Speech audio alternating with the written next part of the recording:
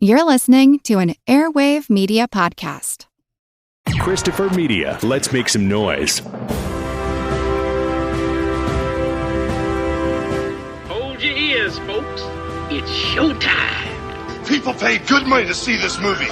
When they go out to a theater, they want cold sodas, hot popcorn, and no monsters in the projection booth. Everyone pretend podcasting isn't boring. Turn it off. Turn it off.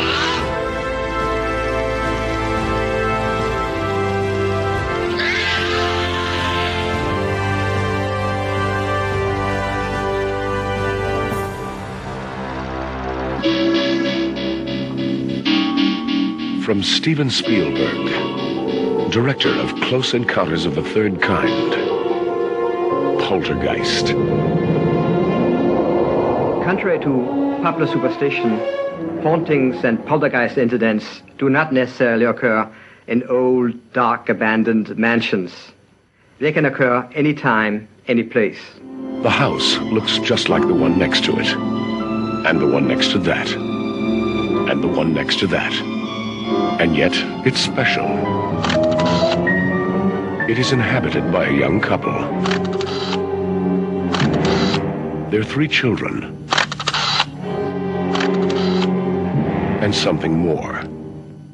Poltergeist is a German word. Geist meaning ghost, polter meaning... So a poltergeist is a noisy ghost or noisy spirit. There's no simple answer as to why these phenomena occur. At first, like a child, it simply wanted attention. At first, people are just puzzled by the phenomena. Soon, it became inquisitive, experimental, mischievous. Furniture topples over. Objects fly around by themselves. Vases may be shattered. Fires may spontaneously break out. Most of the time, there's a particular person that the events seem to focus around. It grew restless. The initial outbreak will terrify the family. Then it became frustrated. They are typically violent. Hostile. Apparitions have been reported. Angry. It can be violent, vicious, and destructive. And now, its focus is clear. As of yet, we don't know how to control them. Its form is revealed, and the games are over.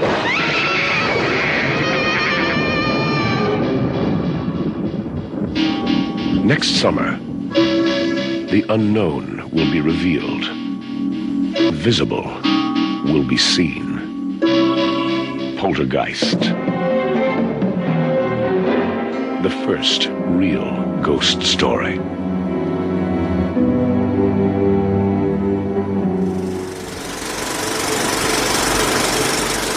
Welcome to the projection booth. I'm your host, Mike White. Joining me once again is Ms. Christine Makepeace. Hello, good to be back. Also back in the booth is Mr. Vincenzo Natali. Hello, Mike. We kick off Shocktober 2020 with a look at Tobe Hooper's 1982 film Poltergeist. It's the story of a suburban family beset by supernatural forces. If you've not seen Poltergeist, its remake, or its sequels, please turn off the podcast and come back after you have. We plan on spoiling everything. So, Christine, when was the first time you saw Poltergeist, and what did you think?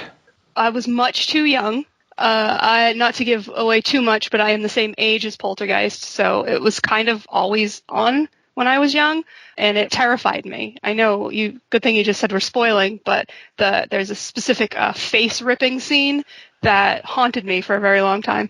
I will tell you, I've never actually seen the face-ripping scene because I turn away every single time. It starts off goofy, but it gets real, and it's hard to watch. So I respect that decision. Yeah, probably the only time I saw it was in 1982 when the film first came out. And like you, I was way too young. I was 10 years old when I saw it. Vincenzo, how about you? When did you first see it and what did you think? Well, I'm the old man in the room, so I was 13. Oh, God, you're ancient. Yeah, and I saw it opening day. at the Eglinton Theatre, I remember well, which was a beautiful theater here in Toronto. It no longer exists. It was a wonderful moment. People have spoken endlessly about it. It was an amazing summer for movies. It kind of hit me at the moment when I was truly in love with film. And it was sort of a magical time to be 13 years old.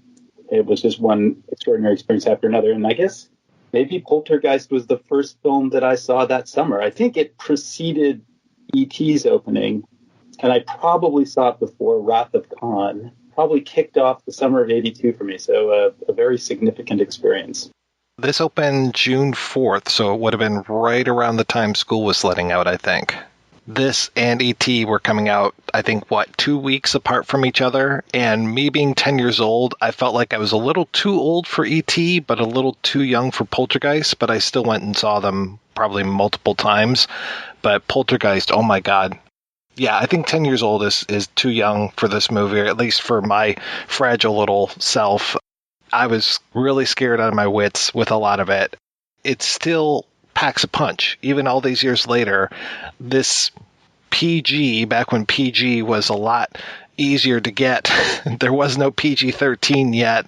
We were going to have to wait a couple more summers and a couple other either Steven Spielberg directed or produced films between Gremlins and Temple of Doom so that we would get the PG-13 after all the upcry about that. But here in 1982, we were safely ensconced, and Poltergeist manages to get a PG rating. Surprise, surprise. Well, they put little Robbie in a taxi cab and sent him off without any kind of supervision. That's just how things worked in those days. Well, he did have E-Buzz with him. True enough. I wanted to talk a little bit about haunted house narratives and just how prevalent they were and still are. It just feels like right now, hauntings, like looking at things like the Annabelle and it's all part of what? The Conjuring? Is that the universe that these are all part of? I mean, all of this stuff, going to see these movies now, it's like, okay, I feel like I've already seen this stuff, when I was 10 years old. Nothing is really impressing me too much, but I could just be, super jaded. No, I don't think that's it at all, because you're right. This still feels fresh. It manages to. I don't know how every haunting movie doesn't try to steal this narrative, but it's still, every time you watch it, the beats feel fresh, at least to me. And there are still parts where I go like, oh yeah, this is how it escalates. That's cool. Because I don't feel like everything approaches hauntings in that interesting of a way. It's an interesting moment. I feel like 1982 being sort of the early Reagan years, and now we're in this sort of Trump nightmare. There's a weird mirroring going on culturally, and so that Stephen King, who was kind of dormant for many years, surged back, and I'm convinced that is directly related to Trump. And in a similar way, I feel like, although not nearly as an extreme example, the early Reagan years also inspired a certain flavor of American horror. And so perhaps that's why when you watch Poltergeist now, it really strikes a chord. I'm sure we'll end up talking about the remake, but it was interesting watching it because it really feels like all of the Poltergeist films kind of track the American psyche as it's evolved or devolved over the years. When a movie starts off with the Star Spangled Banner, nothing on screen, and just the Star Spangled Banner on the soundtrack, it's like I don't think I'm reading too much into it to try to look at this film as a picture of what the American dream was in 1982. It just feels like it's calling out to me like, hey, look at me in socio-political terms. And then when you have Steven, the Craig T. Nelson character, reading a book about Reagan while his wife is smoking dope over on the bed, and I'm just like, okay, was this before Just Say No or after Just Say No? I know that for sure the drug war was going on at this point. This just really seems to be speaking to me about capitalism and the way that, Steven is this kind of a big shot in his company, that he has sold 42% of the homes that are in this Cuesta Verde place, but maybe things aren't as pleasant as they appear on the surface, especially when you're there knowing of all the things that are under the ground that are going to start popping up. And it just feels like, okay, this is such an early Reaganism type of picture. I completely agree with you. Yeah, and you get the impression that they were hippies to some degree, and now they've sold out. And here they are in their fabulous suburban home, and everything's great. But of course it's not. I don't know if that's the case or not, but I feel like that's the first time I ever saw that spoken of in a movie.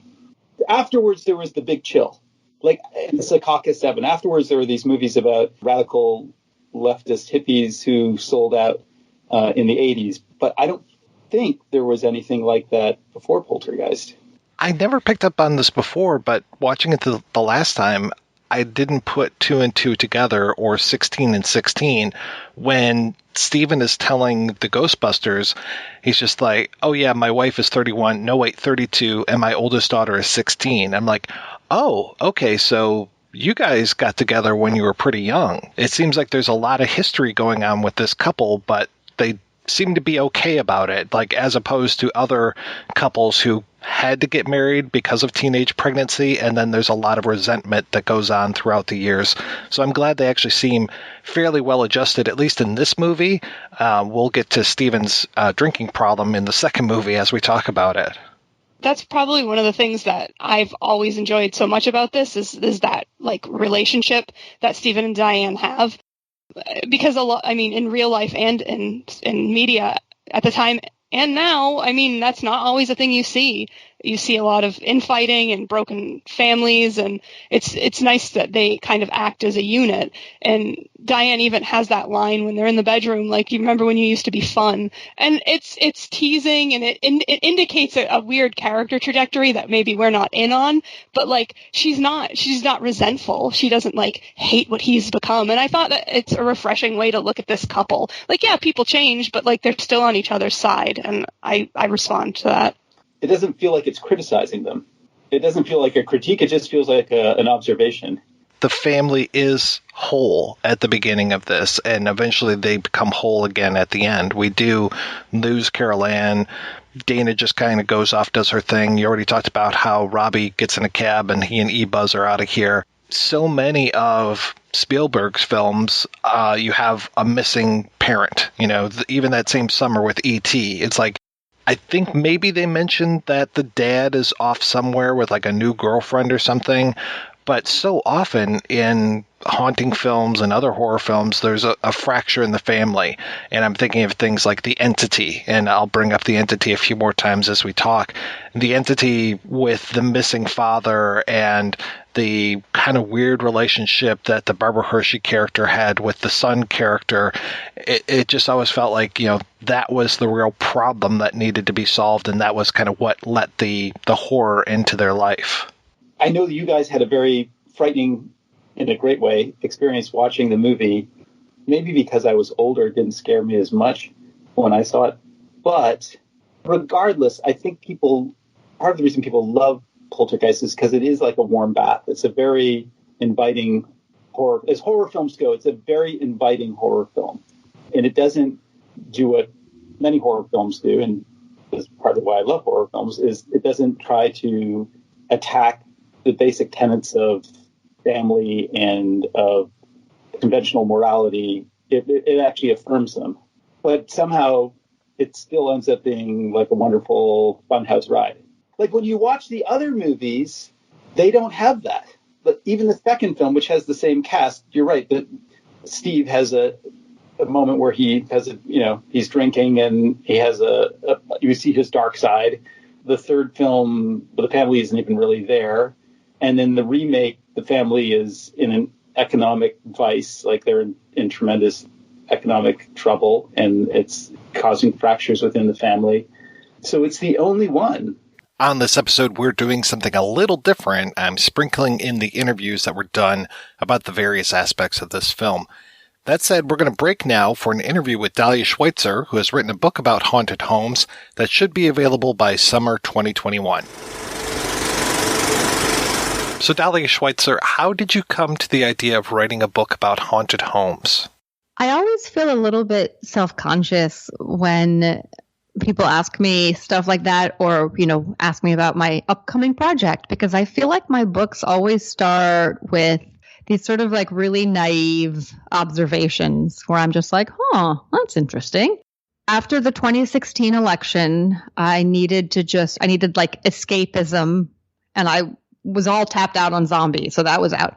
So I just started watching a bunch of horror movies, and I'd always been afraid of horror movies when I was a kid. I think I just, I thought they would give me nightmares or whatever. So I'd never seen the Nightmare on Elm Street movies or Halloween or any of those movies. So I just started kind of organizing film festivals for myself, and I was going through and watching all these kind of horror classics, and I watched the Amityville movies. I think it was just sort of like all these movies that are set in suburbia, which you always think of as being really safe, but yet in all these movies, suburbia is of course terrifying. And then also just the idea of how easily the danger comes inside the home, so even if in like Nightmare on Elm Street, you don't have like a haunted house, you still have this idea where like the house can't protect you. Like it's not a suitable defense.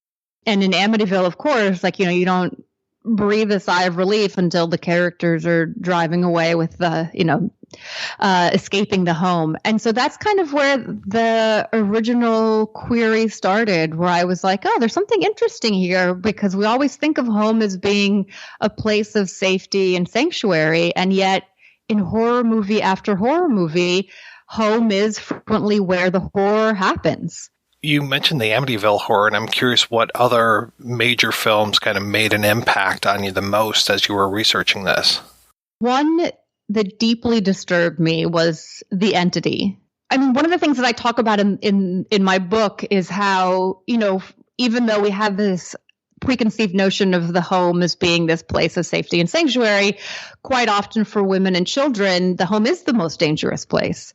And I thought that kind of pops up in interesting ways when you have, I think it's the Conjuring sequel where Lily Taylor gets the bruises on her arms, and like every morning she wakes up and there are more bruises on her arms. And in The Entity, this woman who lives alone or a single mother keeps getting raped by a ghost and no one believes her. And I always think back on what Rod Serling said about how, you can sort of say things with The Martian that you could never say if it was a Democrat or Republican or something like that. And I always think of horror movies and how like you can say things in horror movies that you'd never get away with normally. And so that's what enables horror movies to kind of get under your skin and really get to the heart of the matter in a way that a lot of movies don't. This woman insisting that she's being raped and just being disbelieved by, her therapist and police and just like every sort of authority figure will probably hit home to a lot of women, because that's the reality of many women who are actually raped and, nobody wants to believe them. Hereditary definitely wins the award for the movie I most underestimated. I thought it was going to be, just another one. And it starts off and it's kind of a slow burn and I'm just like, okay. And then I slept with the lights on that night. I think that was the most terrifying movie I've seen in a long time. You have a statistic in the book about domestic violence and just how many incidents there are of domestic violence over a period of time. And the numbers are just staggering. Yeah. And so that's why I think it's interesting, because quite often in these haunted house narratives, the woman is, either it's like in the Amityville movie, where you literally have an abusive husband, or you have the abusive ghost, satanic, supernatural figure or whatever. But the haunted house movies really play on this idea of how vulnerable the woman is in the home. And I do like that you make this real distinction in the book to say, there are the Gothic houses out on the edge of town where, the Bateses live, or these, we'll pay you $1 million if you can spend the night type of houses, versus these are the cookie cutter homes. These are where you're supposed to feel safe. And I also really appreciated how you track the growth of the suburbs and where we actually came from in order to have this suburban world. People normally think of the suburbs as sort of developing organically, because I think, at least in America, we maybe underutilized city planning, and so we just kind of figure like, oh, well, you had the city, and then, they're just the layers of suburbs that sort of are, like the rings outside the city. And what's so crazy about the suburbs is that's not at all what happened. And as I say in the book, it really is a sort of carefully constructed house of cards that's so like artificially manipulated by the government and the banks and sort of like to further these specific agendas, and just the way that, certain people were allowed to buy homes and other people weren't allowed to buy homes. And there was just so much more kind of strategic planning and ulterior motives than people realize. What's crazy, I mean, I talk about this when I teach my history of American television class, because one of the things that I really emphasize is I think, kids today or whatever tend to think like, oh, well, this is ancient history, or like, civil rights. That's for the history books. And it's like, no, like this stuff was not that long ago, and banks could legally tell a Black family like, nope, that neighborhood's not for you. That house isn't for you, until not that long ago. And what's crazy is it's still happening now. And this is one of the reasons why I went to my publisher and I was like, can we expedite this? Because Trump is playing into this right now, with all his talk about how Biden's going to destroy the suburbs by, wink, wink, nudge, nudge, opening it up to, African-American families. And it's like, we haven't changed. We're still redlining. Maybe it's a little bit less explicit in the paperwork, but it's still happening. Oh, God, yes, it sure is. And then looking at all the gerrymandering and just how that affects the political districts as well is crazy. Yes, exactly. And so it's like we now no longer have that naivete about like, oh, we're in post-racial America. Like, I think you'd be hard-pressed to find someone who would deny that racism is an issue in America. But I think just the nuts and bolts, and also just, how Black families are economically disadvantaged today because, their grandparents weren't allowed to buy a home. I mean, it's just like there's like decades of this maneuvering that's gone into play. I was very surprised to read about, with the Amityville horror, the way that rage is kind of an infection that gets in there, and especially we'll get to the men in the family. And again, going back to the domestic violence, just how the men, James Brolin, Craig T. Nelson in Poltergeist 2, it's like they get infected with almost like a rage virus, but instead it's more of a spiritual one. I thought it was just testosterone. That too. It's like the boys will be boys, and the Amityville, I'm terrible with remembering actors' names, but like when James Brolin is using the axe and he's like chopping wood, and that moment is terrifying. And, he's not, he's chopping wood. It's superficially benign. And it's just so scary, the frenzy with which he's doing it. And you're reminded of, how much stronger the man is than the woman. And I mean, it's just, but yeah, I feel like so much of it plays into stereotype. As we were talking about Poltergeist on this episode, we were just amazed at how things changed between 1982 and 2015 when the remake comes out, especially the way that the family, I mean, you see that they even make a joke in the second one about the downward mobility of the family, going from Stephen, who makes a really good amount of money, I think he counts for 42% of sales of homes in the suburb, to then the new family in the 2015 version where the dad's out of work, the mom's the breadwinner. There's a lot of tension about that going on. And this whole thing of once we get into a house, we are stuck and we are sunk here. We have to stay in this house, no matter how haunted it might be. In the remake, I love that awkward moment when the real estate agent is talking to them and her shock and embarrassment when she finds out that the dad is unemployed. And it just really kind of hits home because obviously, like, if the gender roles had been reversed, and it was the mom who was unemployed, it would sort of like nobody would bat an eye. But just the level of discomfort in that scene. And then I think like the wife calls over to him and he's like, I'm sorry, I'm having an awkward moment with the real estate agent. Like they really sort of play up just how awkward that moment is when he's like, I was laid off. It does speak not only to the fact that the downward mobility, but also just like the way that it's like his whole social standing with the real estate agent has plummeted because he doesn't have a job. So it's like we're still holding people to the same standards, right? We're still expecting him to be the man of the household and the breadwinner and all that, even though the world around us has changed. This whole thing that you've picked up on too with isn't this house a bargain? Isn't this perfect? It's such a steal and like over and over again. And the emphasis on the fact that, that little murder that took place, that just allows us to kind of access, to get like a foot in the door for this suburban fantasy, this sort of rite of passage. And, it's such a bargain. And then, it's just the fact that it's like, who cares like what happened, and houses don't have memories. And it's sort of, I think I'm always very drawn to when certain things just happen over and over again, these sort of patterns, because I find them fascinating. But yes, over and over again, like, oh, this is a bargain. This is a steal. And then, even in like, there's certain movies, there's the Netflix one that takes place in the former like butcher shop. He actually gets so the wife is upset because, the charnel house. His wife is like, how could you not tell me that these murders took place here?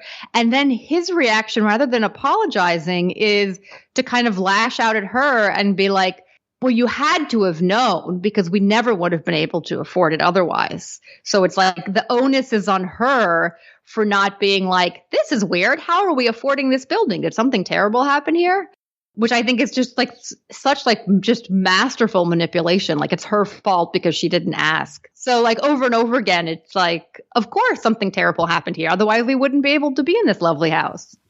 When did haunted house movies become haunted home movies? When did they make the move from that Gothic mansion I was talking about to the suburban Gothic?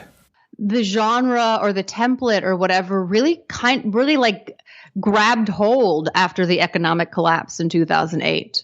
And I think because that was when I think it was, I mean, again, the Amityville movies were going on in the 1970s. Like I think a lot of this stuff had been trickling in with the rise of suburbia, but they definitely latched hold when we had the housing collapse. And I think people realized that this was not going to be just like a ticket to some kind of American dream. Did you notice any other out of the norm gender roles as you were exploring these films? Well, so there's something interesting that happens in terms of gender with these films, where on one hand you do have the very cliche gender dynamic, whereas, as you said, the man has the rage virus, and the woman is the one who's being abused or dominated or whatever. But that has sort of like a more nuanced effect on these movies because it is precisely because the woman is sort of more sensitive or delicate or attuned to the supernatural or whatever, that the woman realizes what's happening long before the man does, right? And that's another pattern that just gets played out over and over and over again, where she's like, I think the house is haunted, and he says, you're being ridiculous, right? Or variations of that. And then because she's the first one to realize, she's often the one who's more proactive in defending the family.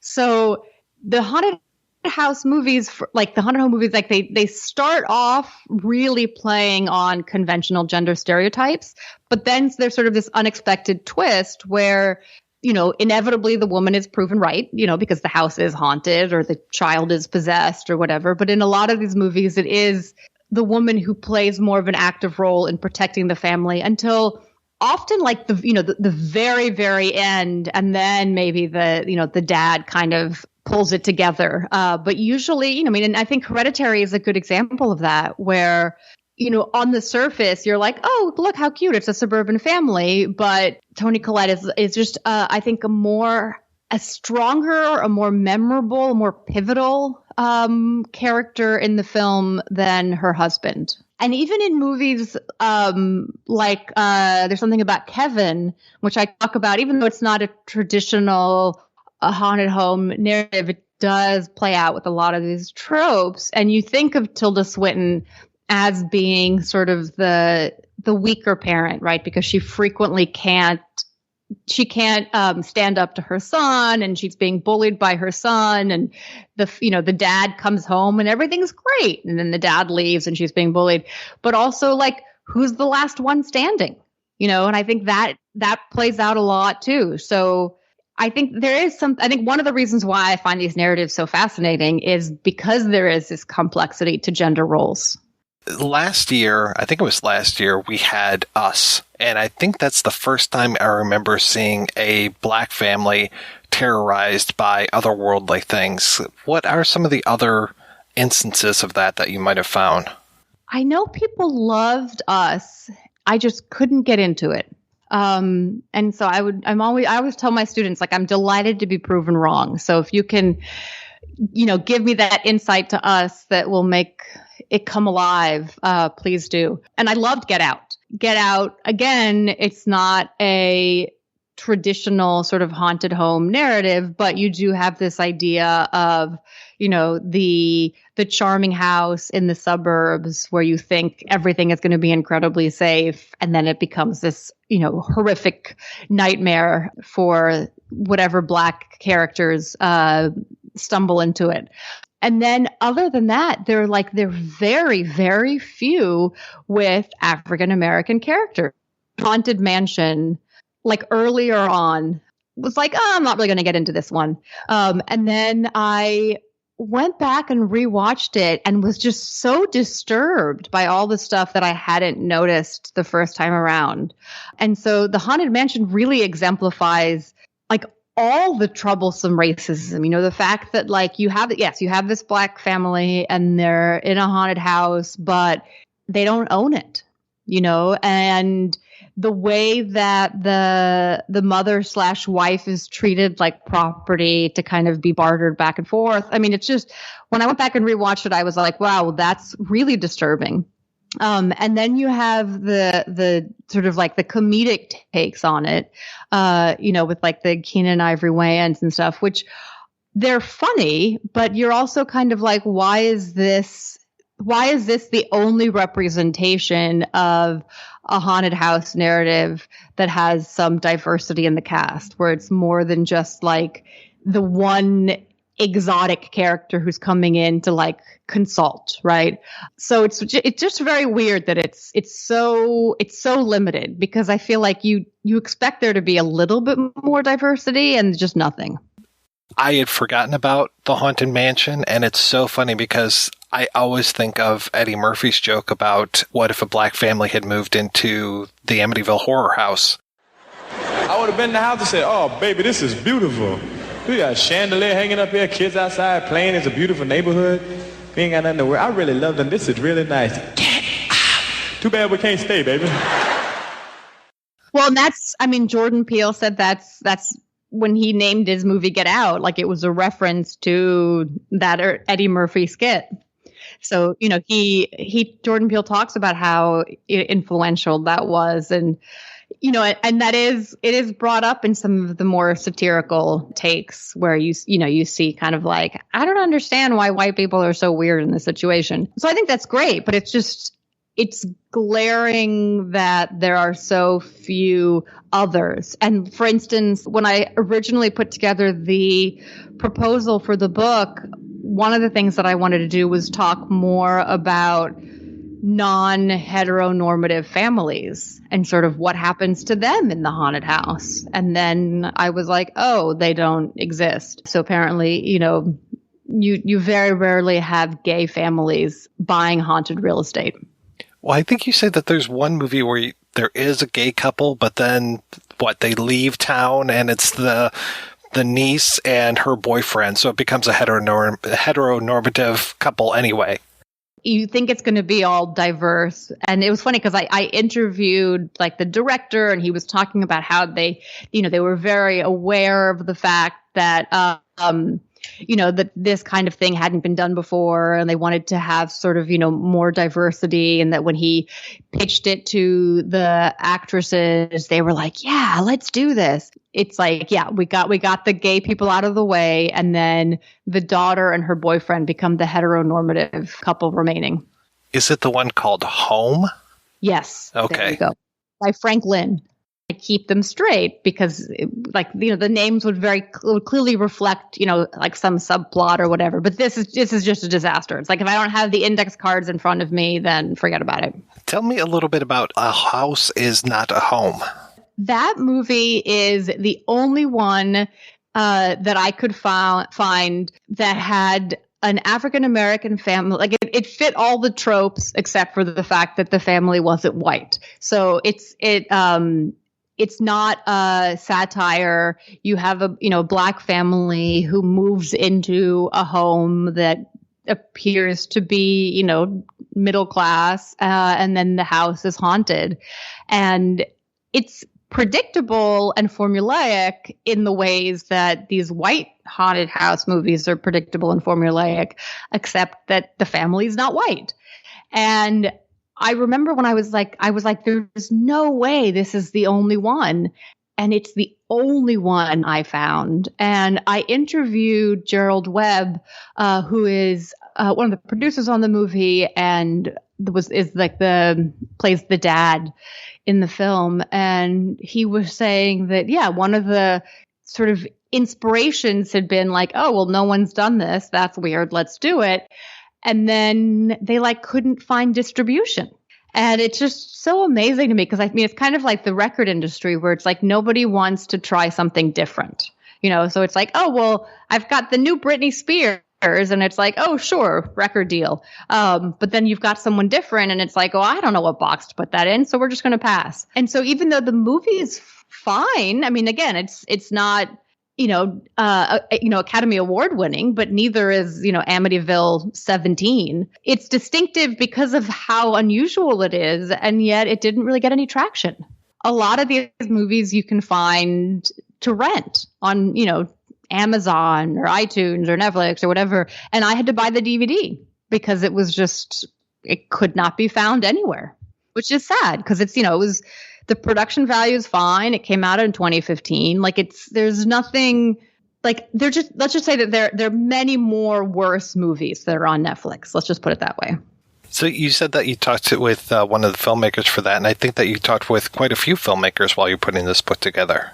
So with that movie, I talked to Gerald Webb, who was not the director. He was one of he plays the dad. I don't want to say he's like the hero of the movie because it's got a bunch of people. But he's the dad, and he was sort of one of the producers of the film. And this is just one of those weird stories where this kind of thing happens to me. I was watching the movie and I was like, Gerald Webb, that sounds really familiar. And I looked up on Facebook and we were Facebook friends, and I have no idea why. And we have no mutual friends. It was no clue. But so I just sent him a, Facebook Messenger request saying, I'm writing this book and can I interview you? And he was like, yeah, sure. I hate the idea of sort of the academic in the ivory tower who's just sort of, I feel like I'm armchair quarterbacking. I'm like, oh, well, this must have been what the director was thinking about. It's nice to sometimes reach out. And so I talk a lot about The Haunting of Hill House, and I have, all these sort of theories about what I think that, the mini series is about. And it's still just theories. And so it's nice to be able to talk to someone, who worked on it and find out oh, wow, they were actually thinking what I was thinking they were thinking. But it's funny because I always tell my students, sometimes the filmmaker doesn't know that they're thinking about X and Y. They're just responding to something that's in the zeitgeist. So just because they aren't thinking what you're thinking doesn't mean you're wrong. But when they are thinking what you're thinking, there's something very validating in that. So whenever possible, I try to talk to people. But sometimes it's, it's total fluke, and it's like, if you know somebody who knows someone, or, random people are very, very friendly and outgoing and happy to chat, and then other people are not. And so it's kind of like luck of the draw who talks to you. In this case, Trevor Macy happened to be friends with a friend of mine, Jeb Brody, and I told Jeb that I was working on this book, and he was like, "Oh, do you want to talk to one of the people who did The Haunting of Hill House?" And I was like, "Oh my God, yes." And so that's how we were connected. I guess you could have spun off into all kinds of different directions with this, because I'm thinking of like the Apartment trilogy by Polanski and Haunted Apartments, or just there's so many different ways you could go with this. Yes. And I think one of the things that's kind of fun, so the book is for this specific series that Rutgers Press does that are called Quick Takes, where there are these smaller books. And so it keeps me in line, because I can't just go spin off into, that has to be another book. Like, it's like, I can't just add another 20,000 words. And so I kind of like that, because it allows me to be really super focused. Like my LA Private Eyes book was for the same series. And again, it was kind of like, I wasn't going to talk about private eyes in New York. Like, I've turned that book into a course that I teach. And then in the course, I do talk about, private eyes in New York and how they're different from private eyes in LA. But for the book, I just had to stay focused, which is kind of good for me, because I'm always like, well, that's kind of interesting. And then it's like tangent. Are you doing the same with this one? Are you teaching a course on haunted homes? Not yet. Unfortunately, at FIT, there's a lengthy course approval proposal process. So I am ironically teaching a course this fall based on going viral, which was already put in place before anyone had even heard of COVID. Now there's this very surreal component to the class where, like, I was when I was working on putting it together, and I was like, how do I integrate COVID? Because I have to talk about COVID. And I was like, do I just have a day where it's this is COVID day, and we just talk about how all the templates show up with COVID? And then I was like, no, it's because COVID's interwoven itself into every fabric of our life at the moment. And so I just now have COVID just woven throughout the course. I think the thing that to me is the freakiest is oh my God, have we not learned from our mistakes? I'm giving my students examples of things that were done, in the 1990s, and here we go, we're doing them again.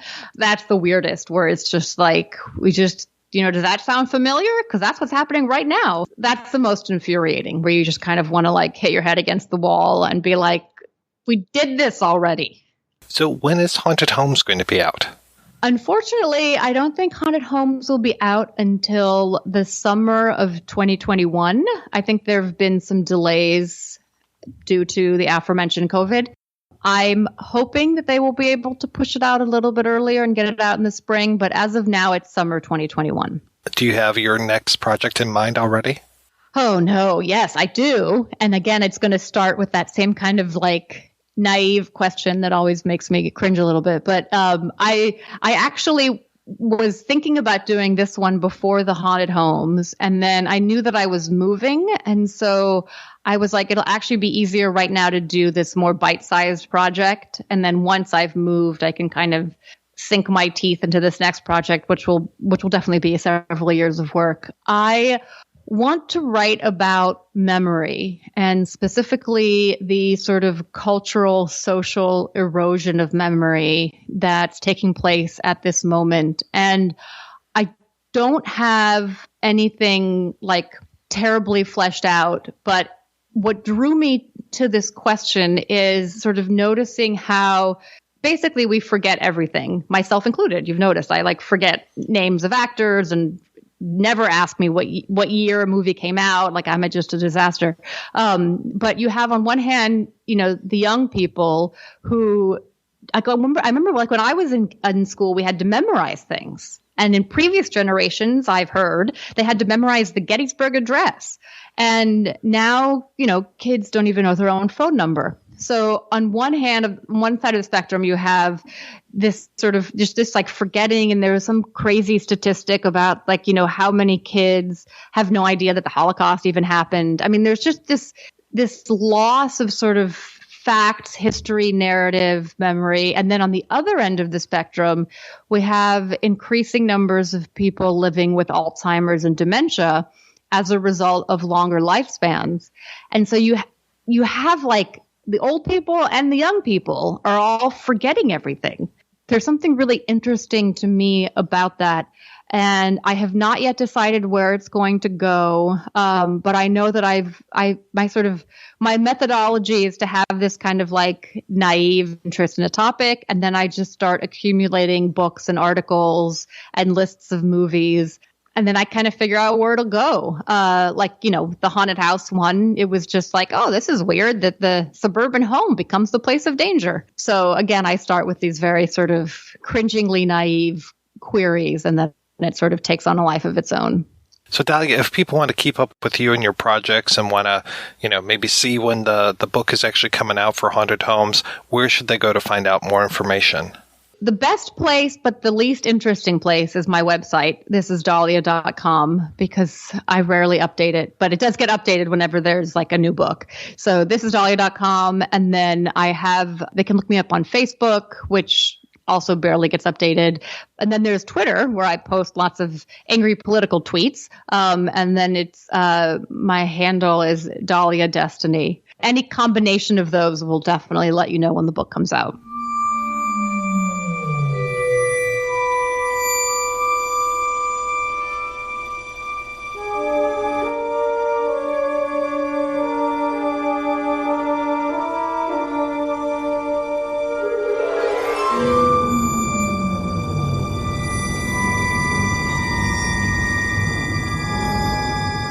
We're back, and we were talking about how Poltergeist is differentiated so strongly between it and E.T. in that the Freeling family is whole at the beginning and the end of the film. We don't have any fractures between the parents like we do in Close Encounters, the family splitting up like they did in War of the Worlds, where I think there might have been a missing mother character. There's a really nice article about how families are united and divided in Spielberg's work, and I'll be sure to include that in the show notes. Unquestionably, this is where I guess the debate about who directed the movie comes up, is it's such a Spielbergian notion, like the tremendous faith that the movie shows in the basic goodness of people and the value of a traditional family relationship is so Spielbergian, and it just imprints itself all over the movie from literally the first frame. There are so many little things in the movie where I keep saying, like, these are Steven Spielberg's fingerprints. Things like that Steven just happens to be watching A Guy Named Joe. And I'm like, okay, well, that eventually will be remade as Always. And I know that at this exact time, Spielberg was already talking about remaking A Guy Named Joe, and even showed it to the screenwriters before they started talking about doing a horror film together.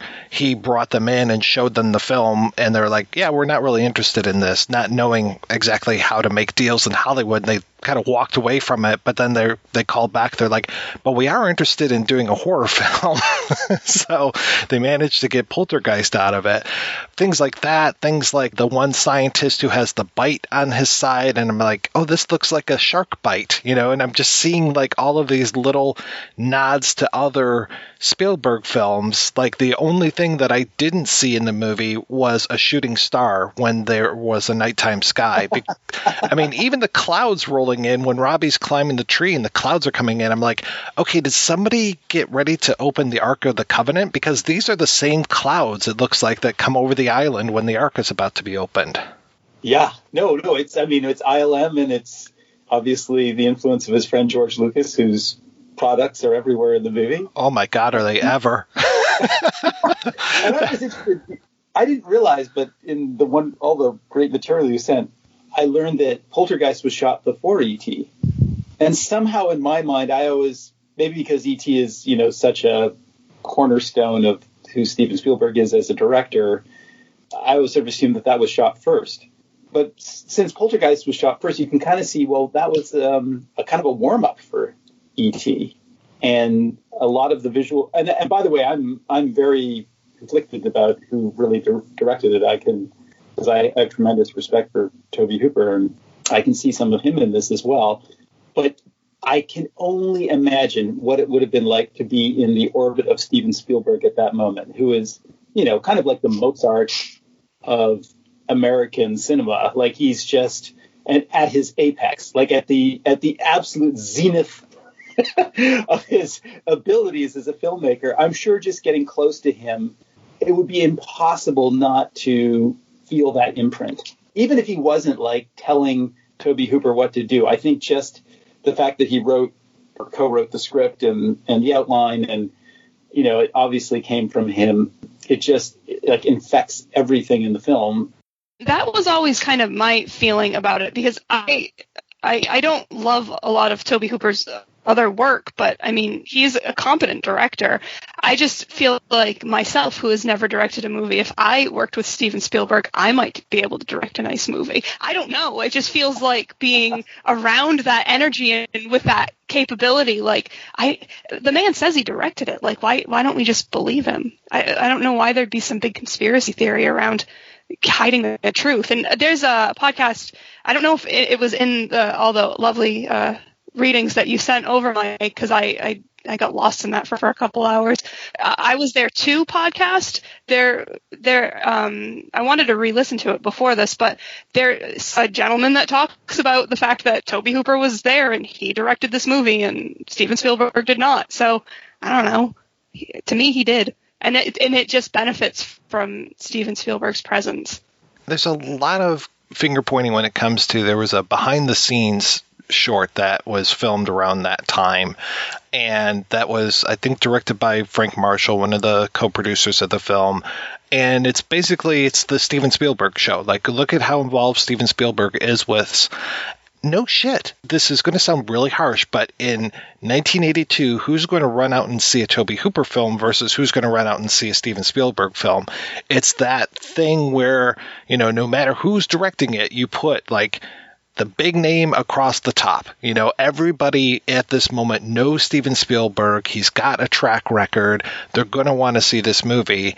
Whereas Jane and Joe America aren't going to necessarily know who Tobe Hooper is, other than, maybe the Texas Chainsaw Massacre for the hardcore horror fans, but it's not like he was able to pack him in. So no wonder you put Steven Spielberg's name over the title as big as you possibly can, bigger than the title of the movie. It doesn't matter what it is, as long as his name is on it, then let's buy the lunchbox. They're even doing it now, much to my dismay, like with the new Candyman, Jordan Peele's Candyman, even though Nia DaCosta directed it, because obviously I know why they're doing that, because people recognize Jordan Peele's name over Nia DaCosta's. Why would I believe it was any different back in the 80s? And this movie has more to do with Steven Spielberg's other works and than it does, like you said, for Tobe Hooper's. Like, if you were like, yeah, I love Texas Chainsaw, I'm gonna go see this haunted house movie, you might not walk away with what you were expecting. And at that moment, I was hyper conscious of what was going on, because Raiders of the Lost Ark was such a pivotal experience for me. That was the movie that I saw that made me understand what a director is, or made me aware of there's somebody telling the story, and the way the story is told is very important. And I don't even know how many times I saw that film in the theater. So Steven Spielberg was such a powerful cultural influence as a filmmaker, to the point when E.T. came out, it killed everything around it. And famously, Blade Runner and The Thing were just devastated by it, because they opened up within a couple of weeks of E.T., and the cultural momentum was just overwhelmed by E.T., and anything that was sort of dark or adult or negative in any way just was not desired. Like, it was, nobody wanted to see those films, as great as they are. And for me, those movies are probably more impactful than E.T. was, but ultimately. But at that time, I don't know that there's any other filmmaker, except maybe Francis Coppola, when he did the time that he did Godfather 1 and 2 and The Conversation, but I don't know that there's any other filmmaker that's had more of influence on popular culture in a particular moment than he did at that moment. So poor Tobe Hooper, because how do you stand out from that? Like, how can you separate yourself from that? I don't think there's any way. And I believe that Tobe Hooper directed the film. Like, I think Tobe Hooper is an excellent director. I think that he has tremendous ability and is a really fine craftsman, particularly at that time. And I can see his influence. I think I'm willing to bet that some of the edgier elements of Poltergeist belong to him. And it was probably nice. Spielberg has, especially at that time, kind of could swing into a really saccharine place. And I bet Tobe Hooper was a nice counterbalance to that. But there was just no way, given that story, given that the story was kind of birthed from Spielberg, that he was ever going to walk away owning that movie. Spielberg had Lucas producing Raiders of the Lost Ark, and they were very involved together, and doing the story conferences with Lawrence Kasdan. But Lucas is a presence, but he's not nearly the excitable presence. It's like, Spielberg and Scorsese, if you lock those two in a room, they would probably just like tear each other apart like weasels or something. They're just amazing when it comes to their love of film and just the way that they talk, and they get so excited about stuff. Whereas George Lucas is, kind of like fades into the wallpaper sometimes. All right, that's fine. And this was one of the first times that Spielberg was producing something, and he would learn, I think, from this experience when it came to things like Back to the Future or Gremlins, where it's like, okay, you got to let it breathe a little bit. And we do get those Spielberg touches in things like Gremlins and things like Back to the Future, like when I think it's Billy or it might be the I can't remember the younger character, when they're running through town and you see the marquees, and one of the marquees is Watch the Skies. And that was originally before they came up with Night Skies, which then eventually morphed kind of into this, kind of into E.T. That was originally what he was calling it, which again was kind of a throwback to that last line from The Thing. But they said, no, you can't use that as a title. So he had come up with a bunch of different titles, but that's there on that marquee. So it's like one of those, oh, look at that. That's a Spielberg touch.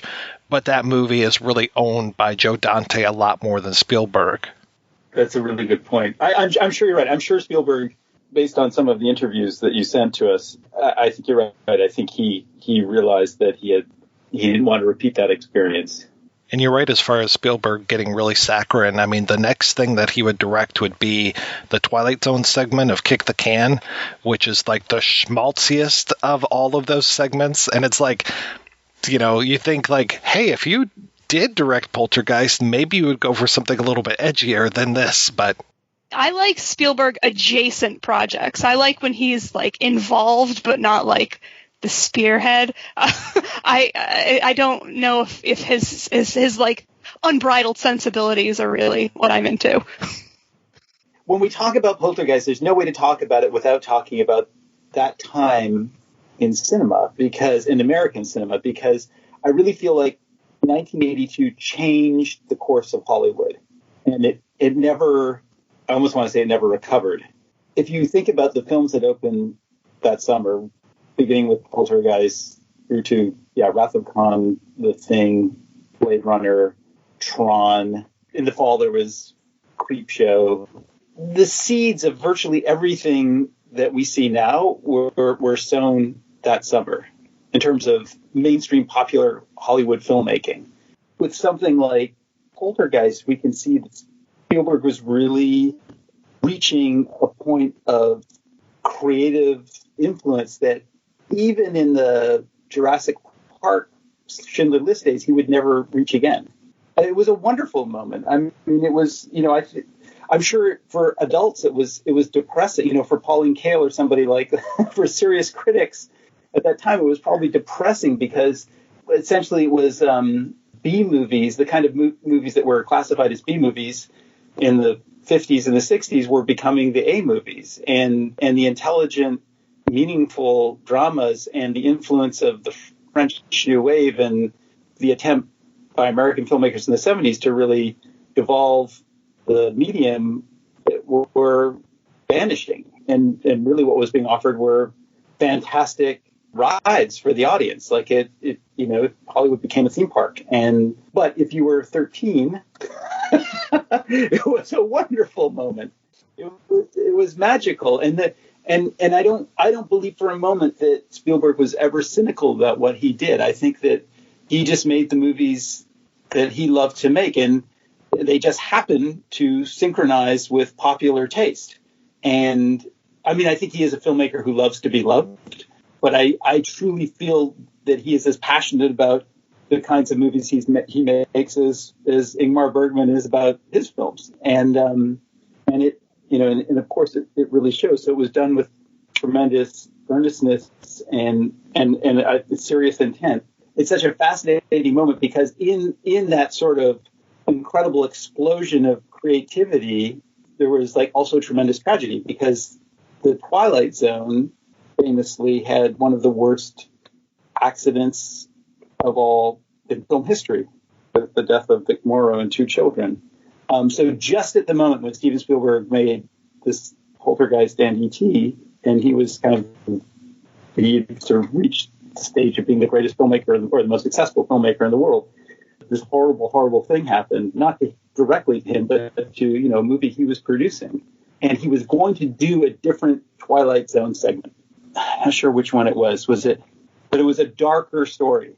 And so he did kick the can, I think, partly because it was after 2 children had died and an American actor. And I think he felt like he needed to do something sweet. He couldn't do something dark. And the result is, probably the most saccharine thing he's ever done. Well, at least he didn't do Little Girl Lost, because I know there was already talk of, how dare they take this Richard Matheson story from the original Twilight Zone and turn it into Poltergeist. But, I mean, there are some similarities there. Though I have to, you brought up Tron earlier, and I have to laugh because there was a Simpsons parody of Little Girl Lost that actually referenced Tron.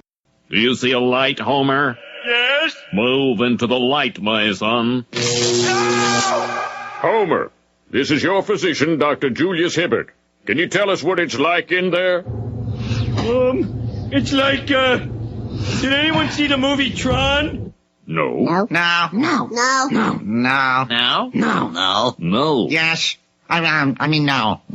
We've talked a little bit about the question of authorship when it comes to Poltergeist, but I want to really talk to an expert about it. Writer Chris O'Neill has been working on a book about Tobe Hooper, and I was fortunate enough to ask him about his thoughts regarding the kerfuffle around Poltergeist. If I were to have a trial right now as far as who directed Poltergeist, the scales are really tipped in the Spielberg direction.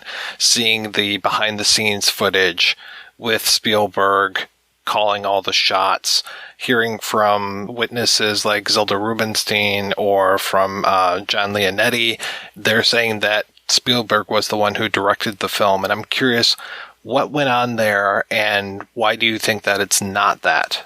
Well, I believe it is a Tobe Hooper film. It was a very strong kind of 50-50 creative collaboration in the lead up to the production with Spielberg and with Hooper. Spielberg was such a dominant presence on the set. Rather than necessarily having stories from the Poltergeist shoot, I have a few other stories from other shoots that Hooper was on that I think if you add them all up, it gives you an idea of what happened on that film. What I find really interesting about the whole Poltergeist situation was it was during the production and before the film was even released that it was very much in the public eye that people felt Spielberg secretly really directed it or ghost directed it. I know in kind of recent years with the internet, information about film shoots or reshoots or recuts or whatever are a bit more commonplace. Most of the time of films from this era, I think you only ever really hear these stories when it's 10, 15, 20 years later, when the dust is settled. There's no PR or involved anymore. It's no longer the marketing machine. It's no longer getting the movie out and sold. It's in the library, and kind of people sit back a bit and they tell some stories and whatever. For example, the way several people believe that Sylvester Stallone really directed Cobra, or how Kurt Russell really directed Tombstone. Now, I don't have details on those productions to state one way or the other, but I didn't hear that. Maybe I just wasn't very clued in, but I certainly didn't hear those stories until years after those films.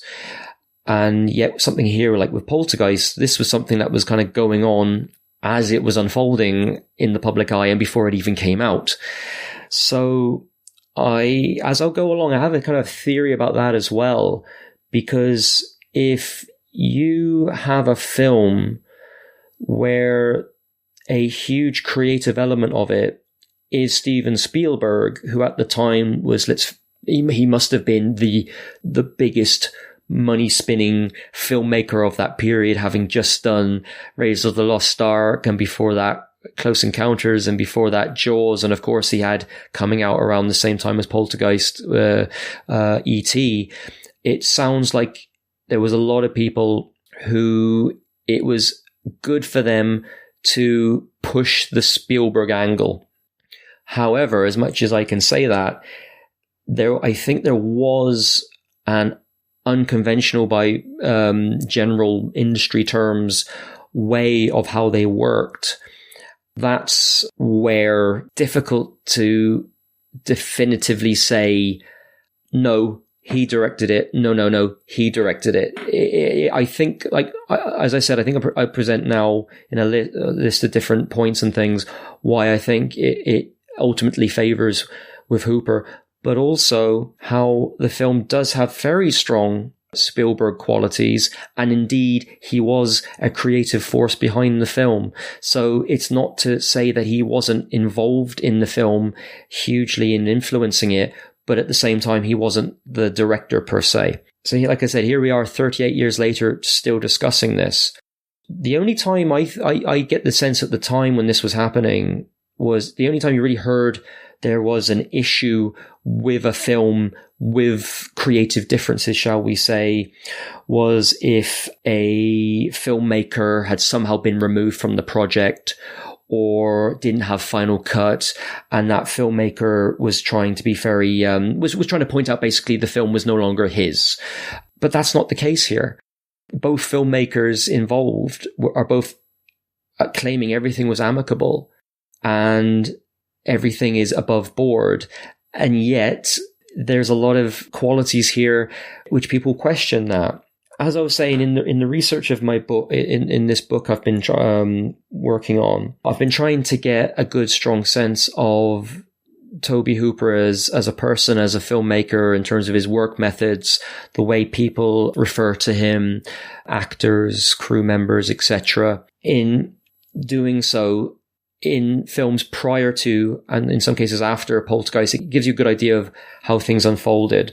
But initially, I believe in the late 70s, maybe 78, 79, Spielberg met with Tobe Hooper, and I think they became friends. Like a lot of filmmakers in Hollywood, Spielberg was a great admirer of Texas Chainsaw Massacre.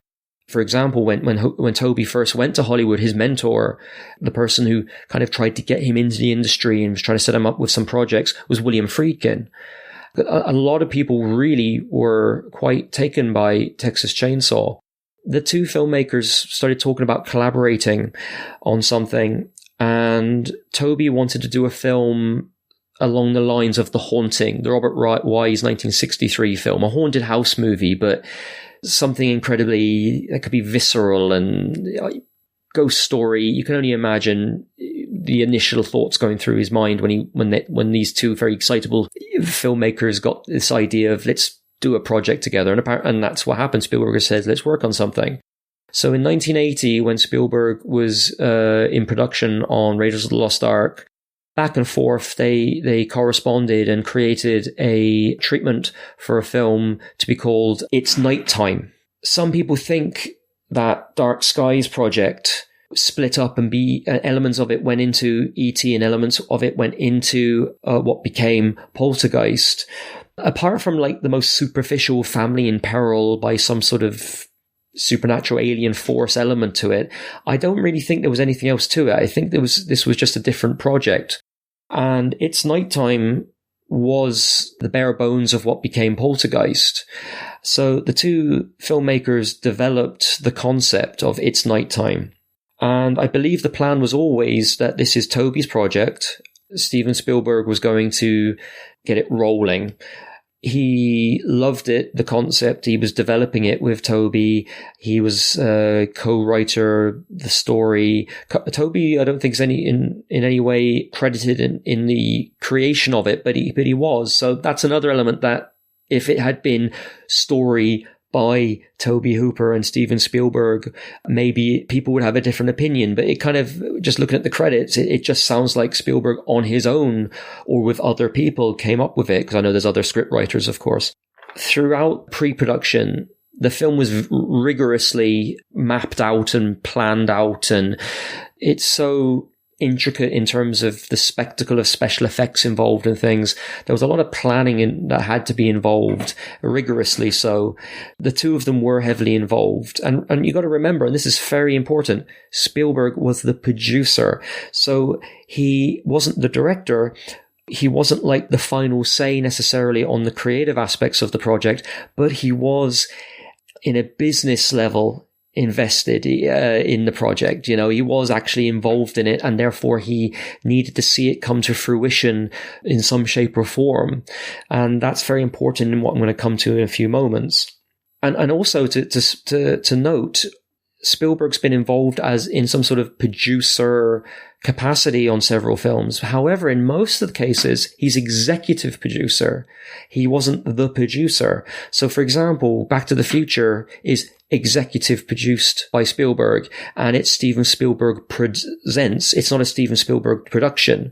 So that's very important to kind of highlight as well. If you go through his producing filmography, in most cases, his name's on there, but he took a back seat, whereas with Poltergeist, he was a bit more forefront on that.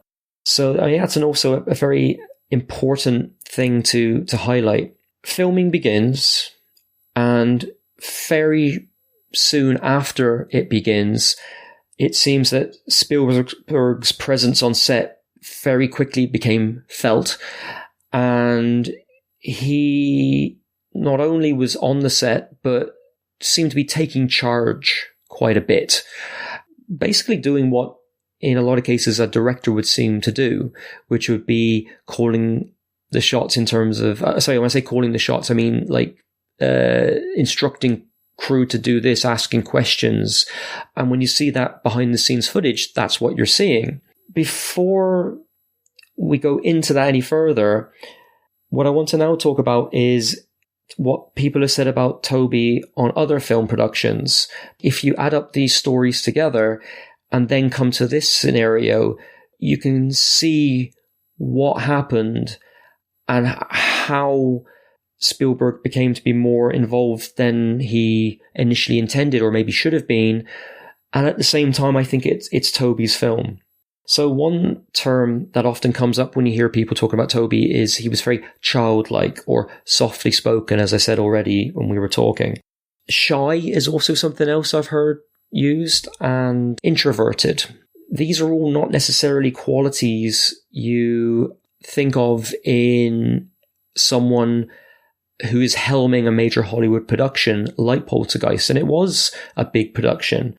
I get the impression Tobe was an incredibly talented filmmaker, but he wasn't necessarily a very good businessman in terms of the logistics and practicalities, certainly in the early days anyway, of what is involved in a production in terms of the money involved, etc. Whereas Spielberg is a talented filmmaker still, but at this time, he was the money man. He was the person responsible for making sure the film comes in not over budget or not too over budget or on time or reasonably on time, whatever. That's something that is important to think about.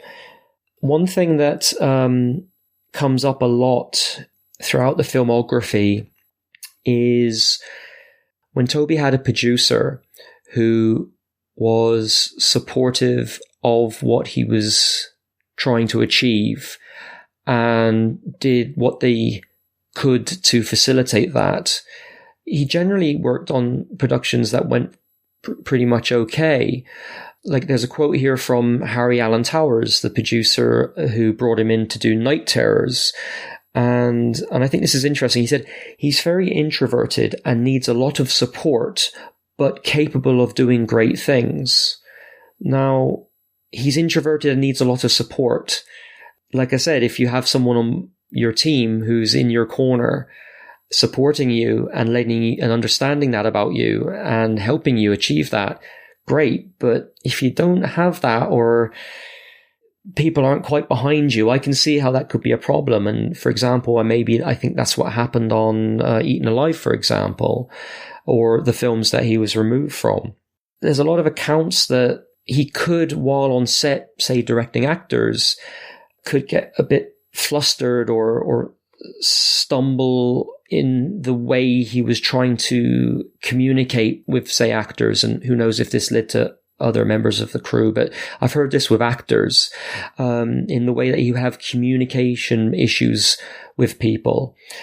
And I found it quite interesting that the late Lou Perryman, who worked on the production of Eggshells, of Texas Chainsaw Massacre, and of course was in a prime role as an actor in Texas Chainsaw Massacre 2.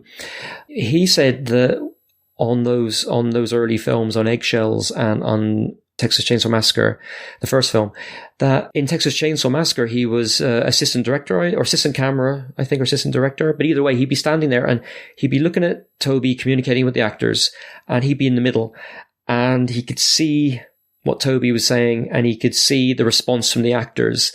And he said a lot of people, Kim Hagenkel also backs this up, saying that Perryman was like an interpreter. What I think Tobe was trying to say was this. From all accounts, Lou Perryman was a very kind of easy to get along with kind of guy, and very, very personable, and people liked him. When Tobe went to Cannes for Texas Chainsaw Massacre, he brought Lou Perryman with him, and it sort of sounded like maybe because he felt with Lou by his side, he would be able to talk to certain people and things like that. So there's that interesting. And even when it came to a few, years later on The Funhouse, which was the film before Poltergeist, Alice Chapin, the actor who was in the film, on the Arrow Blu-ray of the film that came out in the UK a few years ago, he tells a story that he'd be there on set, and bearing in mind it's a nighttime shoot, so the lighting is very specific. So with the camera movements, the actors have to hit their marks and have to be turned a certain way. And the story kind of tells is Tobe will be talking to the group of actors, the main, say the four actors, the four teenagers, at the young people in the story, and he'd be like, so you kind of, it's a simple shot, you skitter over there, like kind of, like spiders, and and then you go hit your, and that bad impression is something like what is communicated in the story. And then apparently the actors, again, some of them could look quite confused, and he'd look at Miles Chapin and go, you know what I mean, you explain it. And then Chapin would go, oh, well, what Toby's trying to say is when we get here, we have to move this way at a certain speed, then we have to hit our mark, and da-da-da. It sounded like he kind of needed that support sometimes of people to help. And also on, say, Texas Chainsaw Massacre 2, LM Kit Carson apparently sometimes was communicating with the actors as well.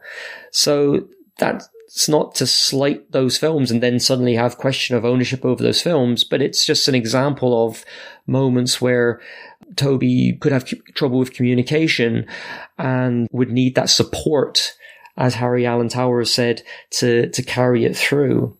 Also, Tobe would like letting things play out sometimes and let happy accidents happen. Like, just see how something would happen with a performance or whatever. And again, you can imagine a lot of producers getting very frustrated with that approach to things, like in terms of not just very rigidly just getting things done. And also, there's another story from the Texas Chainsaw Massacre 2 set where I think at one point Cannon sent down some guys to kind of try and take charge of the shoot and try to get it more forced through to the end without any further delays or whatever.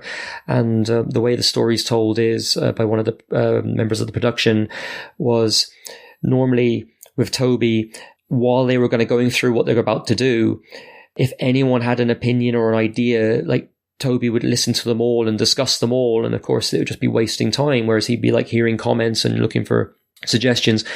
These guys from Canon, if anybody tried to bring up anything, they go, excuse me. And then he would continue, make sure everybody was going to work, and then go, sorry, yes, what can I do for you? So if you take all of these elements together, imagine what was going on Poltergeist, which was a considerably bigger shoot, budget-wise, scheduling-wise, than anything before. Reports going back to Spielberg that we're going behind schedule, the crew don't feel like it's going anywhere or whatever.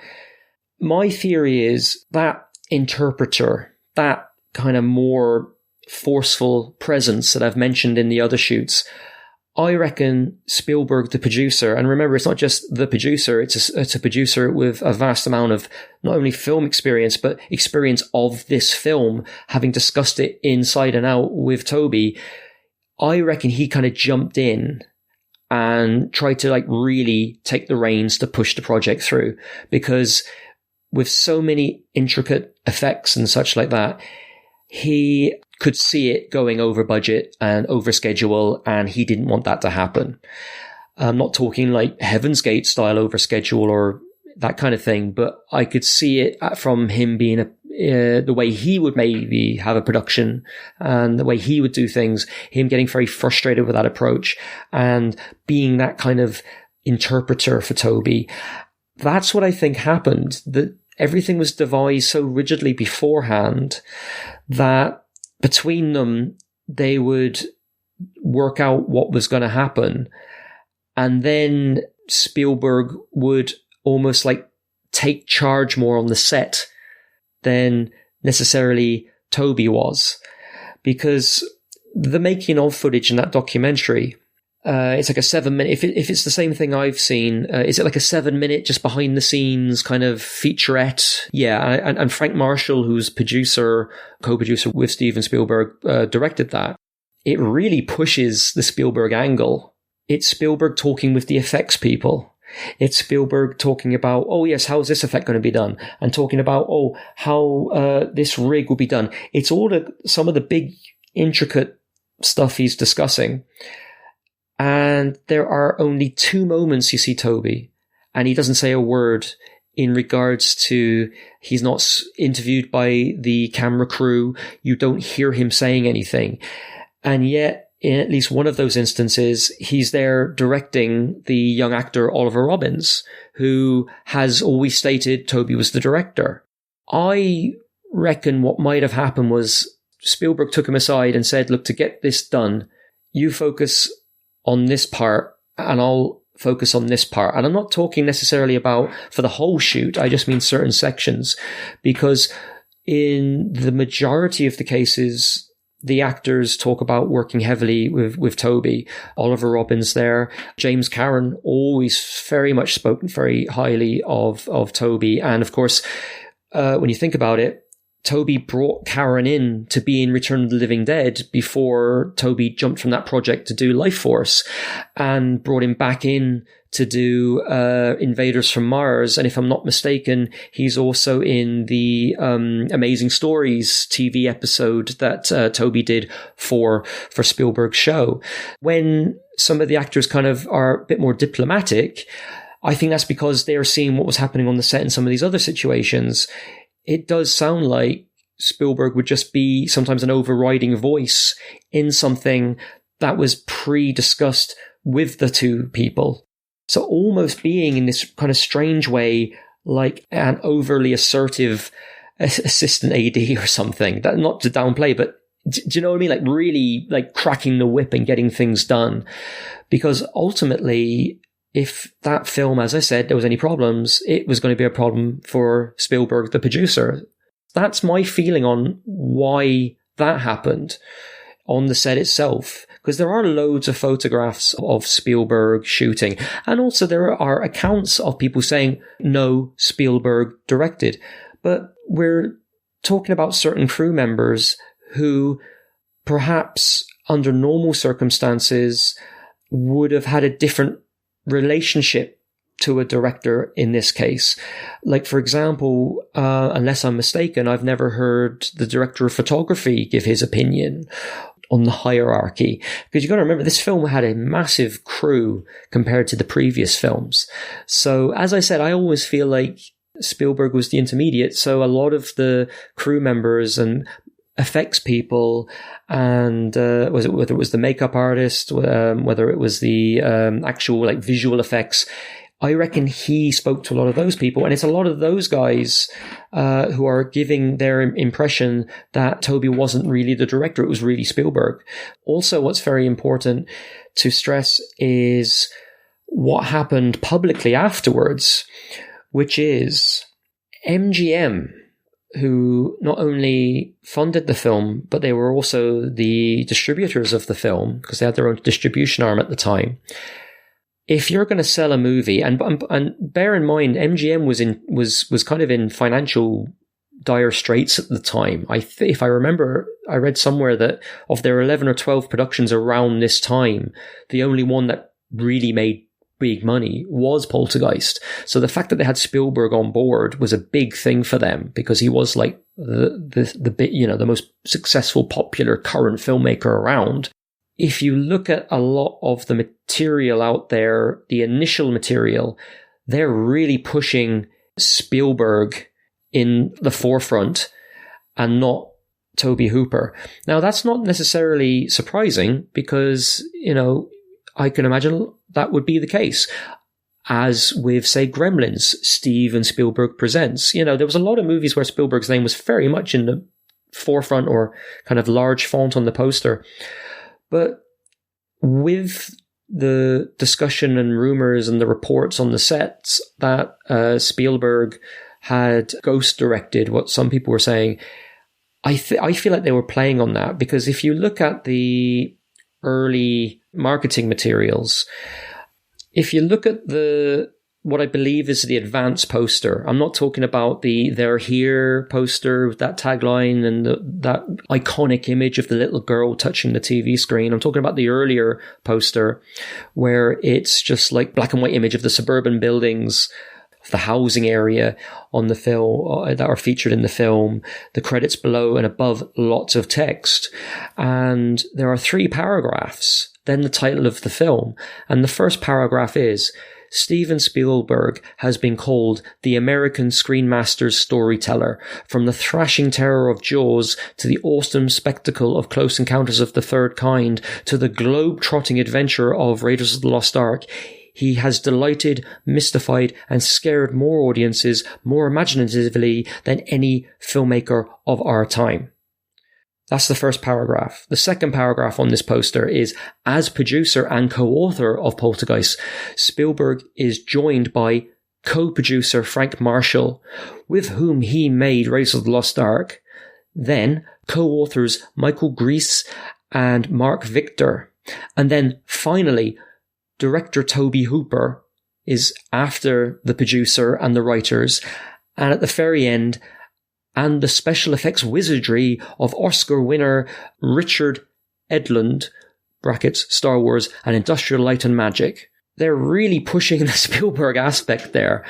And the next point I'm coming to was actually a bone of contention in terms of there was actually legal action about this. But if you see the original trailer, and this is, I believe, I think I've seen it referred to as the international trailer, which maybe it is, but I think it's definitely the American teaser trailer. Because it's one of those kind of trailers that doesn't have any clips necessarily from the film, or very few clips, but it's different paranormal experts talking about what a poltergeist is.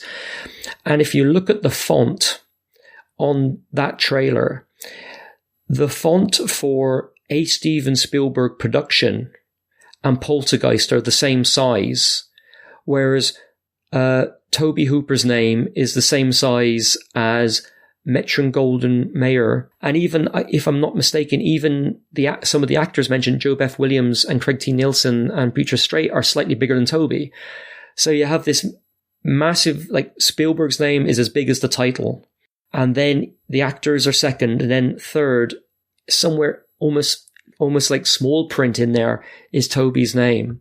This was an issue that was taken with the Directors Guild of America actually taking legal action against MGM. I believe the initial request was for them to pay $200,000 in damages and for all trailers to be recalled, and the style of the font and the size to be redone. But I think in the end it just came down to $15,000, and the trailers, as they were playing in New York and Los Angeles, they were really taking advantage of them having Spielberg and really pushing him to the front. But then the poster that eventually came out was the rather minimalist They're Here poster, where it's notably pulled back of the mention of Spielberg. And also around this time, there was the public letter, open letter from Spielberg wanting to clear up any misunderstandings about quotes from his in the press about Tobe's position in the film. There's a lot of funny stuff going on there. And also, something else I meant to, before I came to the actual ending of the film, was in post-production, Tobe handed in his cut. Spielberg oversaw the very final edit. Now, there's only small differences between the two. I can imagine that, to be honest, and Tobe was happy with what Spielberg did. But this point here is very important when people state it feels like a Spielberg film. Because don't get me wrong, subject matter wise, yeah, it does seem more like a Spielberg film than possibly a Tobe Hooper film. But again, Tobe was making this kind of film with this kind of producer, so he wasn't making what he had made before. He was doing something else. The content of story-wise of a nice family, because when you think about it, all of the families you've seen prior to this point in Tobe's films are negative. They're very dark interpretations of family, or depictions of family, whereas this is actually a very wholesome, nice depiction of a family. And I think sometimes people can get hung up on that, but I think that's, again, rather superficial reading. But what is important, Jerry Goldsmith did the score. Jerry Goldsmith claims he never met Tobe at all during the film. It was Spielberg he went through. That score, which is a good score, and I like it, and it's not a fault, but I think if the score was different and it wasn't that Goldsmith score with the cues as overseen by Spielberg, and it had been Tobe doing it, would it have necessarily the more overt Spielberg feel to it? Because the beats and the music and the melody and things, I don't know, I think that sounds more like a Spielberg film to me. So I reckon that when people are talking about how it feels like a Spielberg film, that comes into it a lot as well. There was all these elements going on behind the scenes. There's these elements to do with the post-production of the film. There was the marketing aspect of it, where the studio was more than happy to push the idea that it was a Spielberg film. And even if you look at a lot of interviews at the time with Spielberg, a lot of the time they are interviews where he is talking about two films. He's talking about E.T. and he's talking about Poltergeist. And in a lot of the interviews, he is talking about them as if he is the creative force behind them. When you see any sort of press junket or any interview or whatever, you never hear it with the producer. They always want to hear it from the writer or the director or the actors, Whereas in this case, they have a director who happens to be the most famous director and biggest box office pull in the world at the time, producing a movie. And they have him talking as if he's taken very strong authorship of it.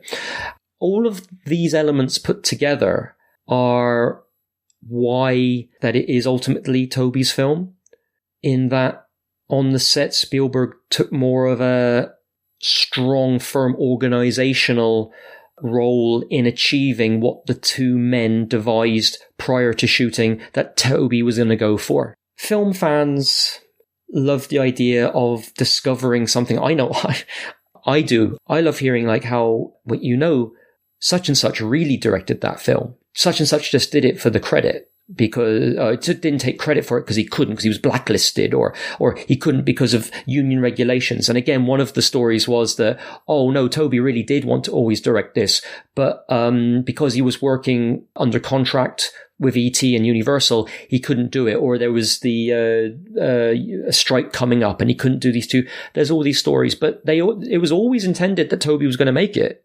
There's a lot of people who just like to latch on to these things and try to divulge a mystery, or try to pinpoint a mystery and what's going on, when the two figures involved always claimed it was amicable. You know, Spielberg never really talked about it over the years at all.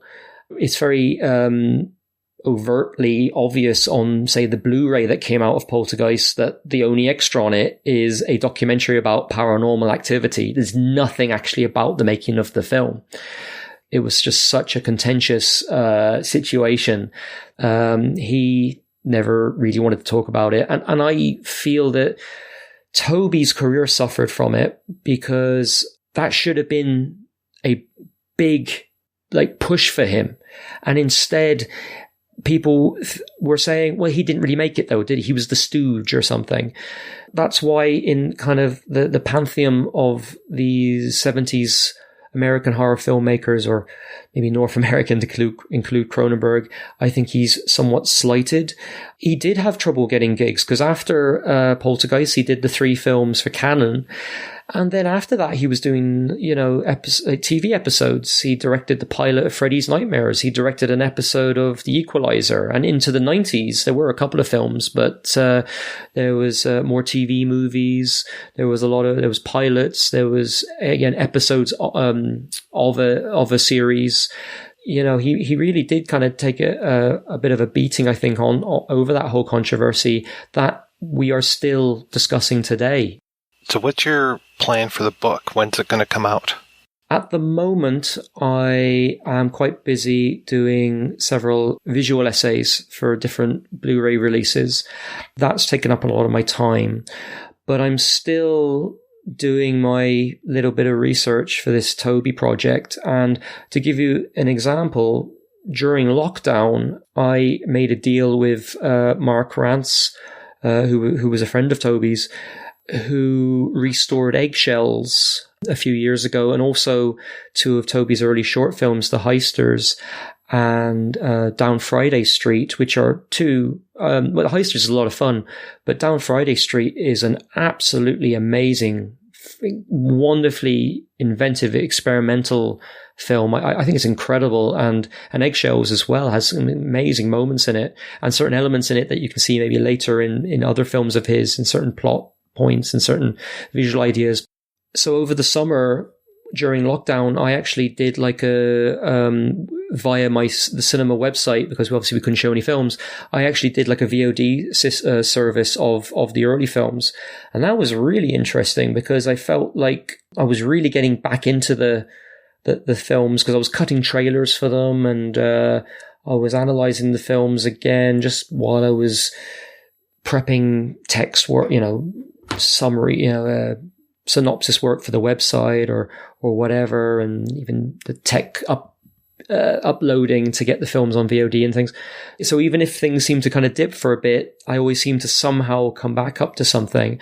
So I'm just working away at the moment. Again, I think because of the whole COVID-19 situation, my initial plans were pushed to the side, which was to actually make a proper dig into really getting into this book. But at the moment, it's still going to be a bit slower. I'm still doing my research. I'm still going to quietly keep working on it. Tell me a little bit about these video essays. Who are you doing those for? I did my first video essay for the new American Blu-ray company, Fun City Editions, which is overseen by Jonathan Hertzberg. Jonathan and myself have corresponded, just chatting about different films, different actors, filmmakers, actresses that we liked. And when he decided to go ahead and have this company, he contacted me and said, would you be interested in doing a video essay or some video essays? Because of my filmmaking work, he figured there might be some angle there. So the first one I've done one for is Alphabet City, the Amos Poe film, which came out back in September. And the Fun City editions are kind of distributed with with sort of involvement from Vinegar Syndrome. It's not an offshot of Vinegar Syndrome, which some people think, but they are involved in the distribution and sort of some of the layout of the discs, the creation of the discs, that kind of thing. So they do have an involvement, but it's Jonathan's baby and his company to get them out. So that's the first disc, and I'm really happy with that. The essay has a music score by Gabby Bam Bam, who has her band Barbecue Tea. And we've been collaborating over the years. I did a music video for her. She scored 2 of my narrative short films. I thought she'd be a good fit for the music on Alphabet City because just for the logistics, you can't necessarily on like an officially legally authorized video essay from a studio willy-nilly just remove music from one scene and put it in another and things like that. It can just get a bit complicated. So I just figured it would just be easier and kind of unique and stylish and fitting to have a new score that suited the film put for this video essay. The feedback so far has been good on that, so I'm really happy to have that out there. And the second essay I have is from Fun City Editions as well, and that's for a wonderful, underrated gem from David Green, a British filmmaker, called I Start Counting, which was Jenny Agutt's first major film role.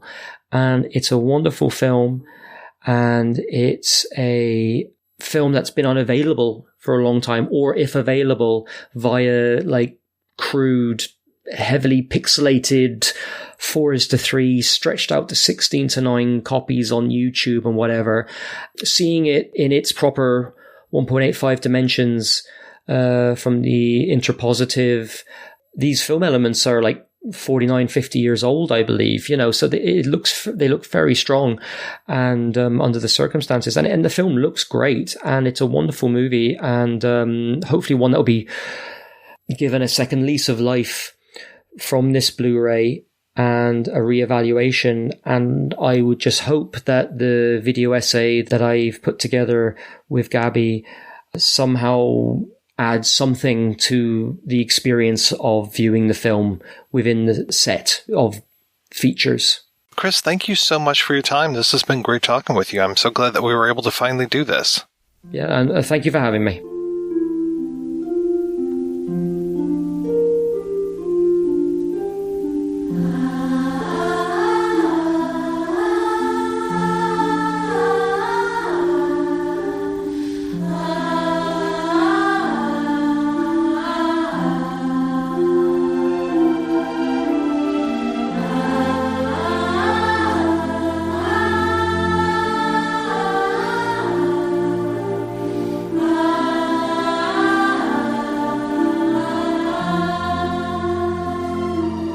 Christine, as I was watching the beginning of Poltergeist, I was reminded of the beginning of Fire Walk with Me, which we've already talked about. That was not lost on me. I don't know if I ever realized that. And, I watched these all kind of out of order, so I actually started with the remake. They really get into some ghosts being carried through electricity or entities traveling through electricity a lot more explicitly in the remake, and I really wish that they had explored that more. They're showing power lines. They're telling us it's jumping from light bulb to, and I mean, all that's there in the original, but I don't feel like it was as explicit. Like, look what's happening with this power transferred around. And man, I didn't love the remake, but like, if that's one thing that on Opportunity, I think it really missed was to really dig into that. Like, what does it look like in our modern world to have when we're all on devices, not to sound like an old woman, but when we're all looking at our phones, what is it like to have an entity travel into electronics and through electricity? Yeah, it's interesting. There was a discussion on We Hate Movies recently. They were talking about The Ring, and they were talking about what is it now? They're still making Ring movies, but the idea of a VHS tape that gets passed around is just not a thing anymore. And I was even reading that I can't remember which version of The Ring it was because there have been so many, and this was a more recent one where you can download an app for the movie and then it'll make it look like ghosts have taken over your phone. And I'm like, if there's one thing I don't want is that ghosts take over my phone. Thank you. The doll's trying to kill me and the toaster's been laughing at me. I like how subtle they are when it comes to the beginning of the original Poltergeist, and that they're giving us hints early on about what's going to happen, especially this whole idea of unseen forces are going to ruin your lives or are going to wreak havoc. This whole thing of the guy on the bicycle with all the beer and that the kids have their remote control cars and fuck him up and he spills the beer and smashes his nuts. And then the whole TV war that goes on between Steven and the next door neighbor with the remote controls. This is interesting. I never really picked up on this whole idea of there being these unseen forces, i.e. modern conveniences or toys, and that they are going to be kind of playing into this, especially with television. You know, the first thing that we see is the television, and then the television is just ever present. I mean, every single room in this house seems to have a television. I was surprised that the kids' rooms didn't have televisions, but there's one in the living room, there's one in the master bedroom, and there's even one in the kitchen. And I never really remembered Carol Ann turning on that TV or having that TV and turning it to static and like watching her friends through the static as she's sitting in the kitchen. I was like, oh, okay, this is good. Oh, honey, you're going to ruin your eyes. This is no good.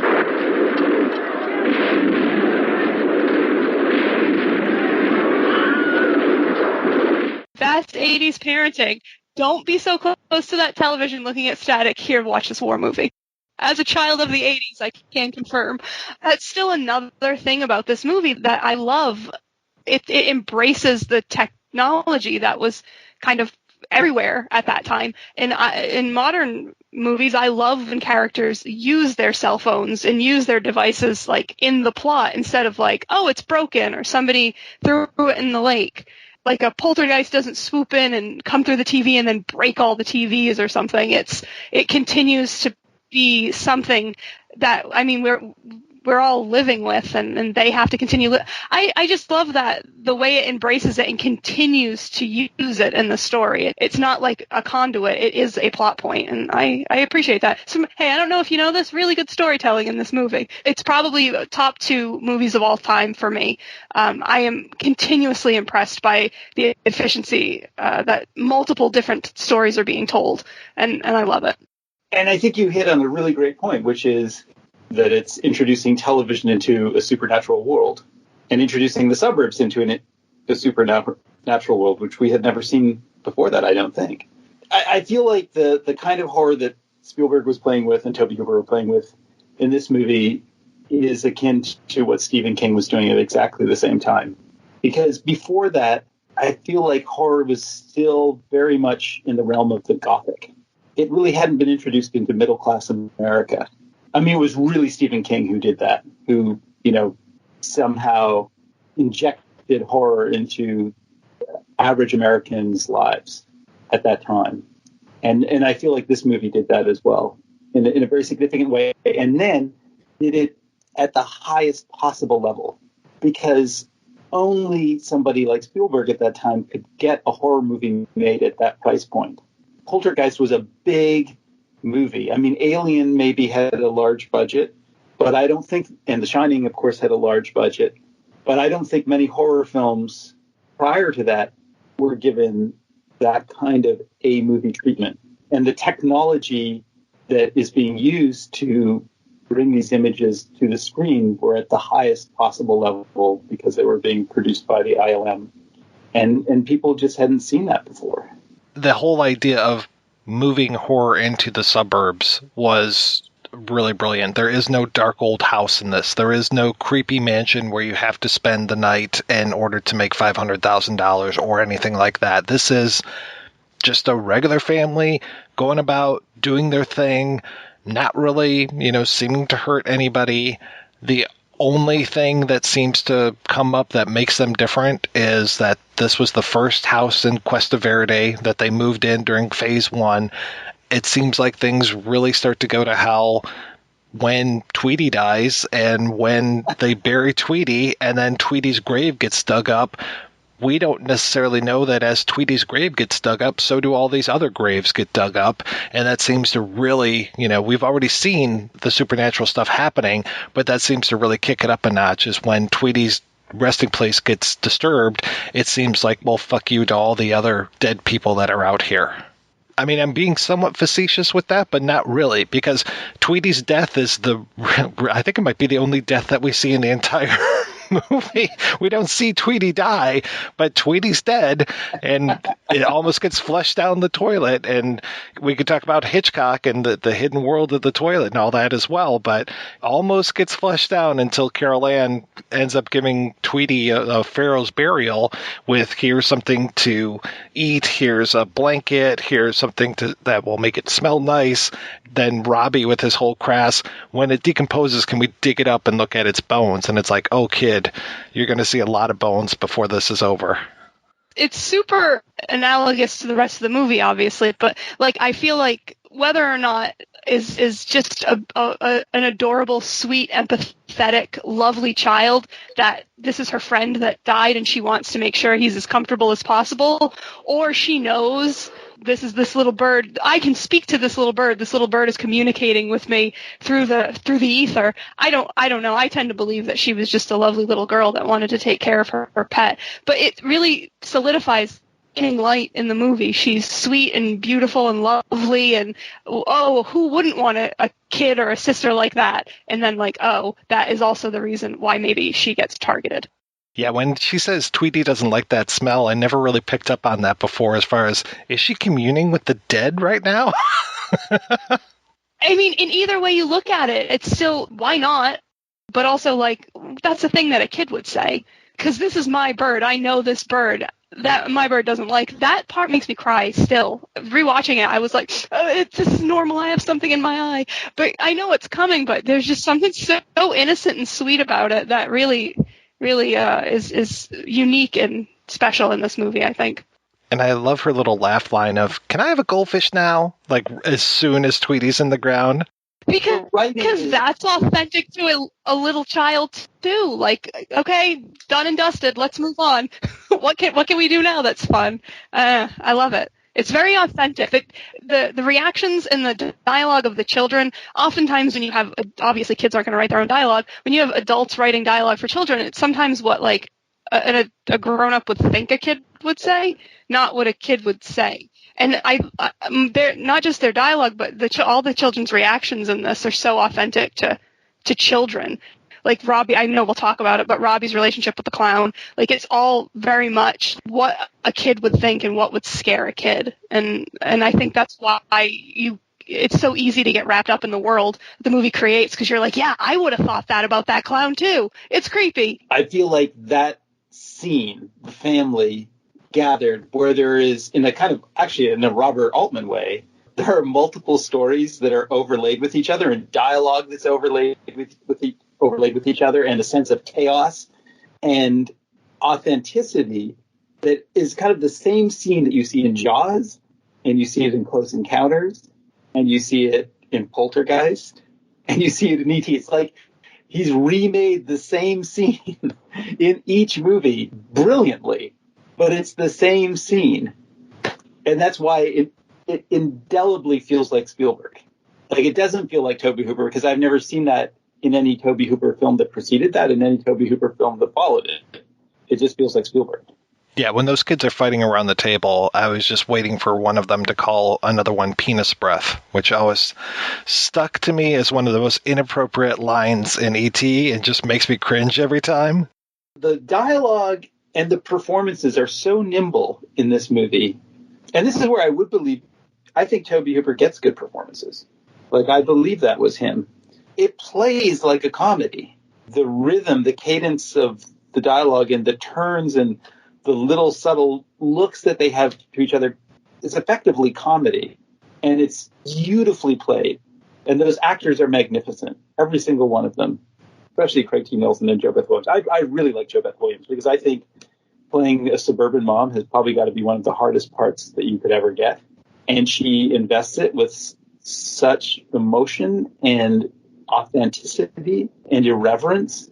I never understood why JoBeth Williams didn't have a bigger career as an actress, maybe just because she was an actress and people don't write great parts for actors or actresses, but she's amazing. Well, at some point she turned 40 and that was it.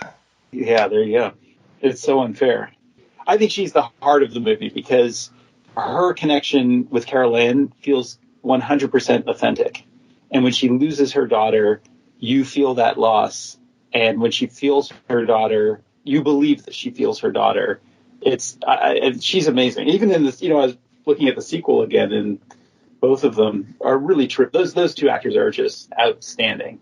And Craig T. Nelson, I don't know if you guys, I'd be curious to hear what you think, but he doesn't look like Harrison Ford, but he sounds like Harrison Ford. Yeah, 100%. Yes. He has big Harrison Ford, and he does. He absolutely does. And I wish he had ended up getting more Harrison Ford-like roles because I think he's tremendous and very watchable and have that kind of like what Harrison Ford does, that like grumpy, like disagreeable air, but like, we like him. You want to hang out with him. He's nice. He'll be nice to me. Like that kind of energy. And I appreciate that. And yes, just to reiterate or agree with everything you just said, JoBeth Williams is the absolute best thing about this movie. She's phenomenal and amazing. The best mom. Every time I watch it, I love my mom, but I'm like, JoBeth Williams is the best mom in this movie. She just has so much real emotion, and I can imagine it must have been exhausting for her. She just seems so raw all the time and so believable, and it really, again, another thing that helps you get invested in this story is just how real it seems to that character and that actress. And I love her, and I wish she had been in everything. I love how female-centric this movie is. This whole idea of when the parapsychologists come in, it's, the one woman parapsychologist and then the two younger guys, and the guys are just like the helpers. She's the center of that relationship. After they have their initial exposure to the paranormal, the scene of Diane with Robbie on her, and then Dr. Lesh, I think it is, coming over and taking a drink, and it's like they're swapping stories before the next battle. It feels like a war movie in this point. Here it is. It's a calm before the storm. We're going to have this conversation. We're going to talk about what matters to us. And then we're going to go on with the rest of this movie. And then who saves Carol Ann? It's Diane. Who's there, with her? Well, it's Dr. Lesh, and then it's Tangina. So it's like, okay, great. It's this whole female-centric thing. The guys are just there to basically carry the bags. That was not lost on young me. Yeah, I think that's probably why this is stayed one of my favorite movies. To see that scene you're talking about with Dr. Lesh and Diane, to see two women, one of them an older woman, not talking about boys, just it's some Bechdel test stuff. Like they're just having a conversation, and you don't see that now that often, but then especially, and it is very speaks to you even if you don't realize it. Like as a young one watching genre movies, the how female it is and how powerful the females are in it is just, I mean, it's affecting, and it means a lot when you're little and you can see different aspects of femininity represented, different age groups. I appreciate it. And when Dr. Lesh comes in with her two helpers, that's very much what Insidious did with its paranormal investigator and her two dudes that come in with her. Yeah, and I like that too. It's a fun thing. Like I wish more movies did that. Hey, everybody, steal from Poltergeist for your modern horror movies. And that's probably a good segue to Zelda Rubinstein. Oh, God, yeah. What a force of nature when she shows up in this movie. It's just, I'm so glad, because there's a little bit of awkwardness around her introduction as far as, so Lesh, at one point, she's like, hey, I have to go away. I'm taking the other doctor with me. I'm leaving one of my dudes here. I'm leaving Ryan with you, but I'll come back, and I'll come back with help. This is almost like that moment. The Native Americans are outside, and they're shooting arrows at the house, and like she's going to escape and come back with the cavalry. So the cavalry in this case is Elder Rubinstein. Just amazing when she shows up.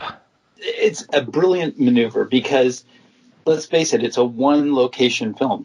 There's hardly any scenes outside of the immediate area of the house. There's maybe one scene where they go to the university. But I believe that's just about it. Then there's just the other scene with Mr. Teague when they go out and there's that beautiful matte painting of the cemetery. But effectively, it's a one-location movie. And I can tell you from experience, it's very difficult to write a 3-act structure around one location and keep it interesting. When Tangina shows up, the movie moves into another gear. Like the movie needed to move into another gear. Otherwise, it was going to become repetitive. And then, of course, she's magnificent and unexpected and funny. And, again, so American. But to me, that kind of, I don't even, maybe there's even a reference to the National Enquirer in the movie. I can't remember. But it's that kind of weird, crazy American spiritualism that is represented by her, that it's just so crazy and goofy. And yet, somehow, because she could have been ridiculous, they invest real depth in that character. And by the time she says this house is clean, she's kind of like a superhero. It's an extraordinary thing to do. These days, yeah, we've got the Long Island Medium, and there are some other popular mediums out there. Crossing Over show a few years ago. But in 1982, we still had Gene Dixon was still all over the place. We had mediums that were on TV, which I don't know if people remember, just how, and I've talked about it, how in the 70s, the world was just spiritually crazy, especially the United States was just fucking nuts when it came to spiritualism and stuff. So that's probably when this parapsychology division got started. And of course they know Tangina because she has this powerful psychic energy and they bring her in. I kind of like that we don't have to sit through the Dr. Lesh going to her and talking her into this, and just she shows up and she's there and she's wonderful. And I love that Stephen and Diane can't keep a straight face when she first shows up, that he's making Munchkin jokes about which side of the rainbow are we working, all this kind of stuff. And then when she does her stuff, they quit laughing. It's an amazing feat. Believe me, to have somebody who is physically like her to walk into that movie and for it not to slip into camp or just become ridiculous or laughable is an extraordinary feat. I actually think the film is kind of magnificent in the way that it is tonally engineered. It is a very difficult thing to introduce the craziness, complete out insanity that's in this film into a conventional environment like a suburb, without it becoming ridiculous, without the movie becoming ridiculous. It has a very, very deft hand. It is a phenomenally difficult thing to do. And I know that because there are very few movies that have ever done it. And she's a perfect example of that. That somehow the film continues to escalate. It starts at a pretty high pitch. I don't know, when does Robbie get eaten by the tree? It's probably only 36 minutes in. Yeah. Right. And he's eaten by a tree. So where do you go from there? Yeah, it's amazing. That continues to build. Sorry, and without killing anybody. No, I'm just going to agree with you. So I'm excited to agree with you because that is the thing I was screaming about watching it this time, is that the escalation is so perfect. And I kept saying that. How is the escalation perfect in this? Because I always forget you come out swinging. It immediately launches into it. We don't have to sit there for a half an hour and get to know this family. It efficiently rolls out all these important details while doing this crazy stuff. And we're just in it with them, and I think that helps. But you're completely right. The escalation is just pitch perfect throughout. And I think you said this earlier too, Vincenzo, it never gets repetitive. And I am in awe of that ability to revisit sets and revisit rooms and the closet and the pool, but it does something new and heightens it every single time. And that's just so impressive to me. Yeah, it's an incredibly difficult thing to do. I mean, the movie is crazy. Like, it's unhinged. It doesn't really make sense. Actually, I think it's a perfect example of a film that represents what the Alfred Hitchcock axiom that, emotion over logic. Like, there is no poltergeist in the movie, really. Look, I've got something well scary to lay on you, okay? So, strange things are happening in this house. Furniture keeps disappearing. Plates keep, moving about the place. The table is shrinking. And last night, I found my guitar on the fire. It means we've got a poltergeist. I mean, at least as I understand what a poltergeist is supposed to be. It's not... I don't really... At the end of the day, I'm not even sure what was in the house, but I don't think it matters, because you are so deeply connected to the family and the fate of this little girl. The Richard Matheson influence, which is Little Girl Lost, the Twilight Zone episode where the girl disappears. I'm sure for Spielberg, that was his sort of aha moment, because that is the emotional linchpin of the whole film. And because you are so invested in that emotional connection and the fact that this girl disappears, it becomes more than just a haunted house movie. It becomes more than just a fun house ride. Talking about the pacing, I mean, so 36 minutes in is when the tree attacks. An hour and 33 minutes in, so just about an hour later, is when Tangina says, "This house is clean." We still have a whole other half hour to go before this movie is over. It's amazing that they can make us buy it, that they are okay sticking around in this house for a little bit before they leave. There's also that weird line where they're talking about going out and staying at the Holiday Inn on I-74, and Dana says, "Oh yeah, I remember that place," like she's been sleeping around out there. What the fuck? I love Dana, and I wish she was in this movie 100% more than she is. She's so funny and so, I don't know, just such a weird stereotype of a teenage girl in the 80s, and I love the implications. Oh yeah, she hooked up with her boyfriend at the Holiday Inn. I'm like, good for you, Dana. It's a nice Holiday Inn too. It seems nice. Oh yeah. But then to just pile in all that extra stuff in those next few minutes, the clown attack, the one that gets me there. Well, there's that, what I call the entity attack, where she's almost raped in the bed and the spirit's flipping her up on the walls. But when she goes to rescue the kids, the scariest moment for me in this whole movie is that big CG creature that's in front of the door that roars at her like the MGM lion and just scares the shit out of me when that thing just appears. And that is cut together so nicely that it just looks so real to me. I love that creature. I feel like it's worth noting all the work that was done by ILM. There is a visual language to the way these things are represented that went deep into the culture. You can't really imagine Ghostbusters existing without Poltergeist, because Poltergeist established a certain kind of lexicon of visual images for what ghosts are that then Ghostbusters lampooned. But if you didn't have Poltergeist, you wouldn't have Ghostbusters. Craig Reardon is worth noting, because I think he's an amazing makeup effects artist and really defined the look of those things. Not only do you have ILM doing those effects and then the makeup effects, but then you have just old school, we're going to turn this room upside down or turn it over, and that's how we're going to have all the shit fly into the closet. That's perfect. It's such, I can't say it's a simple effect, because I've seen the rig that they have to do to move this freaking house around or room around. It's not a simple thing, but my God, is it an effective thing, and so super scary. The whole thing of Carol Ann just holding on for dear life as everything's being sucked into that closet. It's absolutely terrifying. Yes, and then the idea of introducing ectoplasm and a biological component to the spirit world, which again is something I don't think I had seen before. I'm not sure where it comes from. Maybe it comes from actual documentation about these sort of incidents, but feels to me like Poltergeist was one of the first movies that kind of gave physicalized some of this stuff. Like when Carol Ann and Diane return from the spirit world, they don't come out like in clean clothes. They come out covered in placenta. Mm-hmm.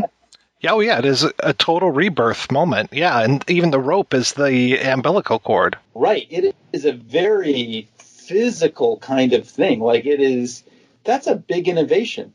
In the mythology and the kind of imagery that we see associated with this genre, that's a pretty big step forward. I want to say that ectoplasm goes back to the early days of mediums, like in the turn of the century, where they would conjure ectoplasm. And I don't know what it was necessarily made out of, but they would also like form it into the faces of the loved ones that people were trying to talk to. There was ectoplasm back then, but I don't know if it was the same slime that that Egon likes to collect. I collect spores, molds, and fungus. Oh yeah, ectoplasm, it's been around.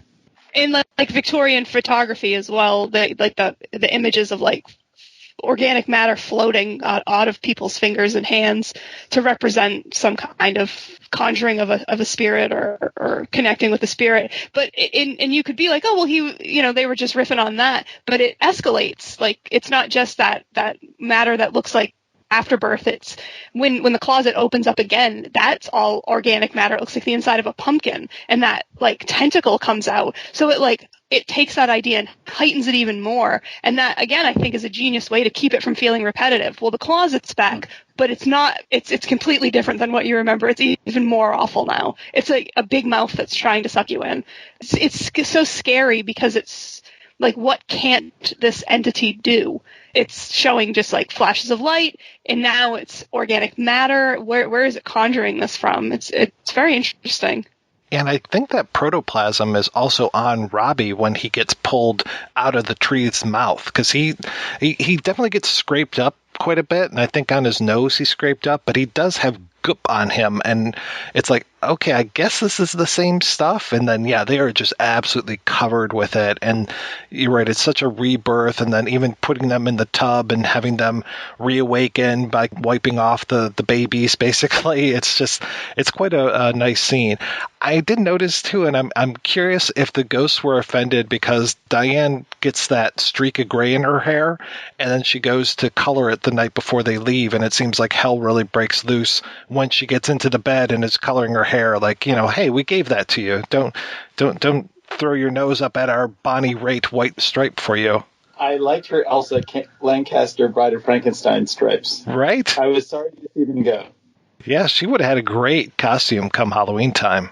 The playfulness of the movie is really, really wonderful. I feel like, and I don't want to be too hard on the remake because I think there was some really fine filmmaking in it, but that film was just so dour. I watched both films in a short amount of time, both of them. The first movie is just so full of life. Like it is such a playful movie. You feel, I don't know what it was like making that movie. It was probably horrible, but it feels like it was fun. Like it feels like the people making it were just, you could feel the energy that's going into it. It is such a, and again, it's a Spielbergian thing, and particularly of that time, I feel like it was exploding with ideas. There are so many things going on all the time, like on every level, whether it's the cinematography with the incredible lighting that they did, like in the closet, that whole lighting effect, which I guess they used probably 1 million fish tanks full of water and, I don't know, dark lights, or just the choreography of the first 2 minutes of the movie with a guy on the bike and the race cars, the remote race cars, knocking him off the bike. The movie is just exploding with youthful energy, the youthful filmmaking energy. It is, and the performances in the same way too. It is a very lively film, unique in that way. Like in the horror genre, I don't think there are a lot of films that, maybe Sam Raimi kind of goes to that place as well, where you just feel you actually feel the pleasure that the filmmaker is having in making this movie. And then therefore it's fun to watch. This film has that in spades. I was surprised at some of the laugh lines that I forgot were there when Tangina is going to save Carol Ann and Diane insists on her being the one, and she's like, "You've never done this before. I know neither have you." And then Tangina's like, "Yeah, okay, you go." And it's like, this is one of the most tense moments of the film, and they throw a laugh line in there. Totally. Which, of course, reminds me of Salah in Raiders of the Lost Ark saying, "Ask very dangerous, you go first." Well, and then all of those corpses that are popping out, like literally popping out and shooting out of the ground, and especially when Diane is in the pool with all of those corpses, I'm just like, okay, yeah, I just saw poor Marion go through this, but this is even more horrific for me. When she slides back into the pool, that's one of my favorite moments. I really, it just, and there's a little bit of like a naughty boy kind of thing. I guess famously Spielberg tortured his sisters playing practical jokes, and you kind of feel that in this movie. Like, I feel like he's torturing this poor actress by sliding her back into the pool of corpses, which I guess were real skeletons. I am mildly terrified still, even though like the coffins popping out are kind of funny looking, like the veracity with which they get thrown from the ground, but it's still scary. I don't know, and I think there's an earnestness to this movie that I think is lacking in a lot of horror. For some reason, horror is often approached like, I don't know, a certain level of like meanness or just like pessimism, and there's something really earnest and hopeful about this, and I think that's what continues to make it unique. That is kind of something that was missing from the remake. I didn't want to root for anybody, but I root for every character in this, even if maybe they made a choice I wouldn't have made, or maybe Steven could have been a little bit less harsh with Tangina about, like, I get why he did it in the moment, because the movie made me believe all the characters, and I appreciate that, because it's not easy to do, because if it was, you'd see it more often. Let's go ahead and take another break, and we're going to play a pair of interviews. First up is Robbie Freeling himself, Mr. Oliver Robbins. This is the second part of the interview that I did with him. For the first part, we discussed his latest film, Celebrity Crush. I'll be sure to include a link to that in the show notes. And after that, we'll hear from the co-writer of Poltergeist and the co-writer-producer of Poltergeist 2: The Other Side, Mark Victor, and you'll hear both of those after these brief messages. How to continue a television series after a major actor has left the cast. Part 3. The Doctor Who Method. Give the character the ability to completely alter his appearance, and thus be played by any available actor. This also lets the character evolve into suitable form for any given audience. For more about British science fiction television, listen to the British Invaders podcast. www.britishinvaders.com.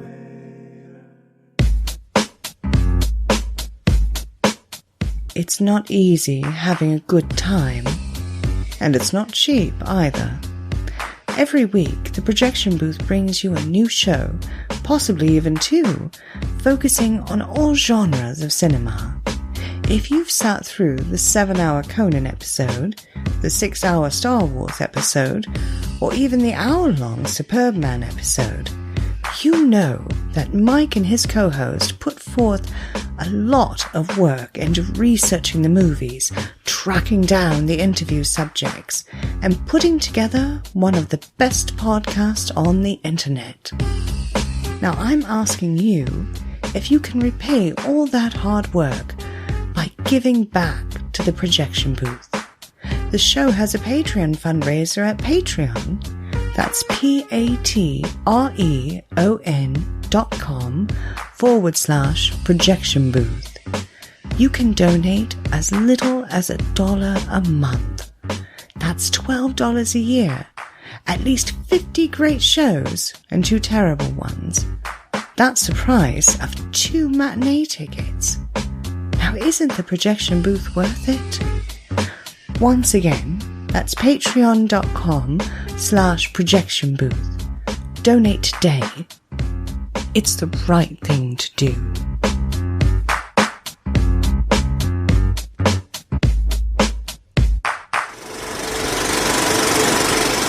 I am very curious how you decided to get into the business. What made you decide to want to be an actor?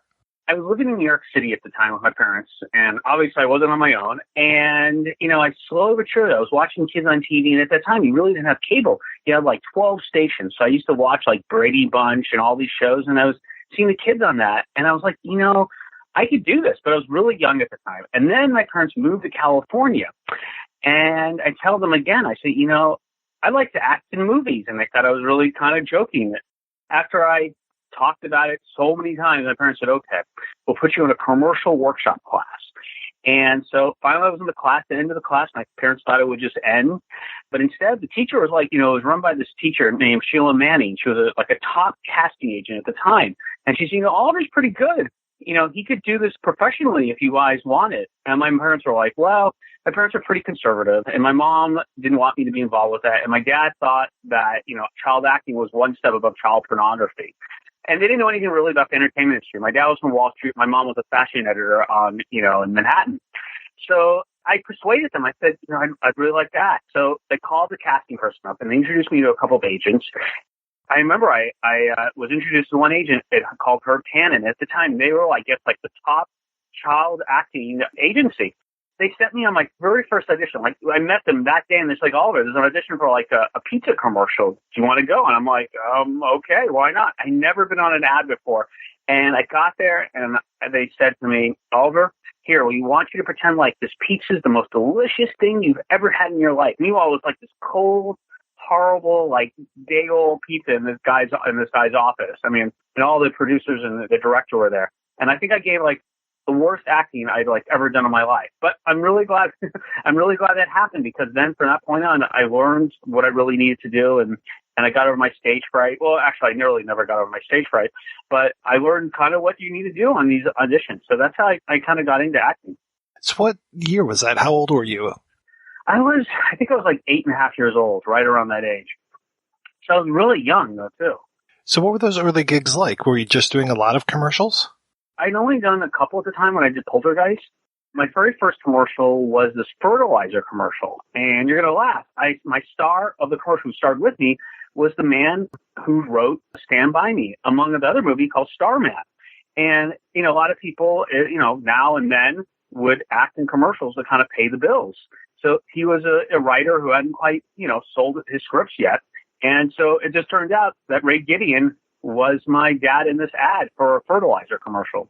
It's a really small world, and it was fun to do. And that kind of got me into filmmaking indirectly, because I wasn't hitting my mark. I didn't know what I was doing, and I really didn't understand what the purpose of the real camera was. I knew it recorded my image, but that was pretty much it. And I wasn't hitting my mark. And the director said to me, he says, Oliver. And he was a really wonderful, nice man. He could have yelled at me, which happened to be like later in my life. And I'm glad it didn't happen then, or otherwise my acting career might have just ended at that point. He said, Oliver, I want you to come around to my side of the camera. Look through the camera, and I want you to see what I'm seeing. And I need you to hit your mark. And the mark is where the camera's going to be in focus. So if you don't hit that, we don't see you. So I totally clicked after I saw that. And I said, oh my God, I love looking through the camera. I like planning the shots. And that kind of started a bit of bug in me. And I kind of wanted to just continue after that. As you're going to school, are you then acting in plays? Because obviously you're not supporting your family. They're not turning you out to be the breadwinner or anything. But how are you supporting your passion, I suppose? I did both. I went on so many auditions growing up. It's funny. People think you get a lot of the parts, and you think just because you're in Poltergeist, you'd get every part you went out for. When in fact, you really didn't. I went out for hundreds of roles, and, I had a lot of competition, and I'd come really close on a lot of movies that we all know. And for me, I really wasn't doing it just to get the part. I just loved going to auditions, and I had a lot of friends. I saw them during the auditions. And it really, at that time, at least child actors, I'm not sure if it's really like this today so much. It was a very small, close-knit world, and we didn't hate each other. It wasn't like, you got that part and I did it, and I'm angry at you. We all just did what we did, and we loved doing it, and we understood that it wasn't personal, that filmmakers were looking for a specific kind of role and a personality to go with that role. I did a lot of acting in high school, in elementary school. I even acted, I remember right after the Poltergeist, believe it or not, I acted in Snow White with my fifth grade class. And I grew up in Los Angeles, and, a lot of my peers were professional child actors. So you got some good actors. I went to a high school named Oakwood High, and Oakwood churned out a lot of talented, actors and filmmakers. I went to school with Carney Wilson and, Fleetwood Mac's daughter and all these people who went on to become professional adult actors. Adam Goldberg, I acted in a play with him in high school. I just loved acting in anything I could really act in. And even if I didn't get the biggest part, which I most likely didn't, because honestly, there was always someone better than me for that role. I just liked working as a team, and I just loved the camaraderie of theater. So help me out as far as what comes first, because I know things are shot way before they can be released a lot of times. So, because in 1982, there were 2 TV movies that came out. There was Airplane 2 and Poltergeist that came out. What came first for you? First, it was Poltergeist, and we shot that. And that came out, I believe, like June 4th, 1982, but we shot it like a year before because it takes that long, to make a film, put it through post-production. So that was the first thing I did. And then I think I did right after that. I think I did Airplane 2. It was like immediately after. And I just loved Airplane so much. I loved that, and all my friends loved it. And when they announced they were going to do Airplane 2, I told my agent, are there any parts in there for me? And lo and behold, there was. And I went into the audition, and I was really lucky. They loved me, and they're like, Oliver, we'd love you to be in Airplane 2. And that was just such a joy to make that. Everyone was so nice on that set to me. Everyone from Julie Hagerty to Robert Hayes. I've learned this later in life. A lot of adult actors are actually intimidated by 2 things. I think W. Field said it. They're intimidated by child actors, and animals, because they can really steal the scene. And I learned that actually was true for a lot of actors. They're kind of scared of those 2 kinds of people. And I consider animals to be people too.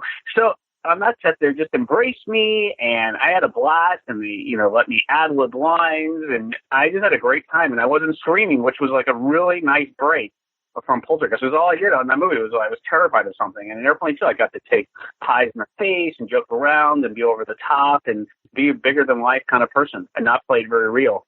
Did they shoot that in California? Yes, they shot it at Paramount. And that was a really fun lot to be on. It was like old fashioned studio, and they gave me a bicycle, and I rode my bike around. Yeah, and they actually had an arcade, a mini arcade at Paramount.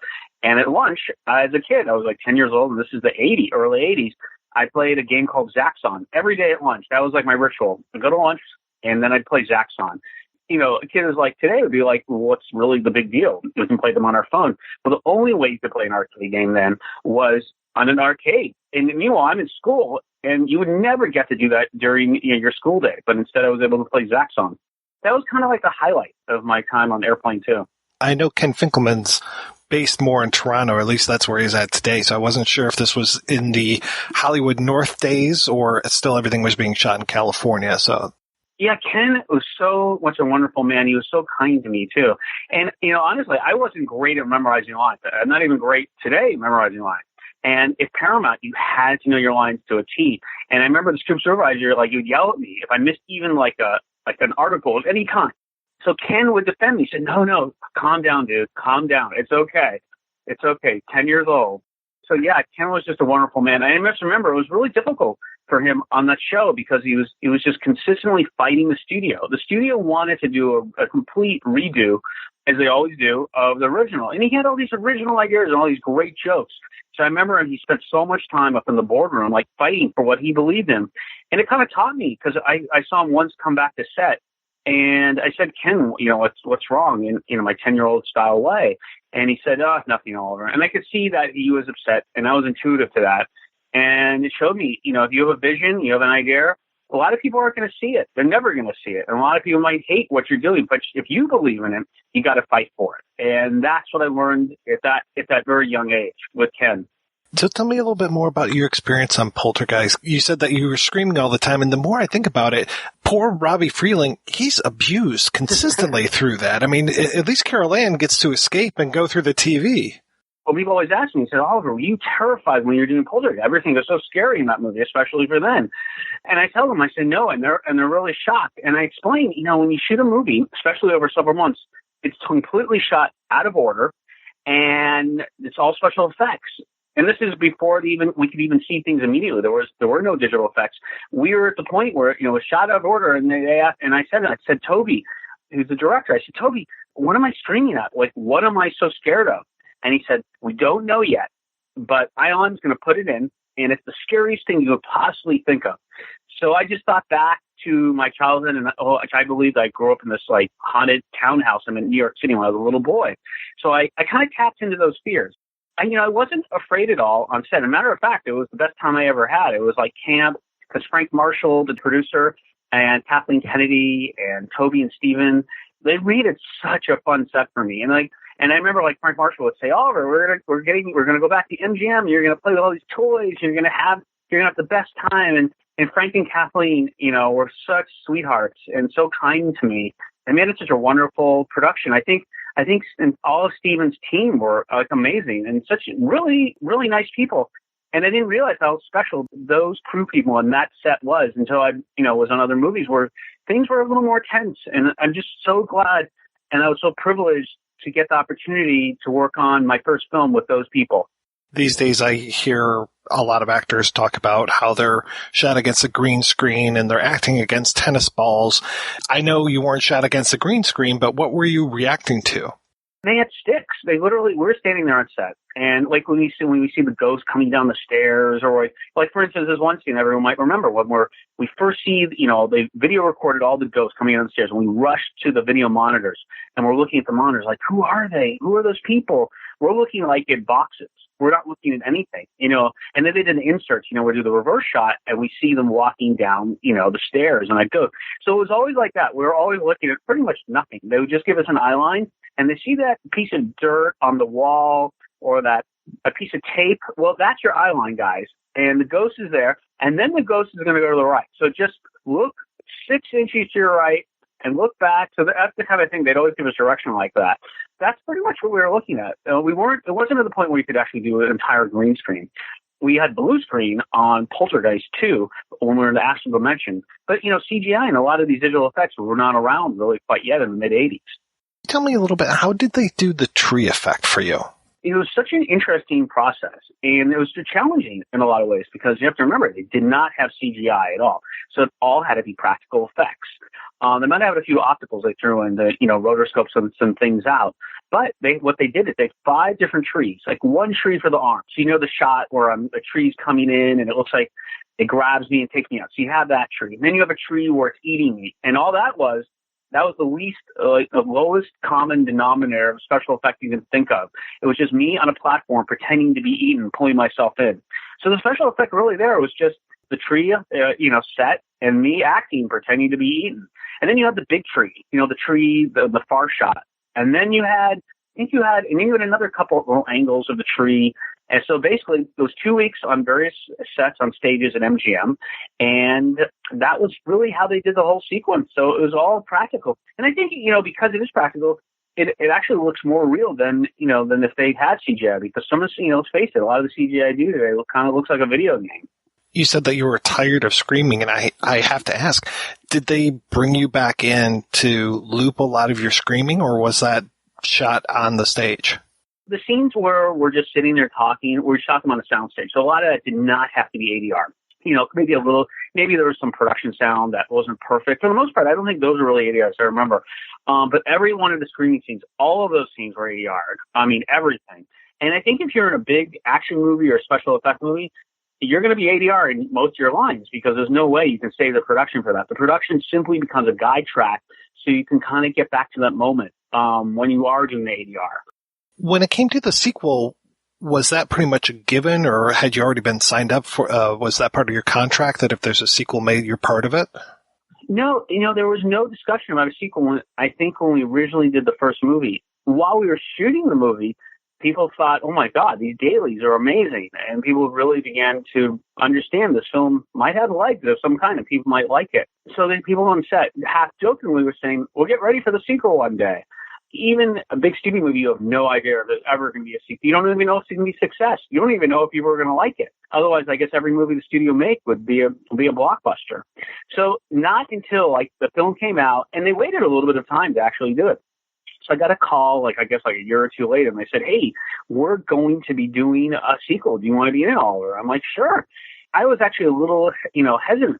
They had me come to the studio, and they said, okay, we have this vision for this scene, Oliver. And I said, okay, what is it? And they knew, I looked in them in the eye, and I could tell that it was something they thought that I might not like. And they were right. They wanted to cover my body entirely with bees. I'm not joking. I mean, head to toe in bees, because they wanted to do a sequence where the bees were actually attacking me. And so I said, no way, not doing it, can't do it. And I said, don't say no yet, Oliver. And remember, at this time, I'm like a precocious 14, 15-year-old kid. So they had me come back to the studio, and they actually had a bee trainer guy, like a bee wrangler. And in Hollywood, they have those kind of people. they said, look, we can train the bees. The bees will, will take commands, and the bees will be on top of you, Oliver, but don't worry. Because when the trainer gives the command, the wrangler gives the command, the bees will jump off you. And I said, okay. I was really precocious. I said, okay, seeing is believing. I want to see a trained bee.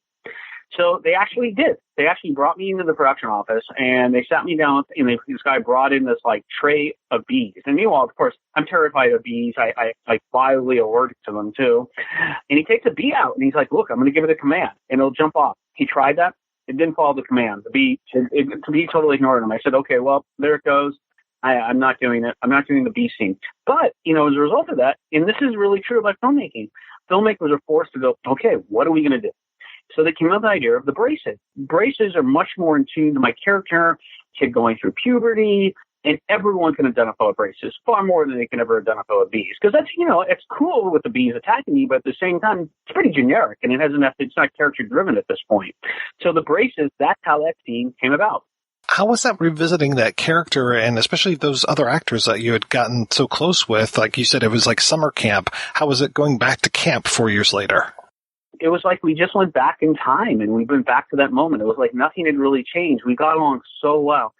And I learned, as a filmmaker later in life, that's not always the case. A lot of actors, to say the least, don't like acting with each other on screen, or they're just tolerating one another. We loved each other. And, Jo Beth Williams was a mom to me, and Craig T. Nelson was so cool and calm and collect. And he was just so funny. And, we had Michael Grace and Mark Victor, who had worked with Steven on the original draft of the script, and they wrote the draft of the second one. They were just cool, nice guys. So everyone in that production is wonderful. Unfortunately, the director was under duress at that time, so I really didn't get a good understanding of his true capabilities, Brian Gibson. And as a movie maker myself now, I understood you can't really judge someone simply on one movie, or just, you don't understand the circumstances they're under. And I learned later that, the studio was under pressure at MGM to actually sell the studio, and they actually were thinking of actually canceling the production halfway through. So, Brian Gibson, he was completely under the gun, the entire time. So he was probably under so much duress, that I can't even imagine. I'm sure it aged him. So it made him hard. And meanwhile, I'm this precocious, obnoxious American kid. He's British.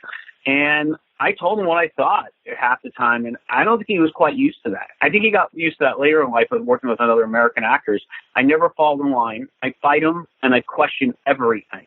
So I guess I was kind of in trouble as a kid, but at the same time, I did that on Poltergeist, and they loved it, and it really was like a team effort. It was a little bit of a different dynamic on Poltergeist, too. Did they ask you back for Poltergeist 3? No, they never did. I think I was a troublemaker, that's why. No, I'm kidding. I don't know. I think it was really due to budget. I don't think anyone was really asked back on that. And the director, I've never seen it. I know I should, but I understand he did a great job with all of the practical effects, and they didn't have a lot of money. And as a movie maker name, I really appreciate that. When you have the limited resources and a very fast schedule, he really did some, highly creative things, my understanding. Thanks again to Oliver Robbins for taking the time to talk. Again, you can hear the other part of our conversation over at www.projectionboothpodcast.com. Up next, we'll hear from Mark Victor about his work on Poltergeist and about his earlier days in show business. I was actually practicing law, which actually taught me how to write and how to leave clues. And I had a great professor who told me once, you're writing a brief, but the judge he's getting in bed at night and after a couple of drinks, so you better say what you got to say in a compelling manner, which applies to all writing of anything, but I took that to heart. I started writing with a writing partner who had done a rewrite on a TV show, and then he came out to where I was practicing law and had me write with him. So I wrote a Beretta, and Starsky and Hutch was really sort of the first full thing way back when I was 22 or something. I don't know. Then we wrote a script on spec, and we were sort of recognized as talent. It got read around the town. We called it Arctic Rampage. It turned into a movie called Death Hunt with Charles Bronson and Lee Marvin and Angie Dickinson. And so that was pretty exciting. And then the scripts we had written, a couple unspec'd movies. Spielberg read them and asked to meet with us.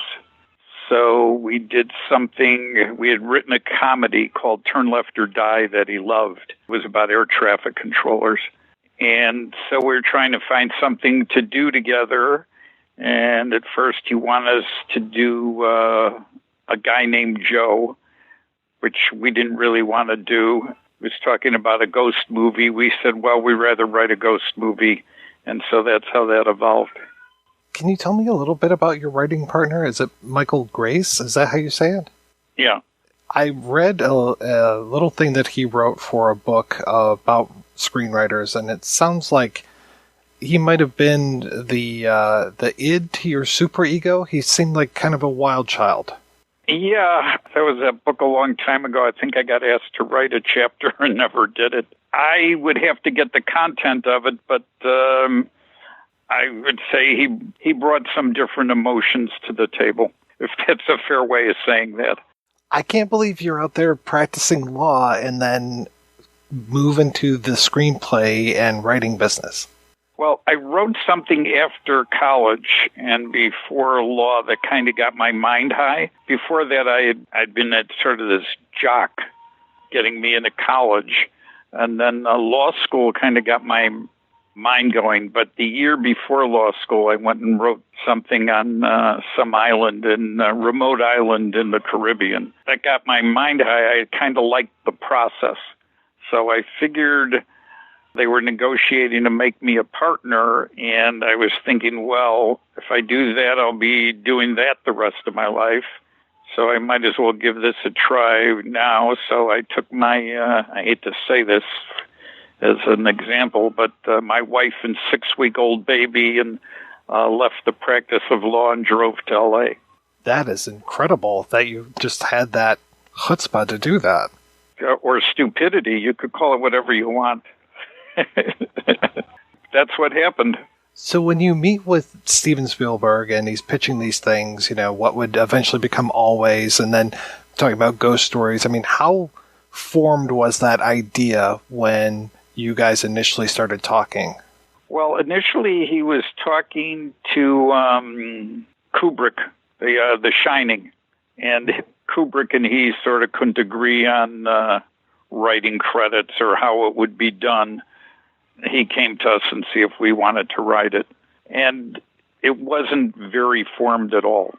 You know, we sat down and started doing note cards for scenes and, you know, doing a lot of research. Stephen's idea was, you know, he wanted to do a suburban ghost story. So that was sort of a, you know, more of a general thing. I don't know. I guess that was the genesis. So how does the story finally start to form into what we know now as Poltergeist? Well, we adopted a writing method that I think was kind of fun and different. We would do research on cards, and then if we had scenes we liked, we would pin them up on a wall, and we would color code them. So the most intense scenes were in red, the least intense were in white, and you could actually stand back from the wall and see your movie.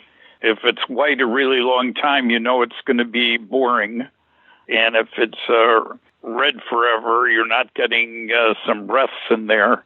That was sort of I think the first time we had tried doing it that way, and it worked out very well, and that scene started coming about, et cetera, et cetera.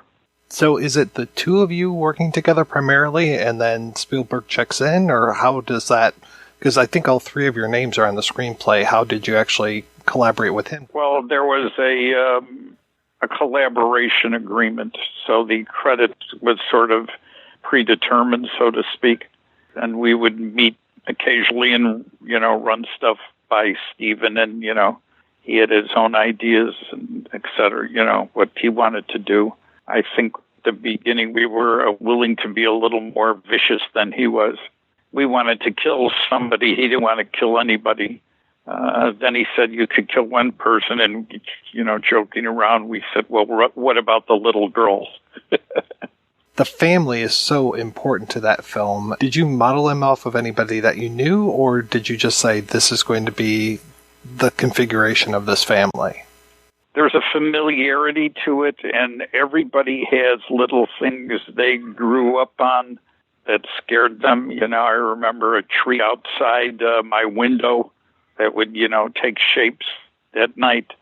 The family itself, you'll probably find this in hindsight being a little bit strange. I think it was the first movie ever done where the parents were normal suburban parents, where they were shown smoking pot, which I don't think we'd ever seen in a movie. A lot of things we thought we were doing as a first now don't exist. The TV ended with the national anthem and went off the air. Well, when we were growing up, that's how the channels ended at like midnight. There are just all these things now that kind of stick out.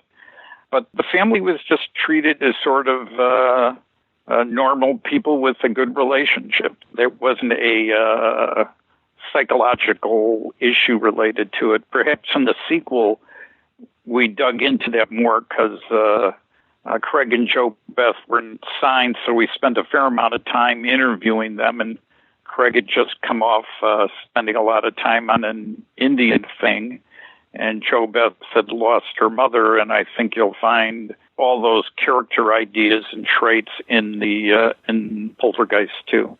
The thing about the pot always surprised me, especially because I'm trying to think, this was 82 when the movie came out, and I think Nancy Reagan had declared her war on drugs at that point, because usually people that took drugs in movies were really punished at that point.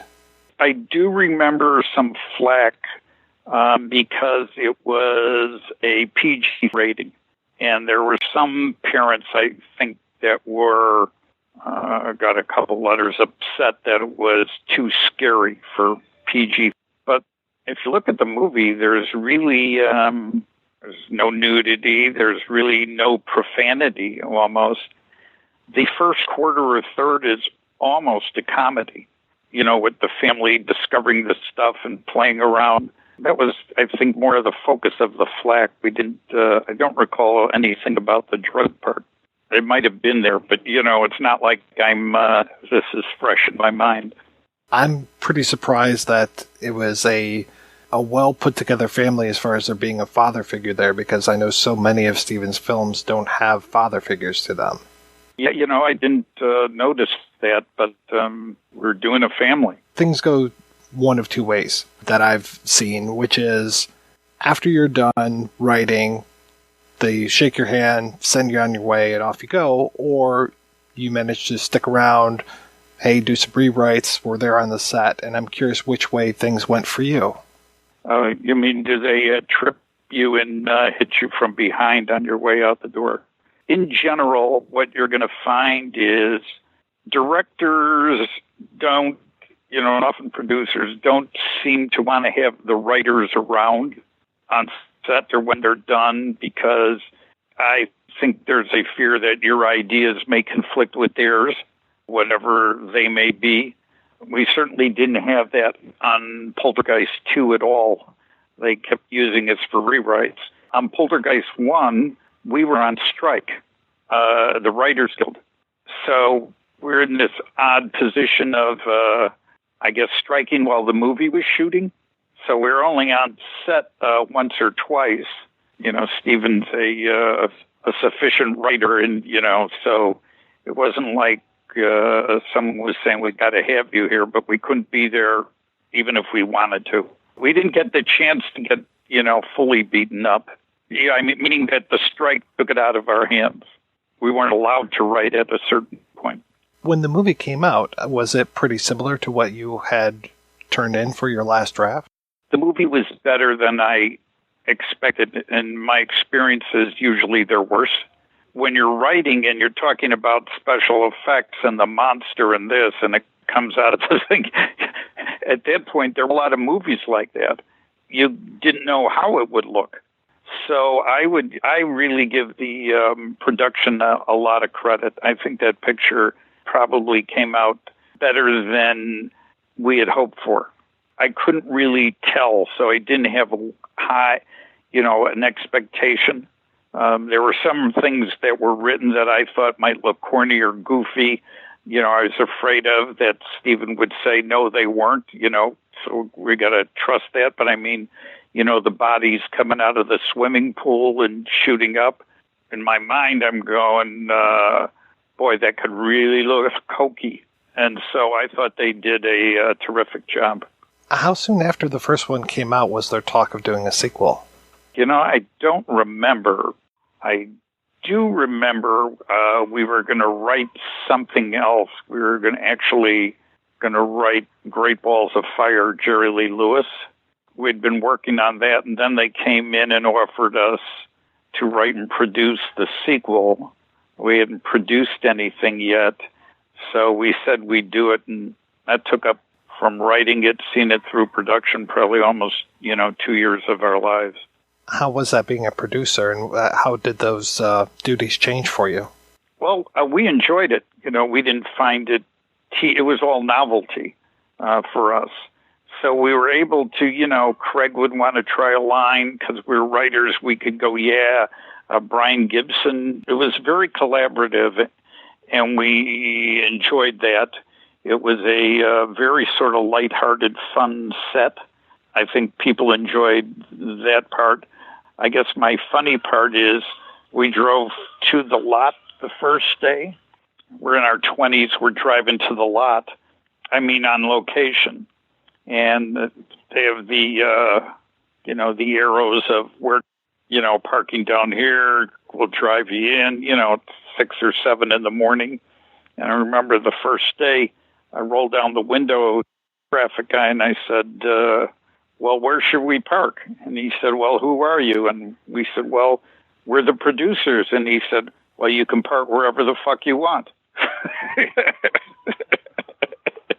And so we rolled up the window and looked at each other and said, well, all right then. We've been very collaborative because you're right with each other. So we weren't in the normal bully mode that you might find with some people. That was a terrific experience. We sure learned a lot in the push to being on time and on budget. We certainly didn't spend money like other producers. We just had figured we were being paid. So I don't think we charged anything to the movie that people would, normally charge, not even, a breakfast or something. I suppose veterans would call us naive, but we ate on the, the whole thing was a great experience. It really was. We didn't want to do the third, which they talked to us about. I couldn't do that again right away, and I think I wanted to get away from the horror arena. We were probably offered a lot of horror movies that we should have done, but I don't know. We just weren't in the mood to keep doing that. Well, I know they eventually made Great Balls of Fire a few years later. How much involvement did you have in that after Poltergeist 2? None. The people who took control or got control went in a completely different direction than we were going to write that movie. We put the rights together, so we're an executive producer, but we really didn't work on the movie. The intent of our movie was we wanted to make it Raging Bull to music, which we thought would have been just a fabulous movie and tell you who this guy was. Instead, at that time, they were so afraid of Jerry and the 13-year-old cousin and that whole thing that they just went for this sort of musical thing. To be honest, it might be a really good movie. I didn't want to see that movie. I had done way too much research on who this guy really was and what would have been great scenes and so forth, that it was a big disappointment. It was something I always wanted to write. As a matter of fact, I had booked Jerry Lee Lewis into our high school to play there. I think I bankrupted the high school, when I was a senior in high school. So this was a big disappointment. We were going a whole different way. I just think it would have been, if you think about it, that's a great movie if you have him.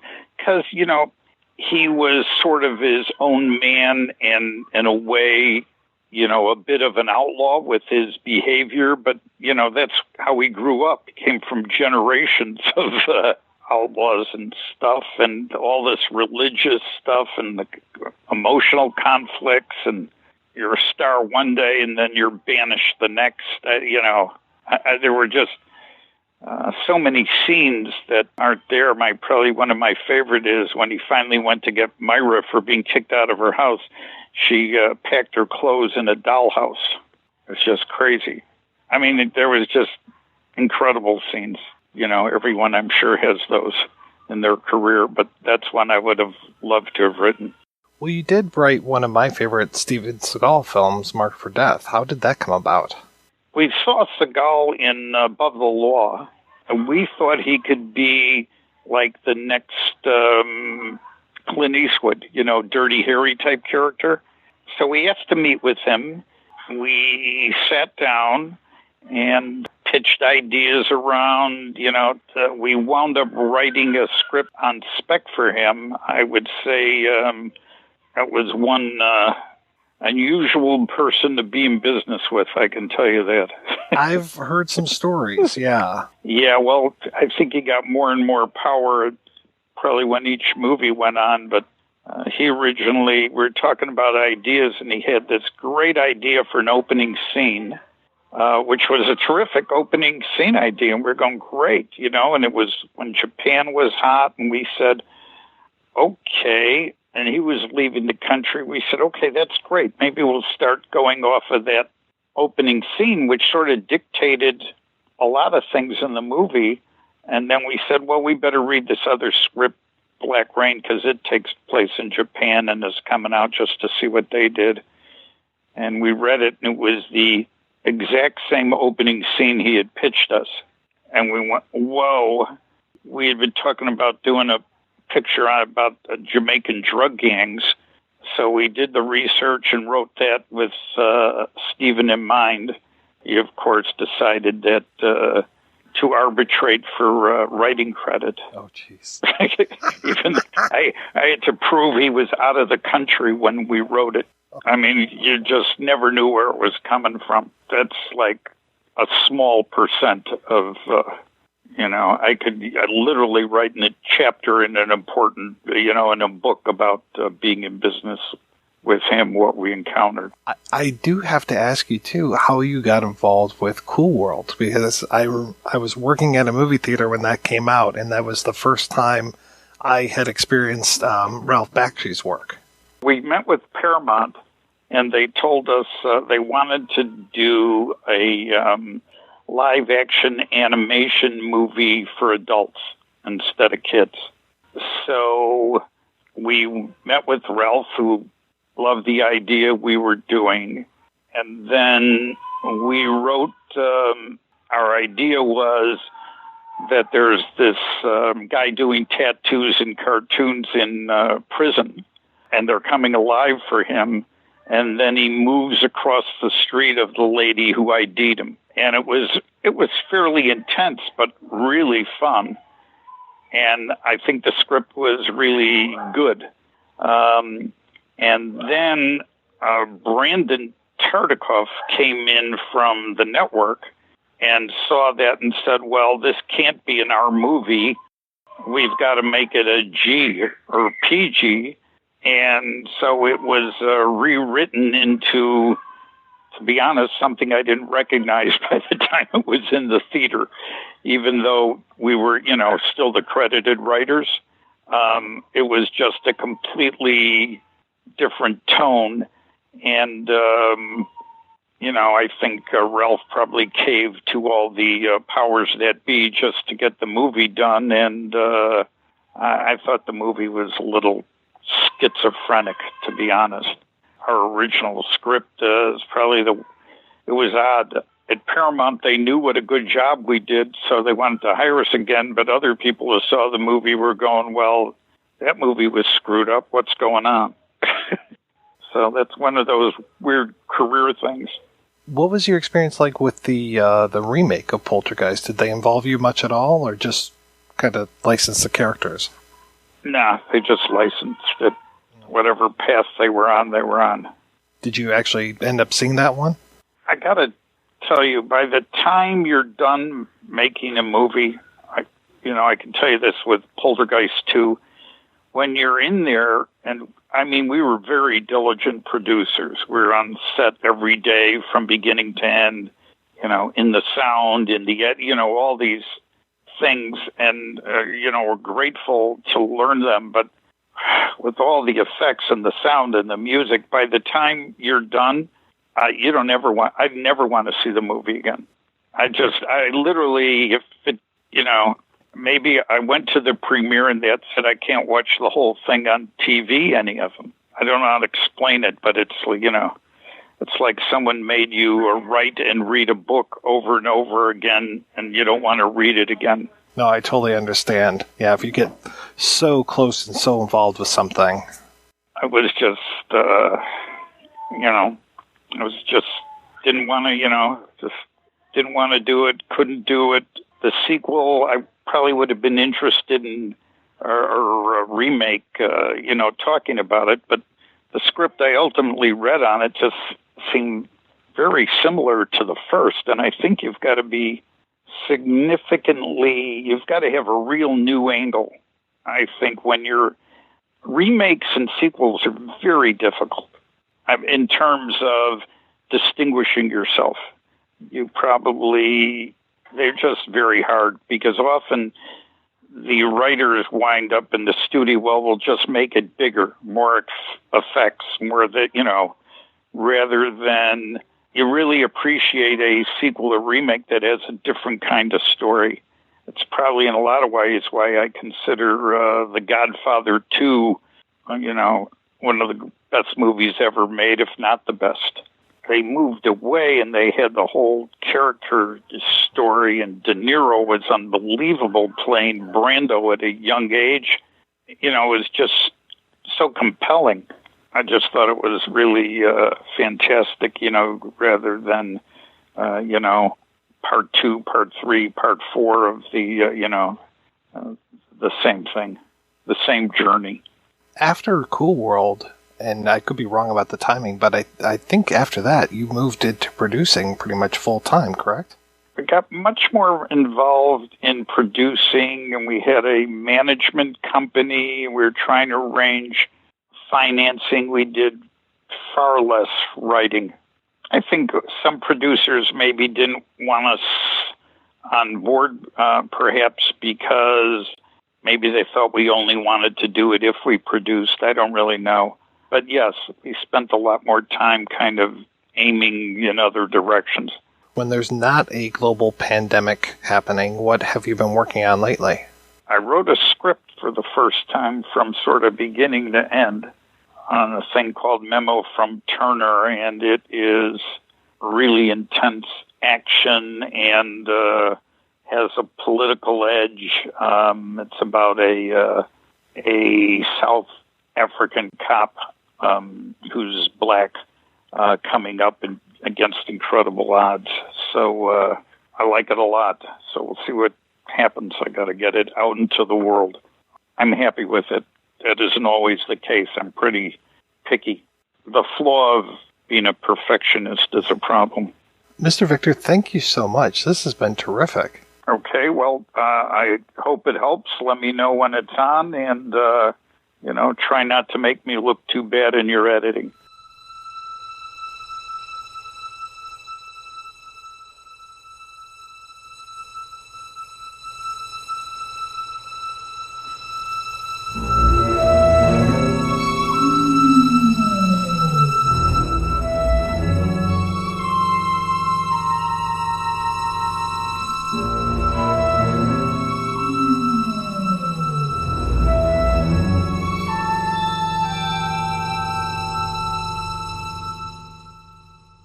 We just talked about Jaws on the podcast a few weeks ago, and I think everybody pretty much agrees. Yeah, Jaws is the monster of the movie, but really the bad guy of the movie is Mayor Vaughn.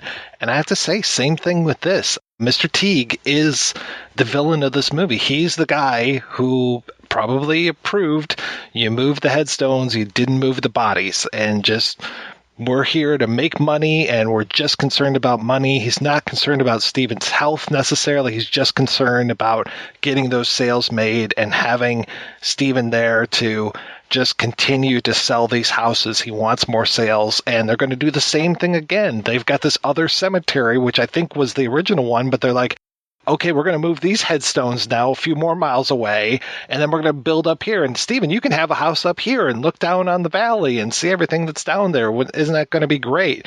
And when they reveal that they're near that cemetery, because I think they use that as a surprise for us, that they're walking along that fence, and then finally the camera's on the other side of the fence, and you start to see those headstones. It's like, oh, wow, okay. Yeah, it's another one of those like, hey, guys, if you didn't pay attention before, here's what's going on, but we'll really reveal it to you later on when these coffins start popping out.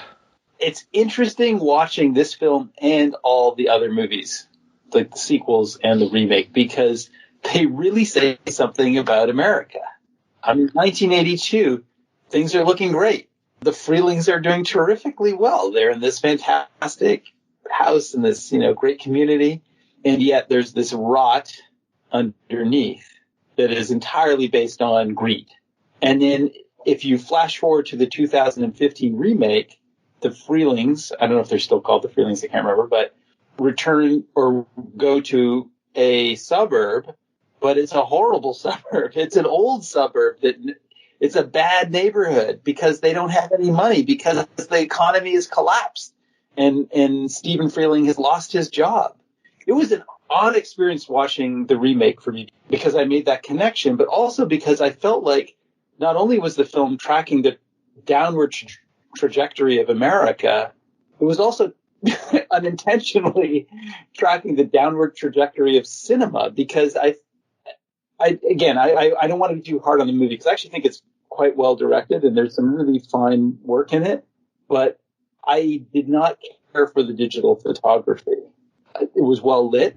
There was a coldness to it and a kind of antisepticness that comes, and I'm not even opposed to digital photography in principle, but the way that it was done in that film, that contrasted starkly with the original movie. And I felt like the filmmaking has degraded since 1982. Like, I like the filmmaking in 1982 better than what's happening in 2015. Like, I feel like the medium itself is being degraded by the way things are evolving or devolving. It was quite an interesting, I know that wasn't anybody's intention in making that movie, but it was interesting to see.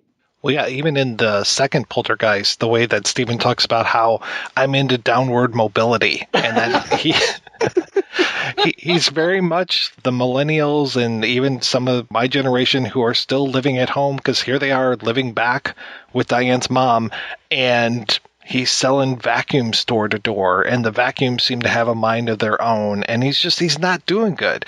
And as much as the first movie was about women, I feel that the second movie focused more on Stephen and more on the Samson character and Taylor. That Stephen's interesting and all, but I really prefer Carol Ann. I prefer Diane. I would much rather have this about them. I know it's not necessarily the fault of the filmmakers, but to not have any sort of line in there to talk about what happened to Dana and that she's just gone from the movie. And at one point they're talking about how the family has to be together. And I'm just yelling at the TV going, but the family isn't together. You're missing a person. You're driving around with 4 people in the car. There needs to be a 5th person in here. As a self-proclaimed Dana superfan, obviously I would have appreciated some kind of lip service to that, because she was very absent from the first one, but she was there. I mean, when they're digging through the closet to look for Carol Ann, she's with the adults digging to look for Carol Ann. Like, she's a presence in that movie. So to just have her be gone is just, I would like to have had some kind of, even if it was a throwaway line about, like, she can't be in this house with all those people. She's in with her friend. Like, great. We at least have some kind of, idea. I did miss her. She was funny. it says something about MGM, because I feel like MGM is the studio that just, I don't know, endlessly sequelizes and remakes movies because it's a failed studio. I don't know about Poltergeist 2, but certainly Poltergeist 3, which had its own issues. I almost feel like those movies shouldn't exist. I know Gary Sherman feels like Poltergeist, who directed Poltergeist 3, feels like Poltergeist 3 should not exist. He didn't want to finish the film after Heather O'Rourke died, yes. Now reading about Poltergeist 2 and rewatching it after having read so much about it, there are just moments in that movie where I'm like, okay, what just happened? The whole Tangina character just completely disappears twice from the movie. She's there, she shows up, and then she's gone. And you're like, wait, what just happened to her? And then she shows up again at the end, and then she disappears again. And that ending scene with the big battle between the family and the Kane monster, it just feels so truncated, even to the point where the soundtrack feels like it has an abrupt cut to it. And you're like, whoa, what just happened here? It's just so anticlimactic that we've gone through this whole thing of fighting this Kane character, that it's this whole idea of, can he come into the house? You know, how is he going to get into the house? I don't necessarily know how he gets in through the worm, but then he gets in that way. Okay, that's cool. We've got all this stuff. There's a couple moments that are pretty freaky. I have to say that the gentleman that plays Kane, Julian Beck, fucking fantastic. I remember watching a thing on MTV where it was the band Anthrax talking about their favorite movies. And, of course, Killer Clowns from Outer Space was right up there, but also Poltergeist 2. And they were, like, narrating the scene of him out in the outside of the door screaming into the family about how they're going to die. And there's a point where he pulls his finger up and puts it to his temple, and they're like, look at his finger, even his finger's scary. Now, before it's too late.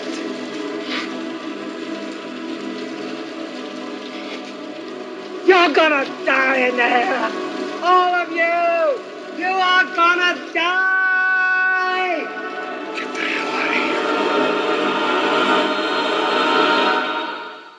There's good things in Poltergeist 2. I think there's some really good direction in it, and it doesn't end well, unfortunately. And then the native stuff is pretty, eye-rolling. But I actually have a soft spot for 3. It took me forever to see 3, but then when I finally saw it, I was like, oh, okay, this kind of works. I kind of enjoyed that movie.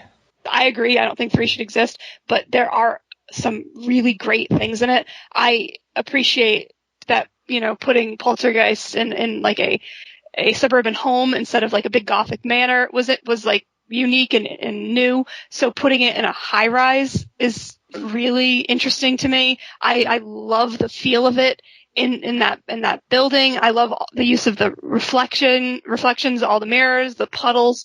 There's so much good imagery in it, but it's just wrapped around this story that is now made subpar by the filming limitations. So I don't know. Is it worth it to have these interesting high points and cool visuals and unique things, or should maybe it not have existed because it couldn't exist in its proper form?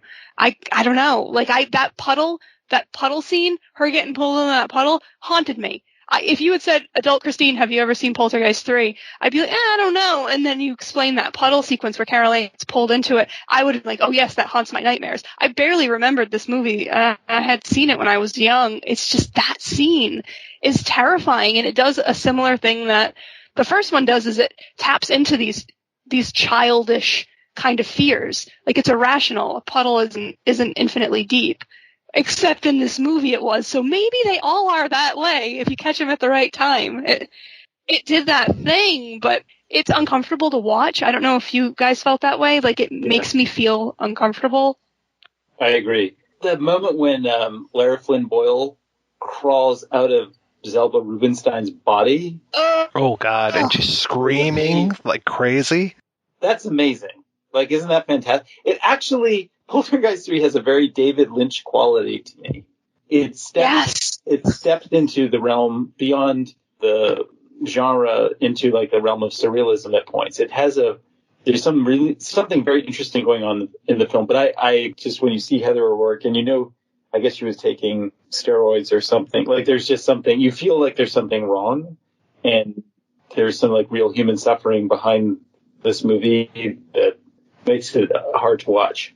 The use of the mirrors and stuff, it feels almost Jean Cocteau at times. It's just such an interesting way of doing it. Christine, you talked about the puddle. The one that gets me is when Carol Ann is walking down the hallway and there's no reflection on the left-hand side, but then on the right-hand side you see the doors opening and the cane stand-in coming out and standing at each door. That one really worked for me. I thought that was very, very creepy. Again, we're talking about special effects, and I think the best effects in this movie are the practical ones, are all of the use of the mirrors and the glass and the one-way glass, and just the way that they shoot all this stuff is just really effective and very, very gorgeous. The story, I like the idea of the high-rise. I like the idea of this high-rise where they never seem to leave. I think they leave at the beginning for Carol Ann to go to school and for Lara Flynn Boyle's character to go to school. But the rest of their lives are just all spent in this building. The art gallery is there. The Tom Skerritt character works there for security. So it's like this whole Land of the Dead, J.G. Ballard type, everything is here that you need. You never need to leave this, except maybe when it's haunted. Isn't it interesting that Gremlins 2 has a similar kind of backdrop? Like, it's, and I feel like Gremlins and Poltergeist are obviously of a similar ilk. It's just interesting. And they both came out around the same time. Gremlins 2 is, 1990? And Poltergeist 3 is 88? Yep, 1990, yep. I don't know. I don't know what that means. There's something going on. Like, it's a very interesting, I don't know, somehow I imagine American Psycho was written around that time. Well, and it's also the era of Trump and this whole Trump stand-in of John Glover as that Trump character. Totally. Like, I feel like these movies are, not intentionally necessarily, but are just truly tracking what is going on in America in a very specific way. I talked about how Teague is the real villain of the first movie, and in this one, it's the teacher that won't believe Carol Ann, the one who keeps thinking that everyone is falling under her hypnosis. And then what is he? He's also a hypnotist. He's hypnotizing her. He's hypnotizing the boyfriend after he comes back from the puddle. And I'm like, okay, this is really strange that you have this power of hypnotism, but you don't believe Carol Ann. I guess maybe her powers are stronger than yours. But what a weird villain to have in this movie, this total a-hole teacher guy. And that goes back to all the really great groundwork in 3, because that is an extremely interesting character. What is this movie trying to say by having this, I don't know, I don't want to call him a fake intellectual, but this overblown intellectual, this self-important intellectual telling a little girl that she's lying when a whole neighborhood saw something happen? I don't know, that speaks to me on a real emotional level, like, of all the people that didn't believe me when I was a little kid. Or I wonder if we could have seen this movie maybe as it was originally intended. I wonder if it would have paid off a little bit differently. And also that just the whole, this isn't a high rise, it does speak to that, like, mallification of America. One-stop shop, just hit JCPenney and then go to Orange Julius and then pick up your tires and then, like, head home, and all you need is here. Seeing that in movies, because that was very much my childhood when I grew up. Go to the shopping center and just hit all the stores and go home, and that's your Saturday afternoon. Seeing it represented in film is always interesting to me because it speaks to my life experience. And there's a cynicism to it, but also it was just kind of reality.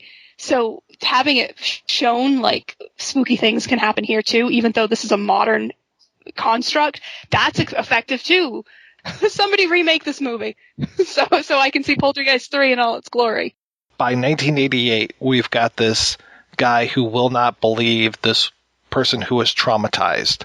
And then in 1982, when we have the original Poltergeist, it's very little convincing to get the parapsychologist to come in. The one guy is doubting things, Marty, the guy who ends up pulling off his face, the guy who will not come back to the house eventually. He's looking for things, is there a signal coming from here? Are they broadcasting from inside the house? Yada, yada, yada. But the woman, Dr. Lesh, she believes Diane, and she's right there. She's the one who starts when the coffee pot moves across the table, and it's Marty who's looking under the table looking for magnets, or it might be Ryan, but she's right there. She believes her. It's that whole hashtag believe women thing. It's like, here's poor Carol Ann 6 years later having experienced 2 really traumatic things and now going through a third, and here's this guy who's supposed to be a protector, and he's the one who's doubting her and questioning everything that she does and trying to figure out the trick. It is obvious that these female characters from the first one specifically everybody's very willing to believe what's going on. And that's a construct of a lot of haunted stories that bothers me, the doubting husband, or sometimes the inverse. I just like when people believe the things that are happening. There's an efficiency to that, but also please just believe when you see things. It's funny to me that then this man is like, I don't believe you, in spite of the things I'm seeing with my own eyes. He sees that coffee mug get thrown, but he's like, can't be true. This little girl's a liar. I feel like there's some real implications there. I don't think you're blowing up nothing, Mike. I love that it's a Freud mug that he has as well, which is nice. Now is a good time for us to take another break and play an interview with the director of Poltergeist 3, Gary Sherman. Let's go ahead and play that right after these brief messages. Have a hunger for horror? A yen for yelp yarns? Then give your blood-curdled bones a boon and tune in to Chronicles from the Crypt. Join sordid slime slingers Casualty Chris and Father Malone as they take on HBO's groundbreaking television series Tales from the Crypt. Here's what the rotting and rancid rabble are saying about Chronicles from the Crypt. Tune in to Chronicles from the Crypt. You have nothing to lose except your life. In 1985, a curious phenomenon occurred. The Twilight Zone returned to television, featuring all new tales of mystery and imagination from the minds of Ray Bradbury, Harlan Ellison, George R.R. Martin, and Stephen King. Dreams for Sale, the Twilight Zone 85 podcast, looks back at that land of shadow and substance and re-examines the groundbreaking successor to Rod Serling's legacy. Featuring new interviews with the show's creators and cast, Dreams for Sale can be found on iTunes and at twilightzone85.com. Dreams for Sale. We'll be waiting for you in the Twilight Zone. From what I read, you actually started off more as a musician than a filmmaker. Filmmaking was something that I fell into.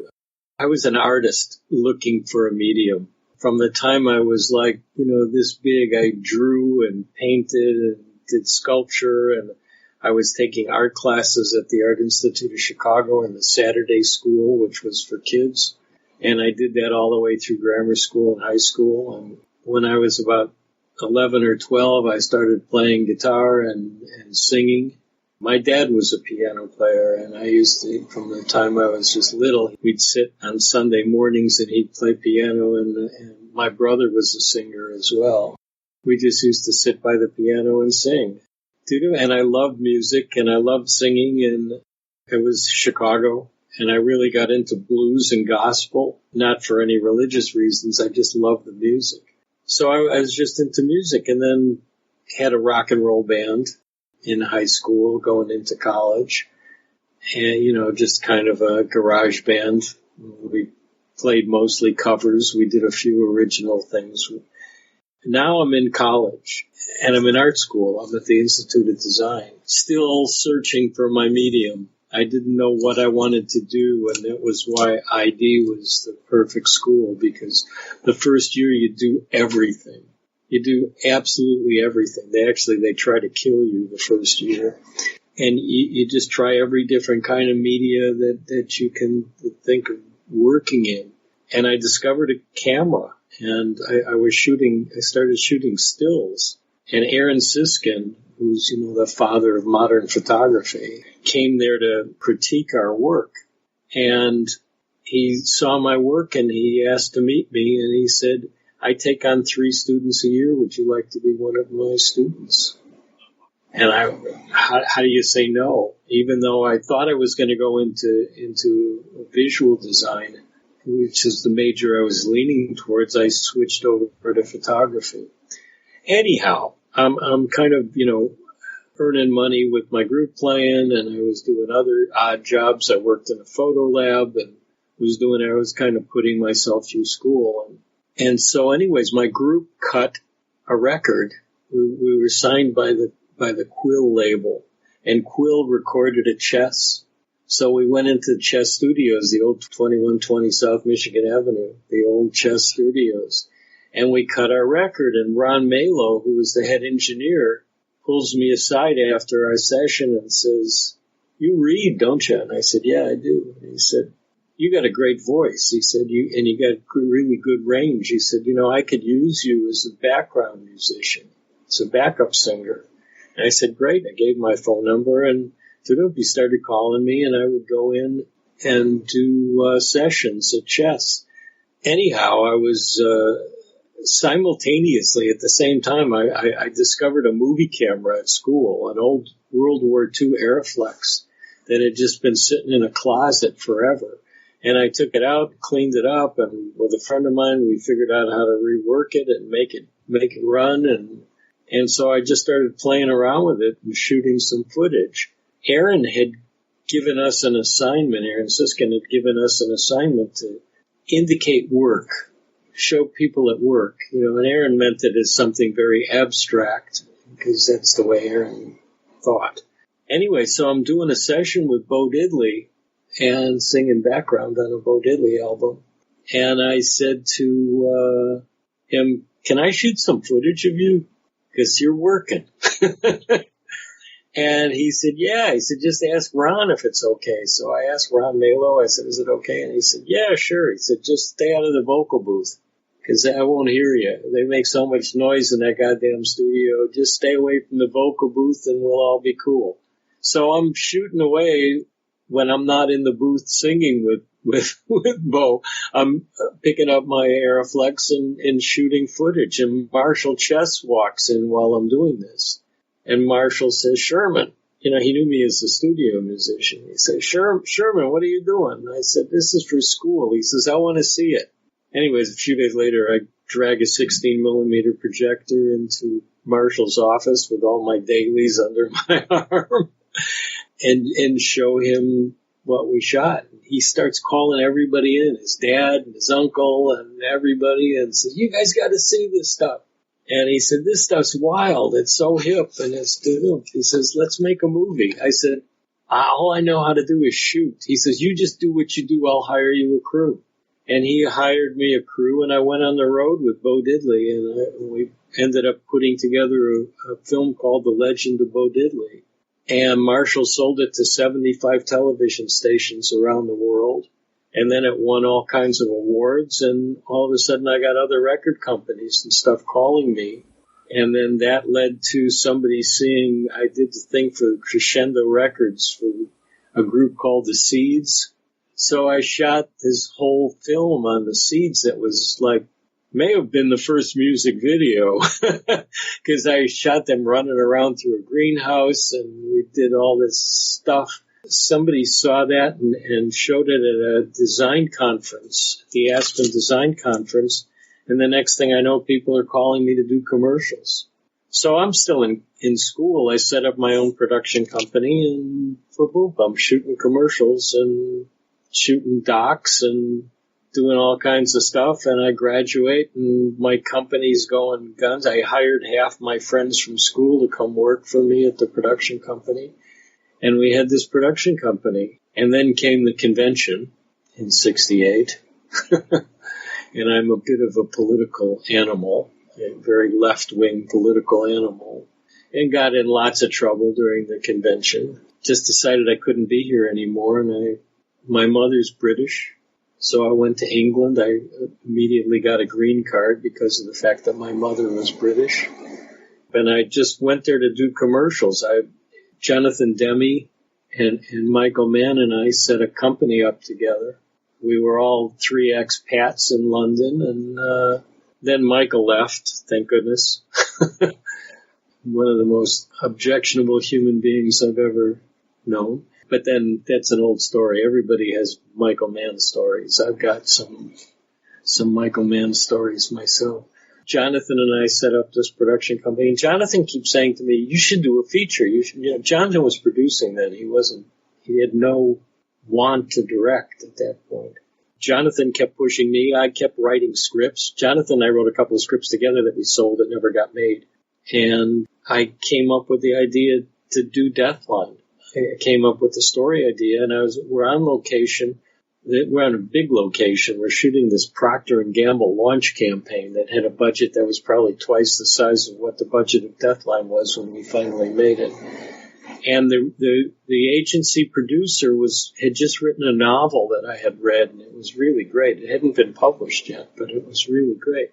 And we started talking, and I told him about this story that I had, and so he said, let's write it. So that was Carrie Jones, and Carrie and I sat down and wrote Deathline. And then Jonathan took it under his arm and said, I'm going to get it sold. And he got it to Jay Cantor and Alan Ladd Jr., and the rest is history. It all fell into place, and I made Deathline, and, Jay Cantor and Alan Ladd Jr. produced it, and then they left England and went back to Hollywood and ended up running 20th Century Fox, and they dragged me away from London back to Hollywood, and Jay's kind of mentored my whole career. There's a long break between when you do Deathline and then when you direct your next film. Are you doing more writing during that period? I was doing commercials.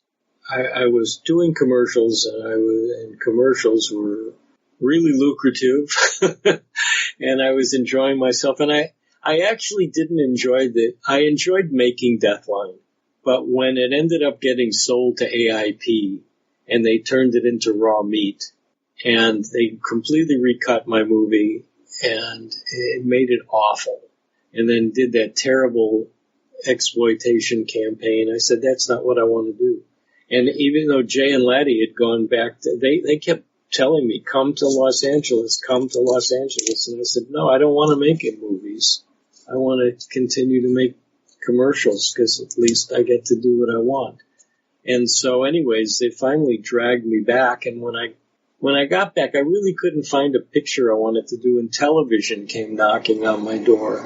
So between, I guess it was 76, 77, when I finally came back to Los Angeles, I started doing a lot of television. And I just wanted to cut my teeth and get used to shooting in America, which is different than shooting in England. At least it was back then.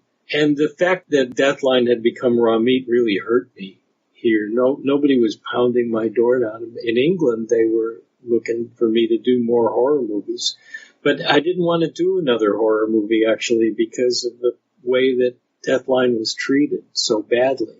Then Ron Shusett came knocking on my door, and Ronnie was amazing. I mean, he was just one of the most incredible people I've ever met. And he and Dan had all these scripts that they'd written, Dan O'Bannon, and he just puts this pile of scripts. He says, here, I love Deathline. Deathline's like one of my favorite all-time movies, and you got to make more movies, and here's a pile of movies. Let's go through this. You can write, you can direct, you can do whatever. And then he said, what do you have that you written that you don't want to direct?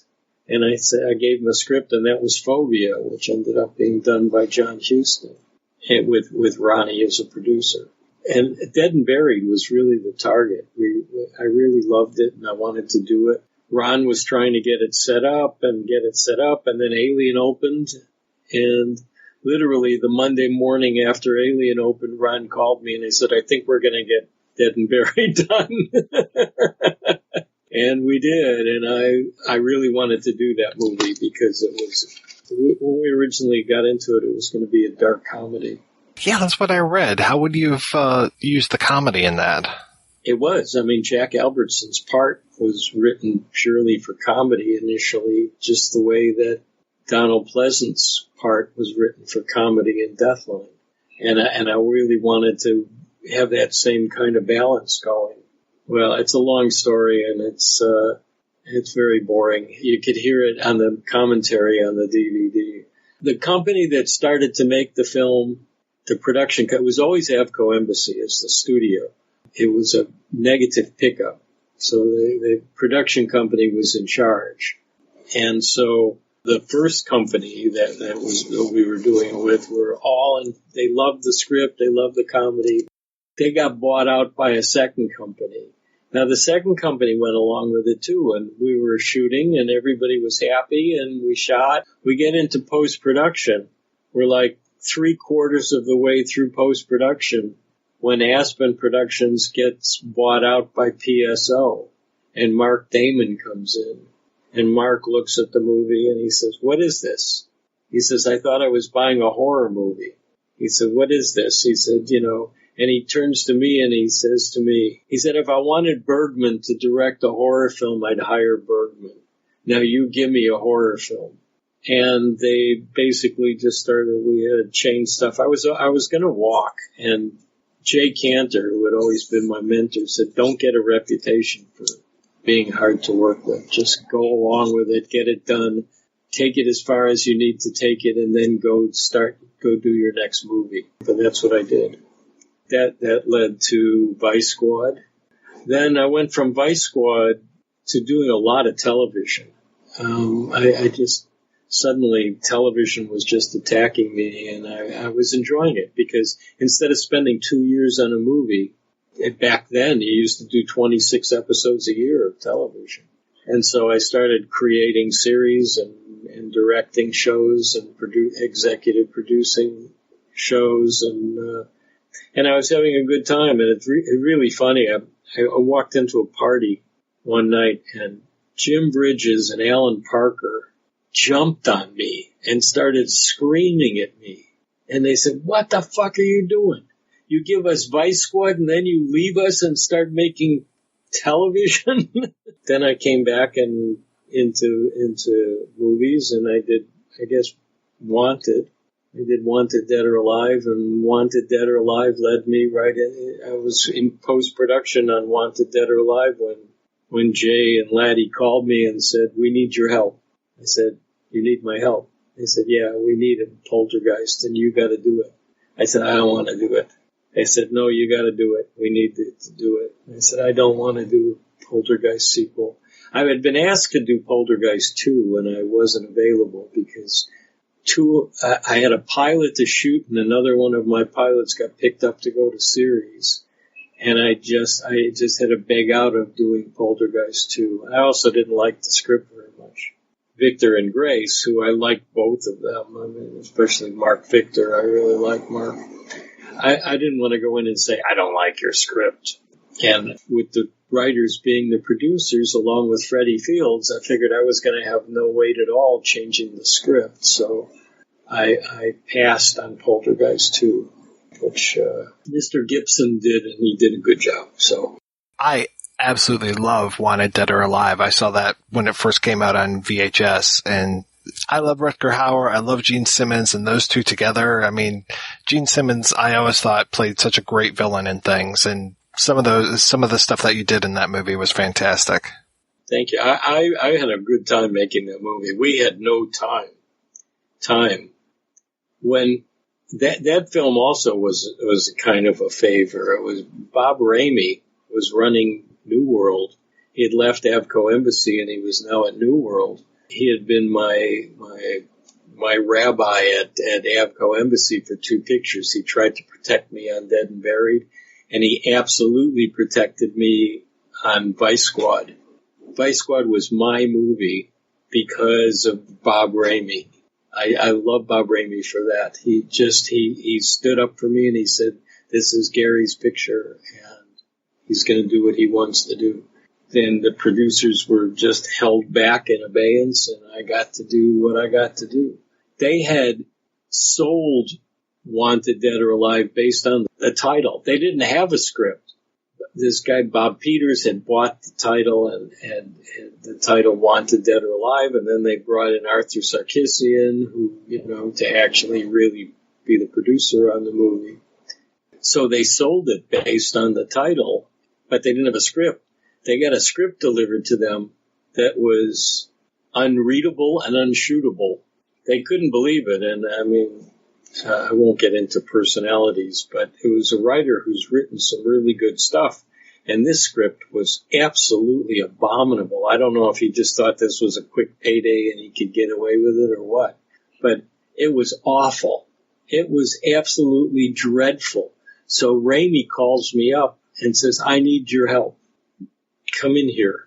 So I drive down to the studio. He hands me the script. He said, we're facing a director's strike and possibly an actor strike, and I've got a delivery date on this movie. I've got to have a script and I've got to have a movie. Please rewrite me the script and you'll direct it. And he said, I need at least a working script within 2 weeks so that we can start pre-production. You can keep writing, but we have to start pre-production. So anyways, he hands me the script and I take it home and I read it. And he said, can you fix it? I said, no, I can start from scratch, though I have an idea. And I went in the next morning, pitched him an idea, and I said, but I'm going to need a co-writer. And Denise Denovi was working for Bob at that time. She was a development executive with him. It was before she did Batman. Because I said, I need help. And she says, I got the writer. And that's how I met Brian Taggart, who, Brian and I went on to write a lot of stuff together. So anyways, he put me together with Brian. I met Brian for dinner. I pitched him the idea that I had pitched to Raimi in the morning, and Brian loved it. And we basically worked all night the first night to come up with an outline. We took it back to the studio the next day, and they said, go. Sarkisian set us up in an office, and we had a word processor. Nobody had word processors back then, but Arthur actually hired a guy who knew how to work a word processor, and Brian and I would sit and scribble pages and hand it to this guy who was typing away and on the computer, and and we could make changes, and it really sold me on computers. I have been a computer file ever since then. A technophile. Within 2 weeks, we had a script. But what I didn't have was that last line, that last scene. And it was so funny. Arthur's sitting in his office down the corridor from us in our offices. And he hears me scream. And he comes running down and he says, what's the matter? What's the matter? And I looked at him and I said, fuck the bonus. He said, what? I said, I figured out how to end the film. He said, what are you talking about? And I told him, I won't go through it here. We won't ruin it for anybody that hasn't seen it. But I described the scene for him, and I took it right up to fuck the bonus. And Arthur ends up screaming and going, fuck the bonus. I love it. And Wanted Dead or Alive was born. So we took the script in. They loved it. Brian and I kept rewriting till the last day of principal photography. My only regret about Wanted Dead or Alive is that we didn't have more time to work on the script. I think the script is the weakest part of. I mean, there's some great lines in it. There's some, but it could have been a better script had we, because it's a really good script. It's just not a great script, and I would have liked to have done that, and I would have made it a lot more political than I did. People think that Wanted Dead or Alive is anti-Islamic, and it's not. It's anti-terrorism.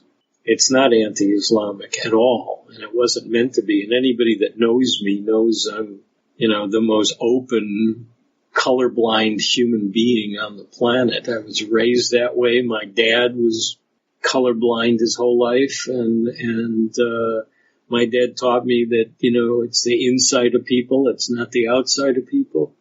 I've never been prejudiced against anybody or expressed or even told a racist joke.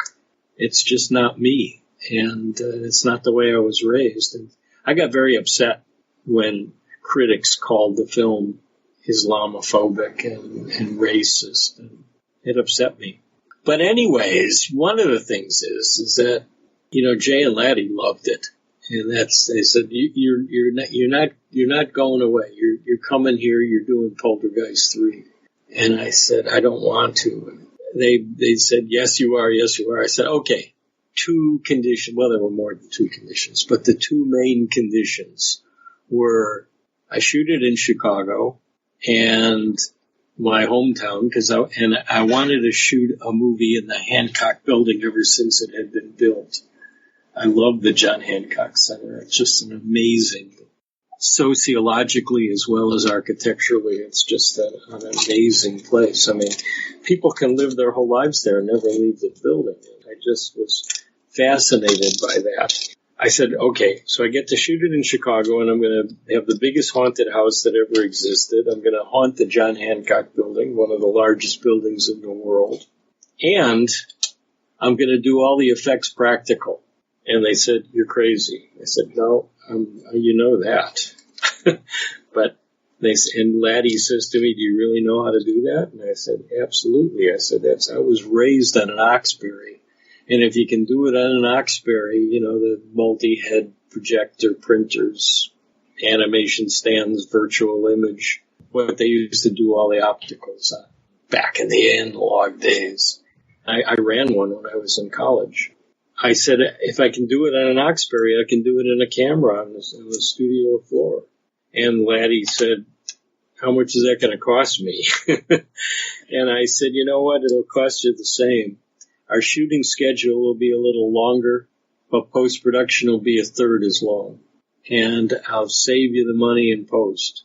And he said, well, you convinced me about the tracking shot and death line, so I guess I'll believe you.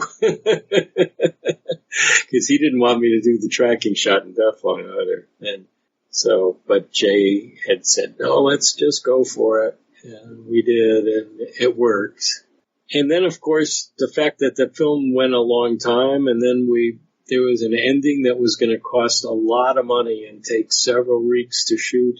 And they said to me, can't we save some money and do a simpler ending? And I said, well, we can, but I don't want to. But anyways, they said, please. And I said, okay. So we shot another ending, and I hated it. And they hated it. And we finished that ending. We went out and we roughed it together, and we took it out and sneak previewed it, and the audience hated it. So I finally convinced them we should redo the ending and do the original ending, and we were in the process of putting that all together and getting ready to do that when Heather died. And then we weren't going to release the film with the bad ending, so, that ending didn't work at all. It was awful. I had to come up with an alternate ending that could be shot without Heather, which was one of the saddest things I've ever had to do in my life. That's what we did. And after that, I just kind of walked away from it. It was really hard. I just really didn't know, what I wanted to do for a while. And it was really tough. And so I jumped back into television. I believe that's after Poltergeist. I had Sable on the air while I was doing Poltergeist. Then Sable went off, and then I sold Missing Persons. And I did a lot of pilots and stuff in between them. You said, okay, I want to shoot in Chicago, I want to do practical effects. What are the pieces then that they say this has to be there? I imagine Heather has to be there, but what else? Do they say we need Kane to be the villain in this, or how does that come about to set up all these pieces? Well, yeah, we definitely wanted Kane, and we definitely wanted Tangina. Can't make that movie without Zelda. I love Zelda. So, that was the thing. And then we just decided, well, if it's going to be in Chicago, and then they also, I guess the original family wanted so much money to do number 3, and the studio didn't want to do that. They said to me, how can we not have the original family in it? And I said, well, I'll put them with an aunt and uncle. And so that's how we came up with the idea of the Seton School in Chicago, where she was going because she was having emotional problems. Carolina. Poltergeist 3 was really meant to be Heather's story. And it really would have been had we actually done the ending that we were supposed to do, that I originally written. And it also would have been a different movie inside, because what we didn't shoot was about 17 pages. And so I had to make up that time. And I mean, shooting practical effects, this film was scripted and storyboarded frame by frame. I mean, we knew within probably a minute anyways exactly how long the film was going to be when it was finished, because of how exact everything had to be shot because of the practical effects. So, I mean, every shot in the movie was storyboarded and overheads. And, I do a lecture. I've been traveling all over the world lecturing about shooting Poltergeist 3, which is quite fun. Actually, I'm thinking with the pandemic, because all the film festivals got canceled this year. So I'm actually working with an IT guy right now. We're talking about doing the Poltergeist lecture, which is an interactive thing, as a Zoom webinar or some kind of webinar, whether it's Zoom or Microsoft Team or what. But we're trying to figure out the platform now. So we'll probably be doing that before the end of the summer. It's kind of fun. It's a fun lecture. I just keep doing it over and over again, and every time the audiences get bigger and the questions get harder, and and it's just been great. I just did it at the University of Wales in Aberystwyth, which was my last trip before we got shut down by COVID. We filled one of those huge lecture halls. I mean, it was fantastic. The audience was gigantic, and everybody had a great time, and it actually got reviewed. And the review was really exciting. So it's pretty remarkable that you are able to go from Craig T. Nelson and Jo Beth Williams in the previous two films to having freaking Tom Skerritt and Nancy Allen. I mean, I love those two actors, and just they were so great in that. Yeah, I did too. I mean, Nancy, we were trying to cast somebody that at least could kind of pass as Jo Beth Williams' sister. And Nancy was absolutely perfect. She had that roundness to her. And I don't know if they looked like sisters standing next to each other in a room, but they sure did when you thought about it. And Tom Skerritt, I love Tom Skerritt. And I just wanted to work with him. And I thought, Brian and I, we were talking about who we wanted to play these parts. Part that Nancy played, we knew where that character was going, because that character was Jo Beth Williams' sister. But who she was married to, and, the fact that it was a second marriage, and he had a child from a first marriage. He was a widower. And then we cast a little young woman who I had met 2 years earlier, because I did the pilot of Sable. And I was looking for a really good young girl for a very key part in the pilot. And Jane Alderman, who cast the pilot, said, "Oh, I know exactly who." I've cast her in a bunch of commercials. She's never done a movie, or a TV, but I think she'd be great. Laura Flynn Boyle.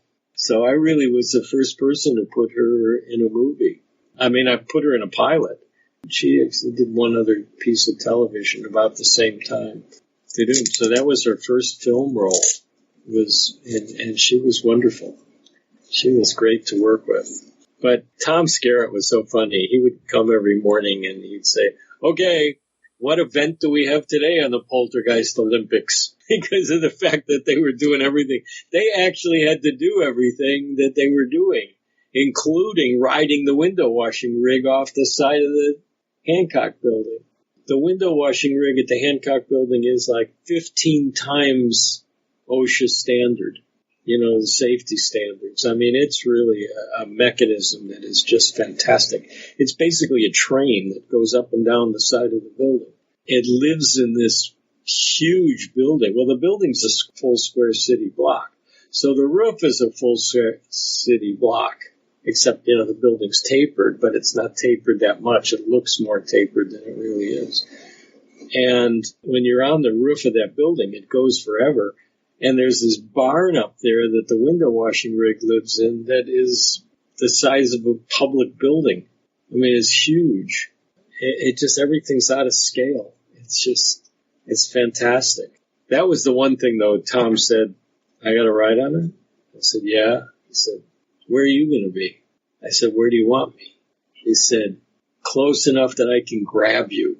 So I am literally right off camera in every shot. I mean, right off camera. If I would have leaned in, I would have been on camera. What were some of the biggest challenges when it came to all those practical effects? They were all challenging. Some of the ones that were the most simple were the most challenging. The mirrors are always challenging because, you know, the physics that go into using mirrors, and mirrors have to be perfect. I mean, the slightest movement on a mirror, because when you move a mirror and you're shooting mirror into mirror, every time you're shooting it, it's logarithmic, the differences. Because moving one mirror moves twice the distance of what it's doing. So you're squaring your movement with that mirror. You add another mirror, you've got a square of that. And you add a third mirror, and I mean, it gets into the adjustments have to be so perfect that if anything is the slightest bit out of alignment, it doesn't work. And we were using front surface mirrors, we were using two-way mirrors, we were using glass, we were using no glass and no mirrors and double sets. And it just became a combination. And in a lot of scenes, it was double set and mirror and a mirror on the camera to reverse everything. Because one of the things that I wanted to do is, you know, today with digital, it's really easy. If you shoot something, you can flip it. And it doesn't make any difference. But back then, if you flipped it, you had to flip it optically, which meant going another 2 generations to get to a negative. You had to go to an interpositive, and then the interpositive had to go to a negative. So you lost 2 generations. So it didn't look as good as the original negative, no matter what you did. And then you'd end up doing everything, taking everything down in quality so that it didn't pop out at you. And I figured if I was doing all the effects practical, I wanted all the negative to be first generation. In order to get things backwards, we had to run the film through the camera backwards or turn the camera upside down, depending on which was the best way to do it in the situation. So, I mean, everything was just really complex. I mean, people look at the puddle scene and they say, oh, how'd you do that? Well, you know, that was easy. That was just purely a physical effect. I mean, we built a set to match the location over a 5,000-gallon tank of water that had scuba divers in it. And we could completely control the level of the water. We could control everything and the temperature. And I mean, there were problems with that too. We had to light from underneath, and we couldn't put the lights in the tank. So we had to put mirrors in the tank, which meant we had to put windows in the tank. Well, a 5,000-gallon tank of water, the water pressure is unbelievable. So you just couldn't put a window in. The windows were almost a foot thick of laminated glass. And then with these arc lamps, because you didn't have LEDs like you have today, we had arc lamps that were 300 degrees, you know, and then we had to prevent heating the water because the light coming through was so hot. And the water's cold, the outside's hot, you've got glass in between. So we have to cool the glass, and we'd have to use more light because we had to put enough, you know, infrared filters in there to keep too much heat from going in. And then we had people, scuba divers, moving mirrors inside the tank to direct the light. As it came through these windows, it would hit mirrors, and that would get the light to come up through the opening. Every shot in that movie is a magic trick. And as much as I think it's my worst movie as a movie, it's my least favorite anyways. A lot of people love it and they get mad at me when I say I don't like it. But it's not my favorite of my movies, but I'm very proud of the effects. How on earth did you make Nathan Davis look so much like the original Kane?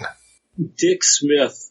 They found a casting. I don't remember who had the casting. If it was Rick Baker or maybe it was Stan Winston.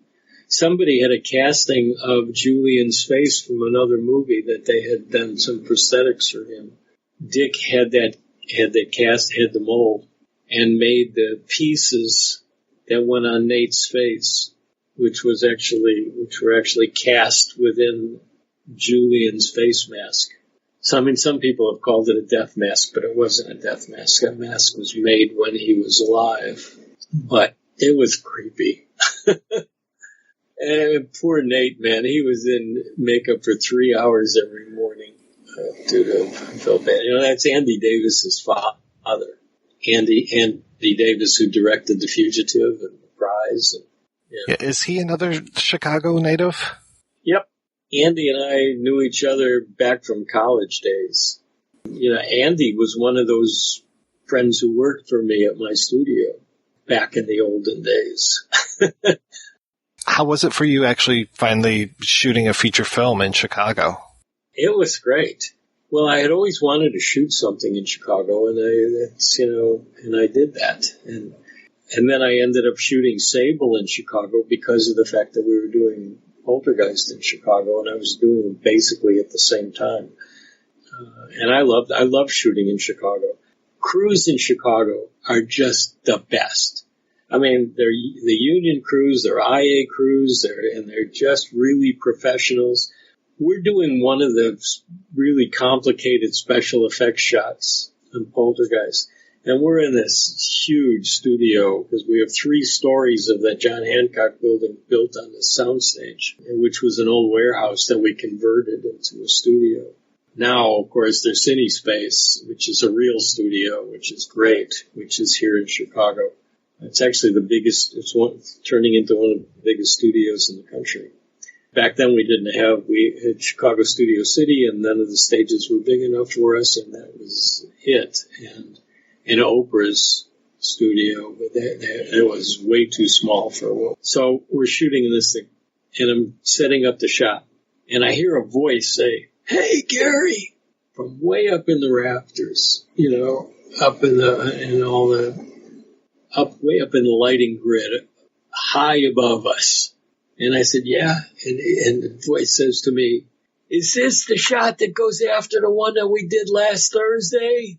And I said, "Yeah, it is." And he says, "It's going to work great." And this was an electrician working up in the grid. People knew the script. They knew what we were doing. They followed along. They really cared. They were really invested. Everybody was totally invested in every moment, because we couldn't have made that film, as complicated as it was. I think my gaffer told me that the first production meeting went 17 and a half hours. And he says, and everybody walked out still not understanding exactly what we really needed to do. He said, we all knew that if you dropped dead, the film was done, because nobody understood what you needed to do to get this film made. I did my lecture in Chicago about a year and a half ago, or a year ago. I called everybody, and I got Mike Moyer, Moisha, we call him. Mike Moyer, who was the gaffer on the picture, and Brad Matthews, who's now president of the IA, but was the dolly grip on Poltergeist, and Mary Carlson, who was the script supervisor. And I called them all and got them all to come, and they all sat up on stage with me for the Q&A. So we had a lot of fun. Everybody wants to know why I haven't done more movies. I didn't need to do more. I needed to do what I did. I did Lisa right after Poltergeist, and MGM died while we were shooting Lisa, so Lisa never really got released. It went straight to television, which was a heartbreak for me, because it was a script I really loved. And that's when I just said, goodbye, I'm done. I'm going back to television. And television's been very, very good to me. And, I did Missing Persons, and I put some shows on the air that I'm really proud of, and that's what I've done. And, Poltergeist Legacy, and I just had, and then of course, First 48 Missing Persons, which is a show I really love doing. How long did that show run, the First 48? Well, the Homicide show ran forever, but our spin-off of Missing Persons. So about 3.5 years we were shooting that. There's not that many episodes.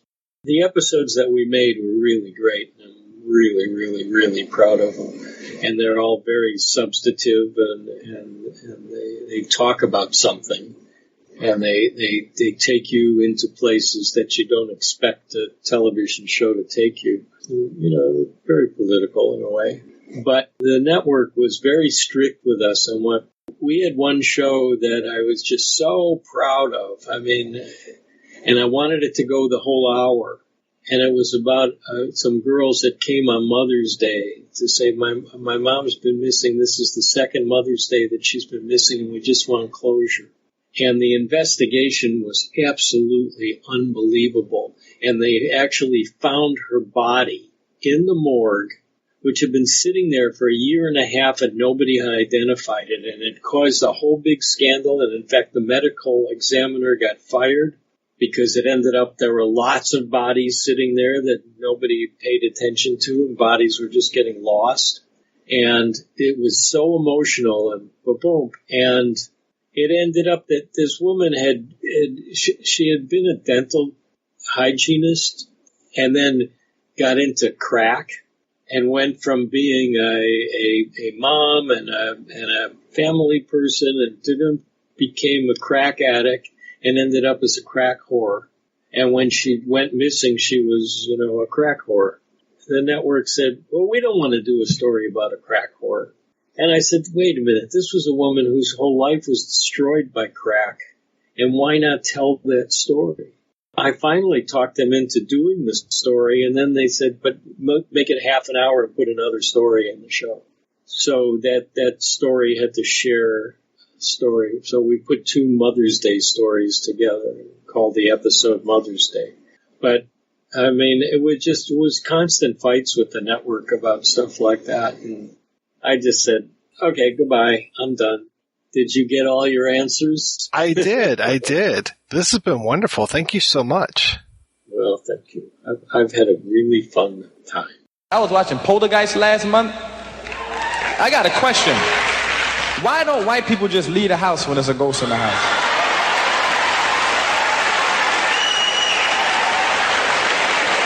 Y'all stay in the house too fucking long. Get the fuck out of the house. Very simple. It's a ghost in the house. Get the fuck out. And not only did they stay in the motherfucking house and Poltergeist, they invited more white people over. Sitting around going, our daughter Carol Ann's on the television set. I would have been gone. If I had a daughter been down the precinct saying, look, man, I went home and my fucking daughter's in the TV set and shit, so I just fucking left. You can have all that shit. I ain't going back to the motherfucking, I just came down so when she ain't up at school, you don't think I killed the bitch or nothing like that. But she is inside the TV set. You can have all that shit. Fuck it. Mr. Murphy, didn't you try to save your daughter? Yeah, I'm a man and shit. I tried to save. I turned the channel. The shit didn't work. I got the fuck out. One of the things I think is really special about the first movie is that the ghosts are not immediately represented as malevolent. And the way that the characters respond to them is not fear. Like, first it's wonder, which of course is very Spielbergian. And that's so unexpected. I mean, is there a haunted house movie that exists where the characters react with joy at the revelation that there is something supernatural going on and not horror? It's very special. It's a really unique idea. That whole thing of Diane putting Carol Ann in the circle and having her shoot across the floor.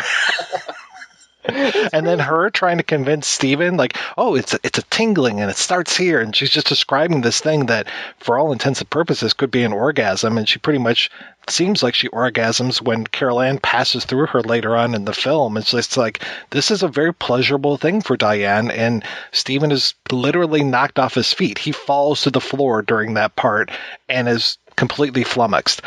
And then, did you guys notice the weird jump cut that happens during that? Like, the transition between that and then them over at their neighbors, just a second later. Like, she's in the middle of a line when they cut, and they cut to them on the porch of the next door's neighbor. And at first I thought it was supposed to be like a laugh line, kind of like a question answer. It's like there's this tickling. you know, right in here, and it starts to pull you. The tickling pulls you. And all of a sudden it's like there's no air except that you can breathe. And you're getting pulled along. And Hi, Ben. Oh, I missed your time. But it just is really awkward. I've never seen, who was it, Michael Kahn, I think, did the editing. I've never seen him do a weird cut like that before.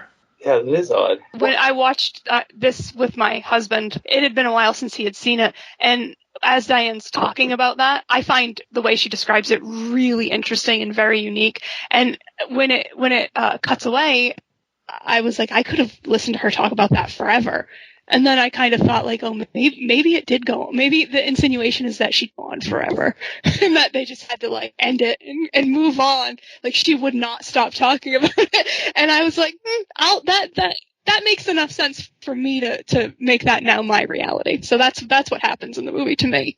A good point that Michael Kahn cut it, who of course has cut virtually every Steven Spielberg movie, and it should be noted that Jerry Goldsmith wrote an amazing score to the film, which is probably his most John Williams-like score. I don't know why you would say that, Vincenzo. I mean, it's interesting because Jerry Goldsmith, who is of course, a genius, his horror film scores, like especially for The Omen, or if you think about Planet of the Apes, they're kind of experimental. This score is not experimental. Oh yeah, Planet of the Apes. It's like he listened to Bela Bartok before he wrote that one. But this one is very traditional and it's beautiful, magnificent. I mean, I feel like someone said to him, just give me your best John Williams. Usually when I hear the chorus of kids doing something, I think of Danny Elfman, but then I also think of the score for Home Alone. I mean, this sounds a lot like the score for Home Alone, especially the end credits. Just that ethereal voices. And it is really creepy if you watch the movie all the way through to the end when the kids just start laughing at the end. It's just like, oh, okay. But yeah, I completely agree. This is super John Williams-esque to the point where I thought that he had done this just like I thought he had done the score for Back to the Future. I think that is Alan Silvestri's most John Williams score. What if this movie did have different music? What if Tobe Hooper was able to work more with Goldsmith? What if Tobe Hooper brought in a different composer? Would it have had more of a Tobe Hooper feel? That is something, too, because the music does play such a large part of it, especially in those opening credits and just how light and cheerful it is. And you do feel that warmth coming out of the music. It's just such a beautiful score. We were talking about the remake, and I did find it very interesting that the Tangina character has been switched to a male, and that it is Jared Harrison here. And I think that also helps undo the message that we saw from the first movie. Now it is a male character that's coming in and saving the day and cleaning the house, doing all of those things. And I just felt a little bad that now it is switched. So now and of course they used to be a couple. He and the Dr. Lesh type character used to be a couple, and then they're going to get back together at the end. So it's almost like this reunification of the family who is going through hard economic times, plus it's a reunification of the parapsychologists who have had their own ups and downs. And I was like, that's a little much. I agree. I mean, I think if it had been presented a little bit differently, I would have been all for it. But there are just so many ideas and themes that are kind of lobbed at you that mirror the first one, but they're not really set up in any meaningful way, so they feel kind of hollow. Like, as Vincenzo said, I don't want to be harsh on it. Like, it's not a bad movie. It's just, maybe if it Poltergeist, I expect something when I show up to a Poltergeist movie, and this didn't deliver in any of those areas. I think if you talk to a lot of people about why, if they found the clown scenes in the original scary or effective, if you ask them why, I think that they would have an answer for you, and I don't think the answer would be because it was there. And that's kind of how it was presented in the remake. Oh, the clown's scary because it's a clown and it's in front of you. But that's not why it worked. So there's the moment when the Robbie-ish cat in the tree is slamming against the window, and it's just like a branch slapping the window. I thought a kid wouldn't think that was scary. A kid might find that annoying. A kid would find Robbie's tree scary. That weird stump that looked like a little guy reaching out at him, that's what a kid would think was scary. And then it felt like, oh, this isn't through the lens. This isn't the same point of view. as Poltergeist, so it doesn't really work for me. There's just a lot of stuff like that, and there is a removal of the feminine that is so rampant in the original. But I can also say there's a removal of anything that really worked great in the original for me. So yeah, I'm not a huge fan, but maybe if it had been called like Spooky House, I'd be like, oh yeah, that was a good scary like haunted house movie. But it wasn't. It was supposed to be Poltergeist. Can I say unequivocally that I hate remakes? I know this comes up all the time, and I don't want to, resurrect an old debate. And I know, yes, there are good remakes like The Fly and The Thing and so on. But those remakes were remakes of movies that were made when the culture was radically different, when the technology was radically different. The original Fly has its merits, but it's kind of a ridiculous film. When David Cronenberg remade it, culture had completely transformed. It was a different kind of society. So that premise had an opportunity to be reinterpreted in a way that made it entirely unique to that moment. It's very hard to remake something like a Poltergeist now because it has to be about this moment. Otherwise, it just becomes this sort of hollow echo of something that existed before. And I feel like that film is a perfect example of that because, again, I don't want to disparage the craft involved, and I think the cast is like really strong. And I think there was even some really strong writing in it too. But ultimately, it was a very hollow experience. And I feel like that's because it was created cynically. It was something that was devised purely to make money, and by MGM, who seems to want to remake every single thing in their catalog and can't seem to be, as a studio, aren't really capable of making anything new. And so we feel like in a very visceral. And so it was really fascinating to watch these two movies back to back because we feel in the first film the warmth of that movie on every level. Like it is, for a horror film especially, like it is a tremendously emotionally charged and warm movie.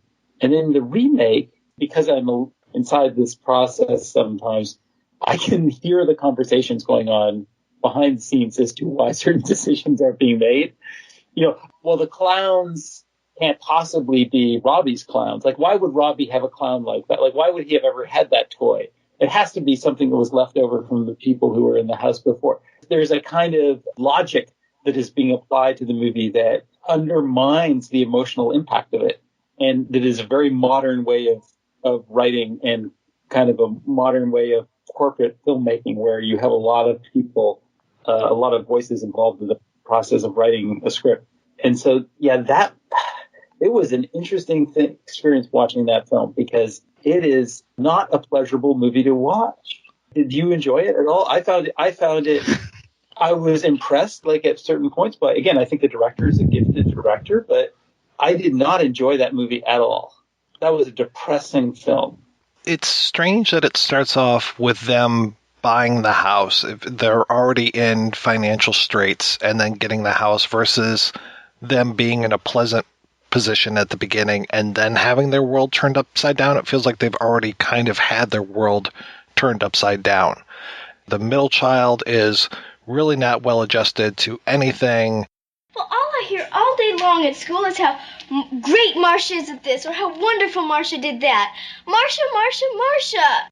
I don't feel anything from the Carol Ann character. Christine, you talked about how much you love JoBeth Williams. And it's like, yeah, I would like JoBeth Williams to be my mom. I'd like Craig T. Nelson to be my dad. I love Sam Rockwell, but I don't really want him to be my dad. He's kind of a scumbucket in this. And then Rosemary DeWitt, she seems pleasant enough, but I don't really ever know her. I don't get inside of these characters with them. I don't feel like I'm a part of their family. None of the characters feel particularly present, and that's a bummer. I do think that when you do a remake, you need to kind of embrace current circumstances and the climate. And I actually think that having them be struggling with money is super relatable and like a cool idea. Because sure, in 82, buying a house was like a normal thing that you do and families live in houses, but it ain't like that now. So to have it maybe be like a bit of a fractured family and everybody's struggling and money is this real drive, have this house that they're not really happy with, which was still a nice house. if that had been the base and then we had gotten to know them and they grew and they came together, which I think the movie tried to do, but I didn't feel that. I could write it on paper and tell you that's what happened, but that wasn't like evoked in me. And that's a real miss because it could have been cool. The moment when Sam Rockwell goes out and goes on that buying spree with the last credit card that seems to have any money on it, I mean, that's a devastating scene to me, and I don't think that it comes across as devastating as it is. You know, like, I grew up in a house that had a lot of money troubles. That seems like something my dad would have done and been completely irresponsible and done something horrible like that, but it doesn't carry the weight. And It feels like almost as soon as that's over, then we're back into the haunting, and it's like, no, you really need to deal with this domestic stuff first. Mm-hmm. It's either that scene is either a huge issue that is going to run through the rest of the narrative, or it's not that big of a deal. And I don't think it really took a stance. Like, it was like, oh, this is a big deal, but we're not going to mention it, or she's not going to yell at him and tell him to return everything. Just the idea of somebody coming home with pizza when a meal was already being cooked just set me on edge. I was like, what are they doing? Why didn't he ask? Why? I grew up with money problems as well. So I was like, what is he doing? This is huge, but it wasn't treated that way. But I could see why you would introduce that idea or that scene into the film. Again, it just didn't carry the weight that it needed to. Yeah, I feel like it reflected the moment, but as a film, it was an utterly depressing experience. And again, I mean, I know how much work goes into something like that, and I really feel like there is real talent applied to it and some smart stuff. But there's something very depressing to me about how that movie reflects on the current state of movie making in Hollywood, because that movie exists for very cynical reasons. It doesn't exist because someone had a great idea of how to remake Poltergeist. It exists because somebody needed to make a remake of Poltergeist. We got a hot property. Let's cash in. That's all it was. I feel like that movie, more than most, truly captures its moment and is a moment that will never return. Perhaps that's why it's so difficult to recreate, because that moment has absolutely passed us. It's gone and will never return. You know, the kind of joyous enthusiasm with which it was made and the spirit of it being a kind of funhouse ride, I don't think we can really do that anymore, because I think the world's too scary. I mean, I think it's a great moment for horror films right now, but I don't think horror films can be playful the way they were, because right now the stakes are too high. So it exists as a very special time capsule, and yeah, it should be appreciated that way. We're going to take our final break here and play an interview with the director of Poltergeist 2015, Gil Kennan, and we'll be back with that right after these brief messages. Do you like horror movies? So do we. Plucks his little eyeballs out. Because his tongue out. She was great. Do you like American Horror Story? So do we. There were some butts. Yep. Killings. Yep. Butt. Yep. Killings. Butt. Yep. Killing. If it's over 90% cheek, that's your butt. You see the essence of the butt. Are you into vampires dancing in mesh tank tops? Us too. I was mesmerized by the mesh tank top and leather pants. Are you into high-minded film critique and discussion? Because we've got that. And it is beautifully filmed. Like, it really... just the stark contrast of colors, like you said. Not your thing? How about a dick joke? His dick, dude. He put his dick in a fucking pig. Come on. We've also got one dude to give dude perspective. Zombie apocalypse is no time to have your head in the pussy clouds, Mickey. This is survival. Thank you. So head over to iTunes or Stitcher, wherever you listen, and subscribe to The Bloodlust, your go-to podcast for the classy broads and the token dude talking horror.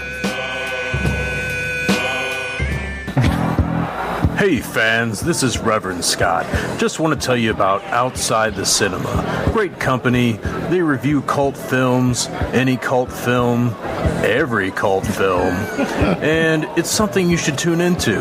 So if you get a chance, go to the website, look these guys up, Outside the Cinema, and find out what the hot cult films are today, what's going on. These guys are right on the cutting edge of reviewing cult movies. And if you're a cult member, or you want to be a cult member, you're thinking about being a cult member, your mom's a cult member, your dad's a cult member, your damn mother-in-law's a cult member, tune in to Outside the Cinema, baby, and you'll find out what's going on. Reverend Scott, and that's out.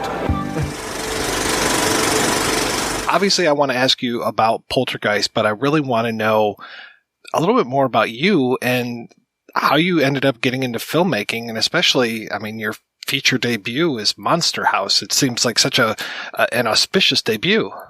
I got into filmmaking, I guess like most people, through film watching and loving. And I grew up in a few different places, but sort of ended up and did most of my growing up in Reseda, California, which is this storied movie suburb. It's where you set a character when you want to suggest that he's just on the wrong side of the tracks, but like has access to their aspirations. I did know growing up that movies were the thing. Like I had most of my transformative experiences happened in movie theaters, usually watching things that I wasn't supposed to that blew my mind and freaked me out. Like my dad took me to see the Tin Drum in the theater when I was 6, maybe. So I'm not the right age. I learned basically about human sexuality in the Tin Drum. Everything I know about sex, I learned in the Tin Drum. Stuff like that left a solid imprint that I guess it never really left. And then I was lucky enough to have, there was a chain in Southern California called 2020 Video that had a really great cult section. And there was one within walking distance of my house. And I was allowed, I had a long leash in what I was allowed to rent. And mostly it was just, driven by covers, like VHS covers. So that was kind of how I made my way through films. And so that was kind of the sowing of the seeds. But then as I got a little older, going into junior high and high school, I started writing stories, making books, illustrating them, got really into animation and the concept of being able to do animation on my own without needing an apparatus and being able to tell sort of big stories in my bedroom became something that was exciting and possible. So I started making sort of tabletop models and creating small, dark, animated shorts. And at the same time, I was getting really into theater. And that was basically one of the things that kind of saved me in high school. It gave me a framework to figure out who I was, who my people were. And really theater was sort of the place I cut my teeth in terms of being able to work with actors, write, and conceptualize drama. All of that really came through theater. But then the Northridge earthquake came and put an abrupt end to my theater career. I was a senior in high school. I was directing a British sex farce on the big stage at high school. It was I just finished my dress rehearsals, and it was kind of a big deal to be able to get my own slot. Usually, it was the the head of the theater program, the teacher who directed the plays, and she knew that this was my passion, directing. I was such a nerd. I had but what I really want to do is direct t-shirt that I wore most days in junior and senior year. So she took the shirt at face value and gave me one of those slots. And I decided to be clever, and I imported a British sex farce, this play Run for Your Wife by Ray Cooney. And it would have been a disaster. But then the night of the last dress rehearsal was the Northridge earthquake. And the first car on my street that dawn, as fires were still raging all around my neighborhood, and the only people who were sort of moving around the streets were the National Guard, was this Ford Aerostar that drove up towards me. And inside was my drama teacher. She was bawling. Her mascara was running down her cheeks, and she said, "It's all gone."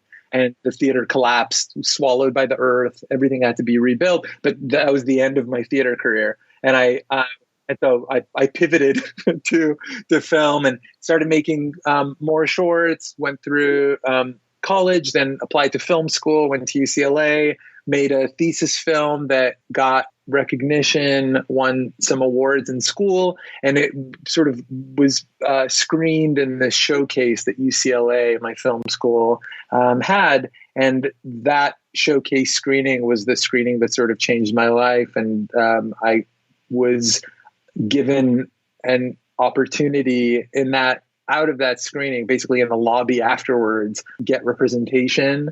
And they started sending it was one of those film school stories that you hear about when you go to school and you think is just bullshit because it doesn't sound possible.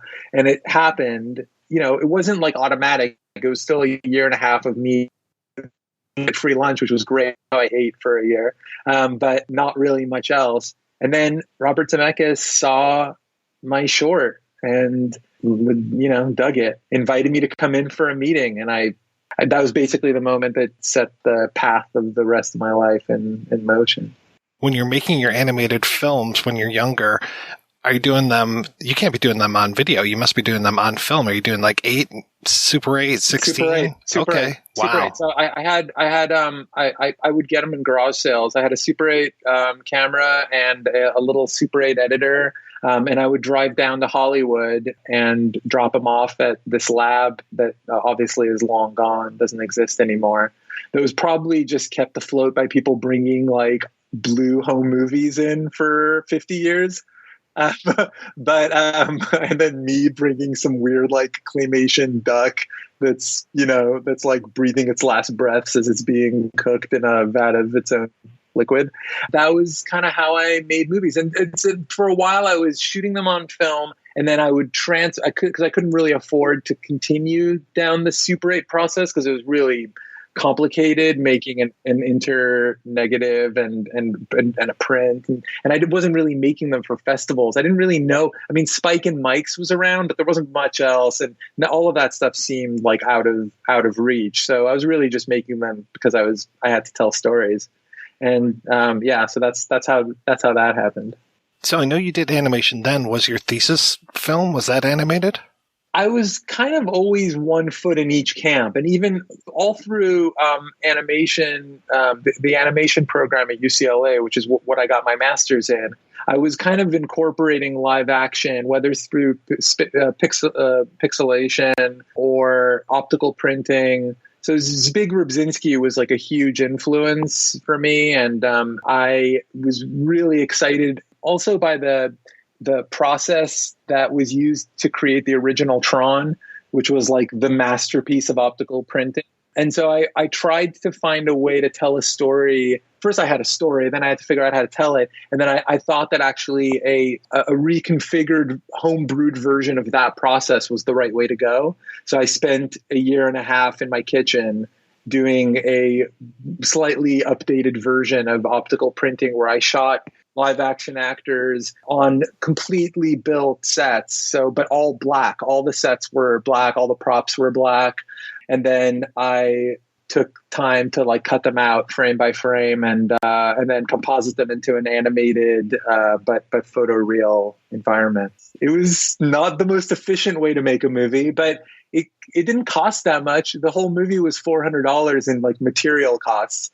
But then way more in time, I guess. But yeah, it was really fun and super hard to make. But so I guess the answer is there was a little bit of both in it, which is part of what kickstarted the conversation with Zemeckis, actually, because I think he saw that there was like a way to take the process that he was just starting to play with for his film Polar Express and maybe take it in some different directions. And so because I had come in with this animation background and an understanding that there were ways to sort of take the good of human performance and the good of sort of animation and world building that it allows you and combine them in a new way, that was sort of I'm pretty sure that was some of the stuff that got that conversation to the next level. So did he already have Monster House there and say, hey, I want you to direct this? Or how does that happen? How do you get connected with that? There was a brilliant script that Rob Schraub and Dan Harmon had written. They didn't write it as an animated script or a mocap script or anything. They were just these like super clever, funny writers who had pitched this idea as part of like, I think the story is that they did a speed pitching session of like 10 ideas.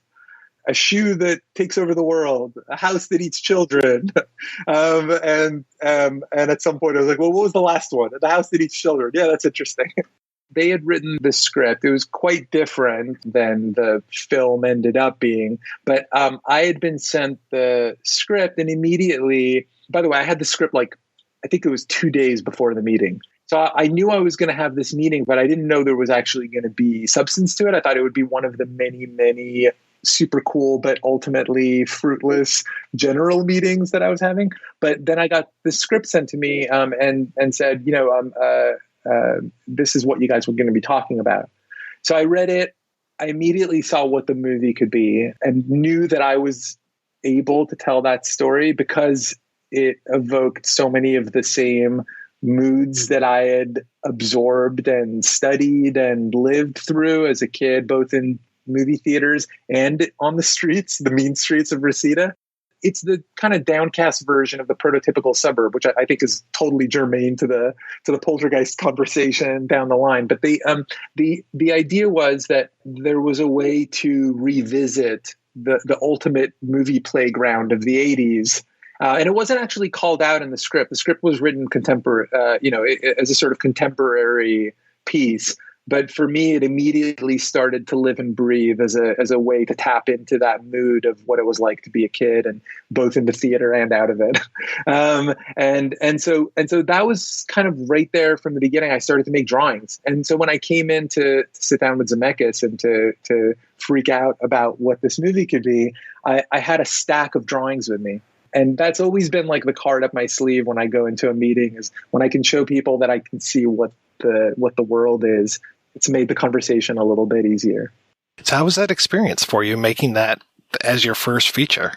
Yeah, it was amazing. It was like the greatest first movie experience I could imagine for myself, because I had two movie gods in Zemeckis and Spielberg producing my first film.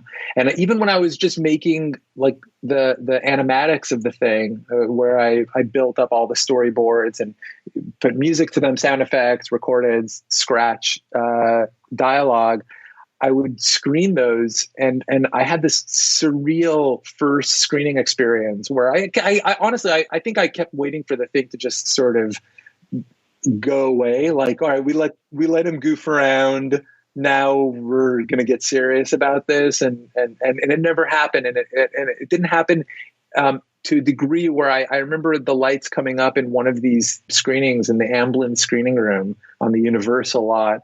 And I just screened the first version of the animatic. It was like just under 90 minutes, but almost like the whole movie. And the lights came up. It was just the three of us in the theater. And first Bob started talking, asking some questions, and Steven. And pretty soon it turned into this conversation where Zemeckis was invoking concepts of storytelling that he had sort of crafted in the Back to the Future films. And then Spielberg started referencing E.T. And I just remembered having this out-of-body experience at that moment, reminding me not to take it for granted. This was actually happening, and that we were talking about these drawings that I was putting up on a screen. Anyway, it was pretty surreal, and both of them did an incredible job protecting me in the film. They would drive down to Culver City and sit on either side of me at every studio meeting, and not even really be vocal or combative, but just there as a show of support, because I would have been completely, swallowed up by the system making this giant movie for a giant corporation, and which happened to me later on. With my second film, but because I didn't have them sitting on either side of me, it was definitely an ideal environment to create a first film in, and I was really fortunate in that there's over and over again they went to bat for me and let me make the film the way I had sort of intended to and hoped to, down to bringing the composer who had scored my student film, Douglas Pipes, to score Monster House. It's just like those sort of like that kind of advocacy is hard to find later in your career, let alone on your first film. So I was really, I know luck had a lot to do with it, and I was definitely the beneficiary of it. So you get that great experience for your first film, and I'm sure the second film is exactly like that, if not better. So much about the process of making my second film was great until it wasn't. That it's hard to. I mean, the staging of it and filming of it had some real euphoria to it. I was able to really build and cast the film to a degree and shoot it really without very much interference. And the world only came crumbling down as I went into the cutting room. So this is City of Ember, my second film, which was sort of a famous disaster in that it fell in between the cracks of two studios. Really, the studio that had made it was about to go into receivership or bankruptcy, and a lawyer took over the company and became the chief creative executor of which is really great. If you want to make a good movie, you get a lawyer to oversee all the creative decisions. That was a really painful one. And it's actually only weirdly not connected to this conversation, although strangely timed. I was going through an old drawer yesterday where I keep all of my weird old movie memorabilia. And at the bottom of it, I found this thing I'd been looking for 15 years, which was my director's cut of City of Ember, which only got screened once in one friends and family sort of test screening before they took the movie over and recut it and ruined it. So I thought that thing was gone forever. I was really excited to find it because one day maybe the scars will heal and I'll be able to restore it, and that thing can see the light of day. So it was all post-production is what killed you on that? Yeah. Basically, the movie was, they screened the movie once, and I don't know what they thought they were making, but I think I was pretty clear from the beginning that we were making a post-apocalyptic underground city family film. And, there's a lot to be excited about there, but there's also some huge marketing challenges that come with it, come with the territory. And I was excited to embrace all of those. I felt like that was, I had a little bit of clout coming off of Monster House. And I felt really excited to be able to make something that continued to push the concept of what a family film was in the way that I had grown up, with the sort of looser concept, not disrespecting a younger audience and their parents, and making a more challenging experience or a more perplexing one, a weirder one. So all of those things were front and center in my mind, and kind of still are, in the choices that I make, but they were not ready for that. And so basically they fired my editor and Douglas, my composer. My daughter was being born at that moment. My wife, who was an art director on the film, was let go just before that. And it's just like, it was a really difficult moment. And for all the people who heard the first part of the story and were thinking, fuck that asshole, like forgetting all those things handed to him after his first film sort of lined up magically, you get the second act that you were hoping for, because it was definitely like the pits. And it was really hard. I was able to sort of recoup some measure of control just at the end of the cutting process. And I really just came in because I love the actors and the concept of the world that we had built so much that I really didn't want the thing to just get crapped out. What I wish I could have gone back to say is like, look, guys, you're not going to sell this movie anyway. Let's just admit that you didn't get the movie you wanted. You're not going to put any money into it. Just release the cut that I'm proud of. At least we can have something that some people will be psyched about, maybe in 20 years. And ultimately, they just thought they could recoup some money by recutting and turning it into something that it wasn't. And that was really sad. I learned a big lesson there about sort of studio politics, and ultimately the idea that when you're creating a product that somebody is going to need to sell, it's really important, that you're looking each other in the eye and you know exactly what you're making together. That was really hard. And then I decided I had a few other experiences after that where things got close but didn't really happen. And then I sort of decided, okay, I'm sort of leaving the studio side for a while. If I'm going to say no to a lot of big things, because I was offered some big studio movies after that, and I was just so scarred by Ember that I said no to a lot of things. And I don't regret any of that, because either the movies didn't turn out into something that I would have been proud of, or nobody went to go see them. I decided to take some time to write. And I really turned off everything. I got a small office and put my energy into the craft of storytelling, and wrote a film that I got very, very close to making a few times, called A Giant. That was an independent but very expensive film about this guy who never stopped growing, who was about 18 feet tall when the film starts. And then that didn't happen, and sort of at a moment where I thought, well, I had a pretty interesting run. I got a couple of meetings back to back, and one of those meetings was with Sam Raimi, where he brought up Poltergeist, and so I had one more whack at making a movie, and that's how that sort of worked out. So you didn't have a lot of parental supervision. Had you seen Poltergeist? Were you a fan of the original?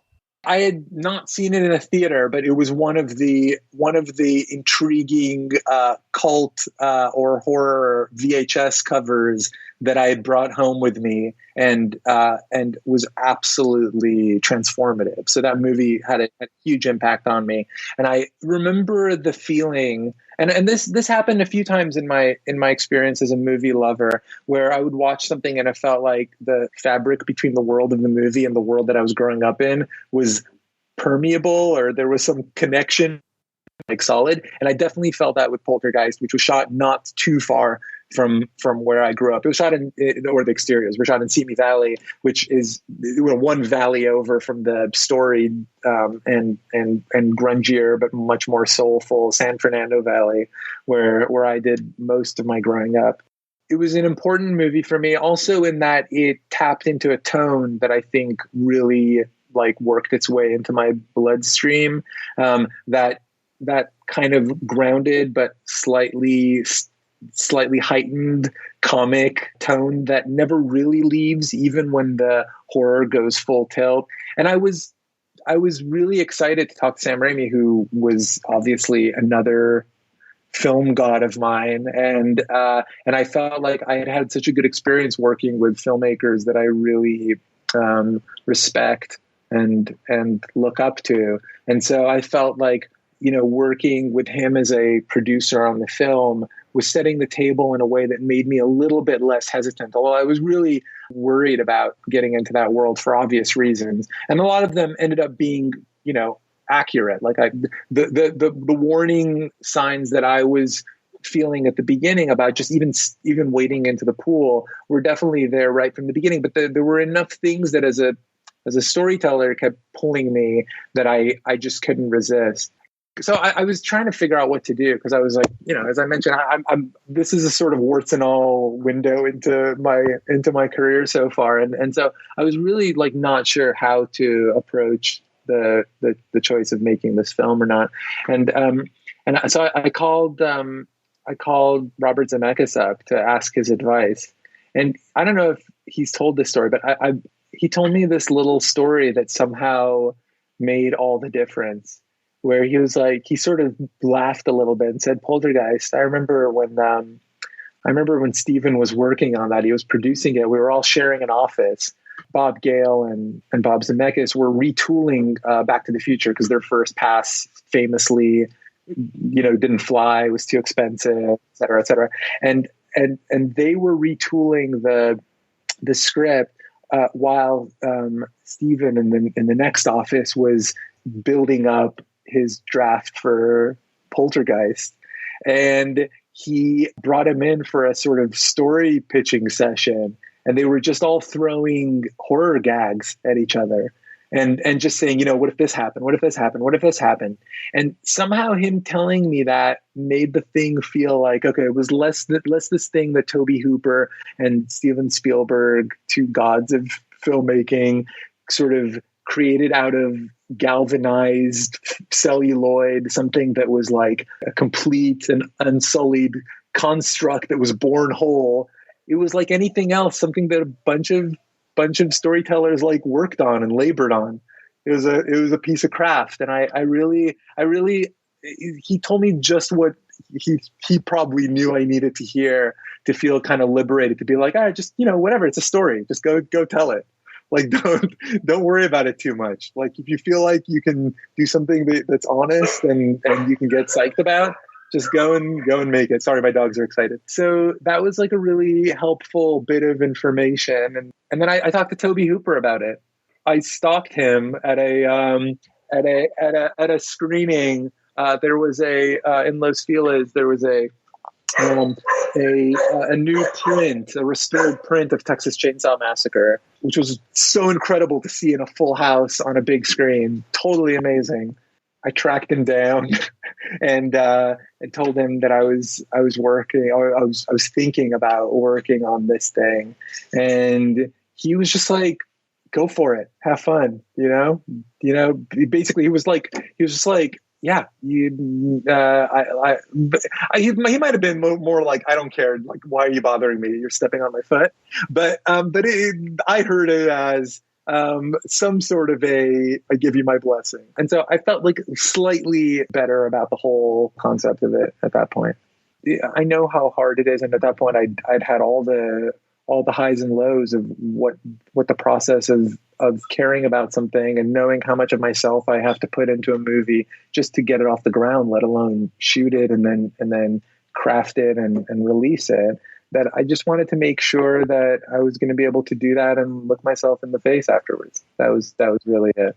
I definitely was protected by those conversations. I felt like they gave me a good foundation, at least for myself, to be able to do it. Obviously, the audience has their own relationship to a classic film, and those are very, very difficult and very personal relationships to wade into. And so that part you can't really ever prepare for, or that's more of a case by case scenario. But for myself as a storyteller, I felt prepared by the time we waded into it. So that's how that thing happened. How do you decide, I'm going to keep this, I'm going to change this, I'm going to create something new off of this? I mean, what's that process like for you? It was definitely a process of trying to think about, and maybe some of this had already happened on the side of the producers before I came on. But I remember when I first came on to develop the script with David Lindsay-Abaire, who wrote the thing, that there was a sort of half in, half out concept that it was a sequel, not a reboot. And the sequel side of it was really never quite developed. Like, it was developed more as the idea that the television had some continuity between the original, and it felt like that idea felt superficial to me, that an object, a prop, especially one that meant something so different by the time we were making the film, had the continuity. And so I remember sort of lobbying for that to be worked out, and to make the thematic idea, the sort of spiritual connection between the two films, the idea of what a suburb is, that in the original Poltergeist, and that was definitely like inherent in the script that David Lindsay-Abaire wrote, which was a sort of re-examination of the American suburb. It was after the economic collapse of 2007, 2008. A lot of the neighborhoods had been completely recontextualized by the foreclosure disaster that this country went through. And so there was just this opportunity to say, okay, and I guess for me as a filmmaker, my touchstone, the way I enter a story, is through the relationship of place and character. It's what I've always been curious about. It's what I'm chasing. I'm continuing to chase it in the films that I develop and I'm making right now. And so for me, there was just this opportunity to scratch a little bit deeper in the ground and reevaluate the relationship of the American suburb to this very storied, very like prototypical American horror film. And the original Poltergeist sort of took what we all felt comfortable with, was this relationship we have with these big spacious houses with expansive lawns, and that our neighbors all have houses that are just like ours, and everyone lives their life with some sort of comfortable repetition. and it turned that on its ear by suggesting that there is a rotten core at the center of it that's going to swallow us all whole, right? And so there was an opportunity to just reevaluate that basic premise, and I thought that was interesting. And then I got to start thinking about these characters and casting it, and that was another place where I felt really excited by being able to bring this family together, anchored by Rosemary DeWitt and Sam Rockwell, who I felt could really bring a kind of reality, a looseness to the thing. And so it was a lot of those factors that kind of came into play. Yeah, for my money, you cannot get better than Sam Rockwell. I love everything that he's ever done, no matter what it is, and he just brings such a different energy to everything. And I was so glad that he is kind of this neutered father. He's not the Craig T. Nelson who has the physical presence as well as the, he's actually part of the suburb. He works with the suburb and everything. And you've got Sam Rockwell and the whole family coming in at the beginning, and we see them before they move into the house, and we hear more about their story, and we hear, as you're talking about, the economic downturn and that he is without a job at the beginning and the woman is the breadwinner. I was just like, okay, that's a really clever way of approaching this. And then that there's such that tenseness when he goes out and buys things that he shouldn't be buying.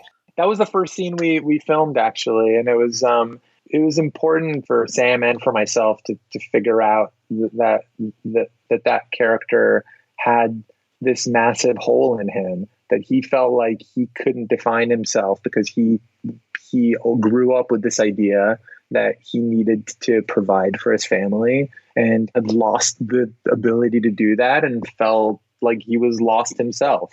And so, there's this concept that was kind of woven into it, which is trying to equate the idea of the lost people or the spirits that were unsettled with the family themselves, who were feeling economically and socially adrift. They had all moved away from the place where they had lived before, which the idea is that they're downsizing or downgrading their life in some way by moving to the suburb. And that's another way of suggesting that by the time this film was made, which was 2014, 2015, that the suburbs meant something else. It was no longer aspirational. It had become the sort of the kind of refuge, or a wasteland, depending on where you lived. Yeah, those were all thematic elements that we were chasing. And I remember I had a really one of the great experiences of making that film was trying to convince Sam Rockwell to do the movie, because he's really picky, and as he should be, which, as you say, shows in his filmography, because he makes choices that usually he's not embarrassed of, and that's not an automatic process for him, and it's definitely not a money-driven process for him. He's an artist, and he chooses very specifically what he works on. And so the process of getting him involved took me going down to New York twice and getting an apartment that then he and I would spend 2 weekends in over the course of the development of the film. He would bring his dog. And we put the movie up on its legs, basically, with him acting out his entire side of the script and me doing all the rest of the parts, and workshopping every single scene in the film just to start feeling it out. And I've done that a couple of times with actors, and it's a totally incredible way to start to understand what we're after. If you understand the movie as a piece of writing, not just as a piece of, as a guide for shooting or performing, you have a totally different relationship with it by the time you do have to go in and share it with 300 people, with trucks and craft service tables and all that stuff. It's a really good foundation to build. So that was so cool. I loved doing that.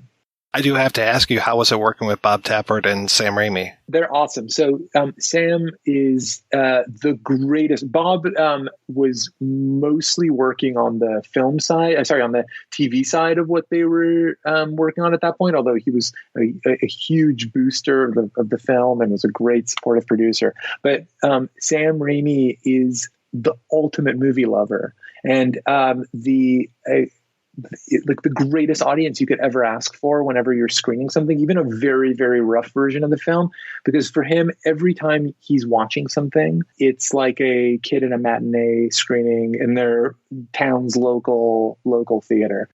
You would see a transformation take place where he opens himself up. And I think you can tell that in his movies too, as you know, the movies he makes, there's such a joy and a love for the art form and the craft. And so it was really an absolutely like positive, and I learned so much from him. And one of the great gifts he gave me was sharing Bob Murawski to help me cut the film. Bob is a legend, and I know a friend of the show's, and was brought in this great anarchic spirit into the bringing the thing in. You're working on A Boy Called Christmas, and then you've also got Ghostbusters Afterlife, which I think was supposed to come out this year, but now it's been pushed because of the virus. What are you working on first? Or are you even, because you're one of these directors but you've got so many things listed on IMDb Pro where it's just like in development.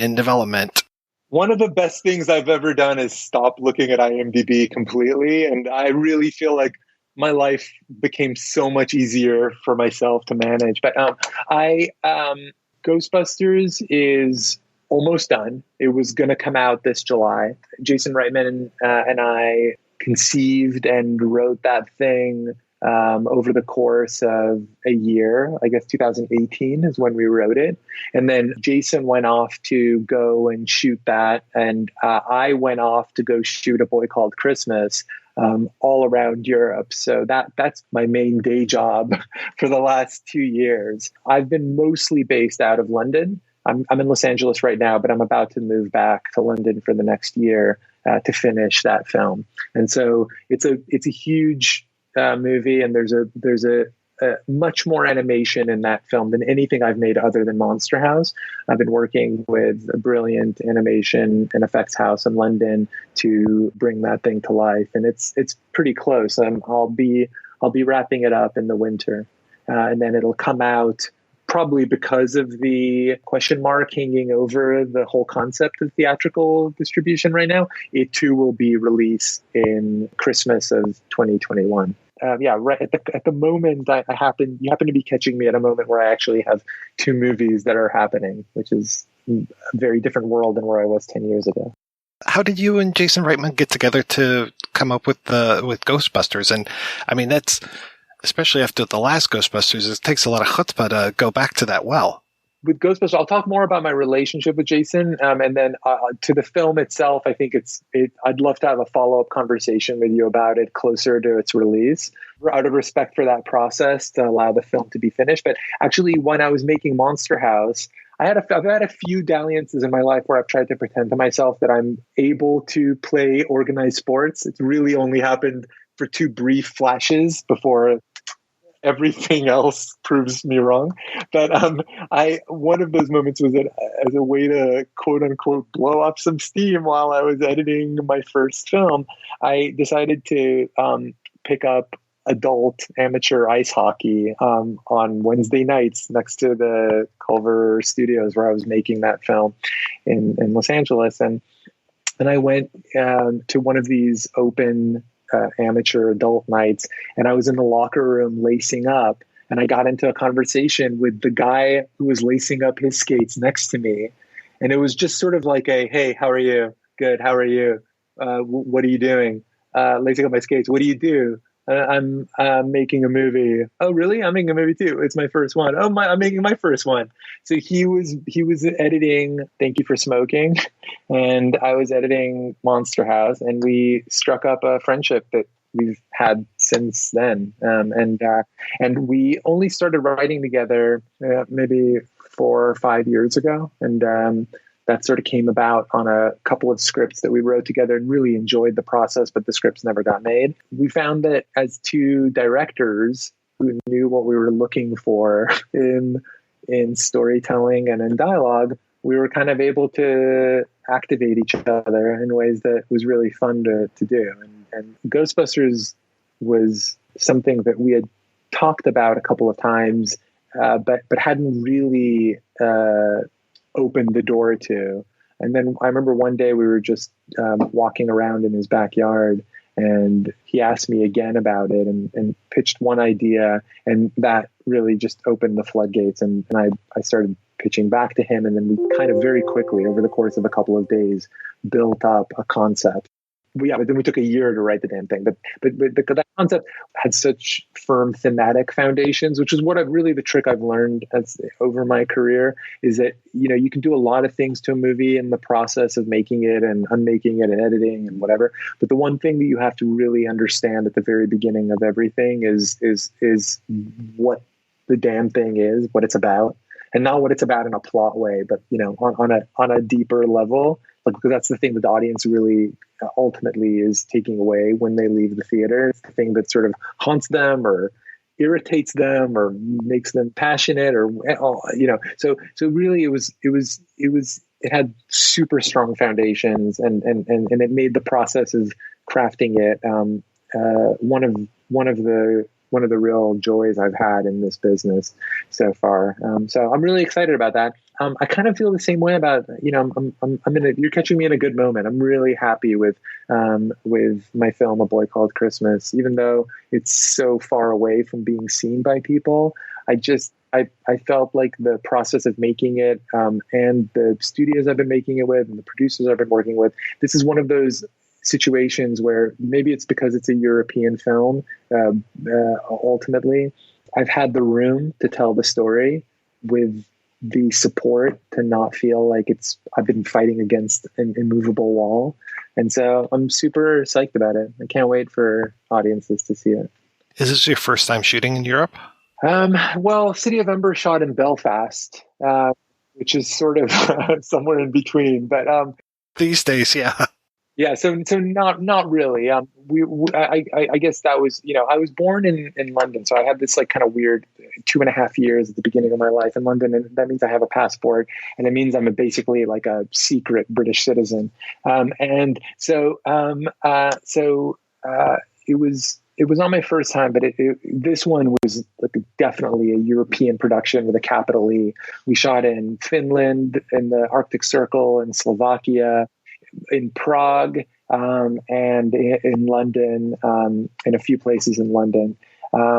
By the way, when I was in Prague, your Czech New Wave dalliances of the podcast came in really helpful, because I got really into like Markéta Lazarova and a few other Czech New Wave standards, and found the conversations really helpful in sort of processing my excitement for the films. Well, thank you. Thanks for listening. I appreciate it. Yeah, for sure. Cool. So yeah, that's kind of where I'm at. Gil, thank you so much. This was great. Such a nice conversation. I've really enjoyed this. Likewise. Thanks for the show that you put on. And I'm happy to down the line when there's other things to talk about. I'm always happy to chat. There is something happening in the woods no man can explain. For it is here, beneath the souls of men, that the passions of the beast run wild. Here, that the childish fantasies of innocence come face to face with the nightmare of unrelenting evil. The company of wolves. The fairy tale ends when the wolves come out. The company of wolves. Rated R.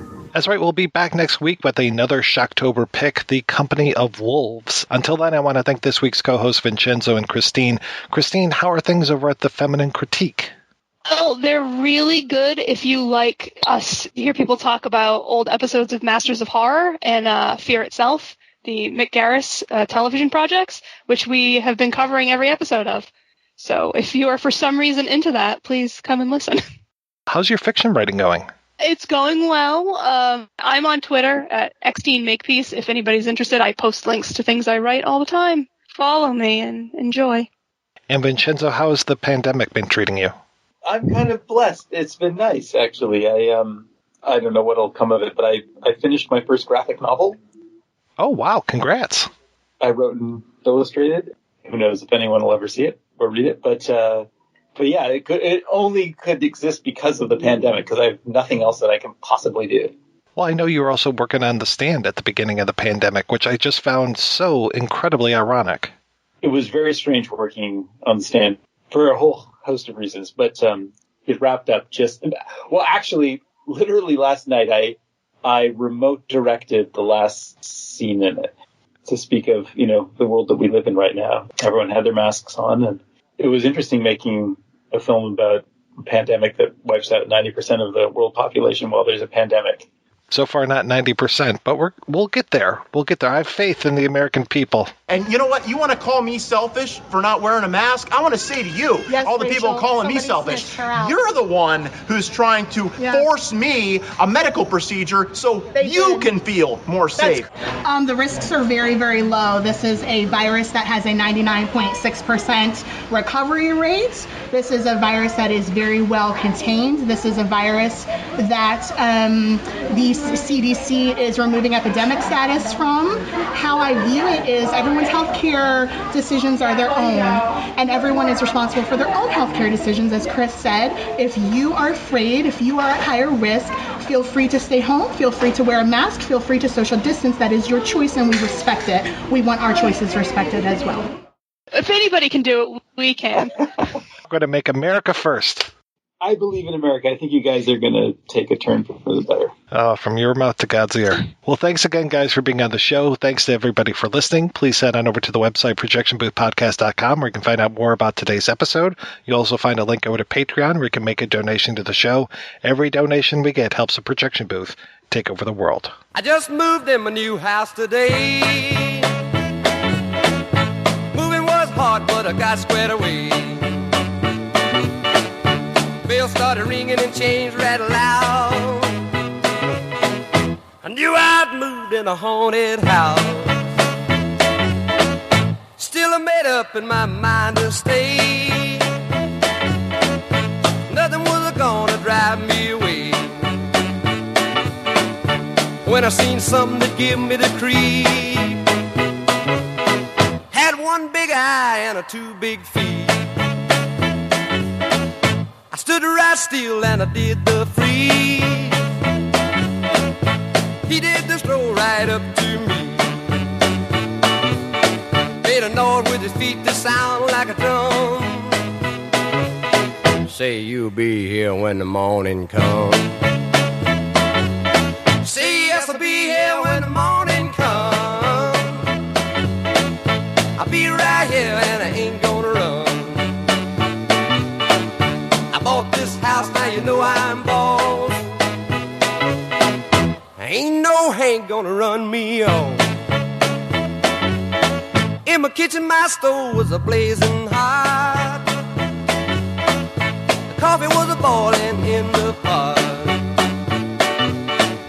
The grease had melted in my hand. I had a hunk of meat in my hand. From outer space there sat a man on a hot stove with the pots and pans. I say that's hot, I began to shout. He drank a hot coffee right from the spout. He ate the raw meat right from my hand. Drank a hot grease from the frying pan. Said to me, now you better run. Don't be here when the morning comes. Say yes, I'll be here when the morning comes. I'll be right here and I ain't gonna run. I bought this house now.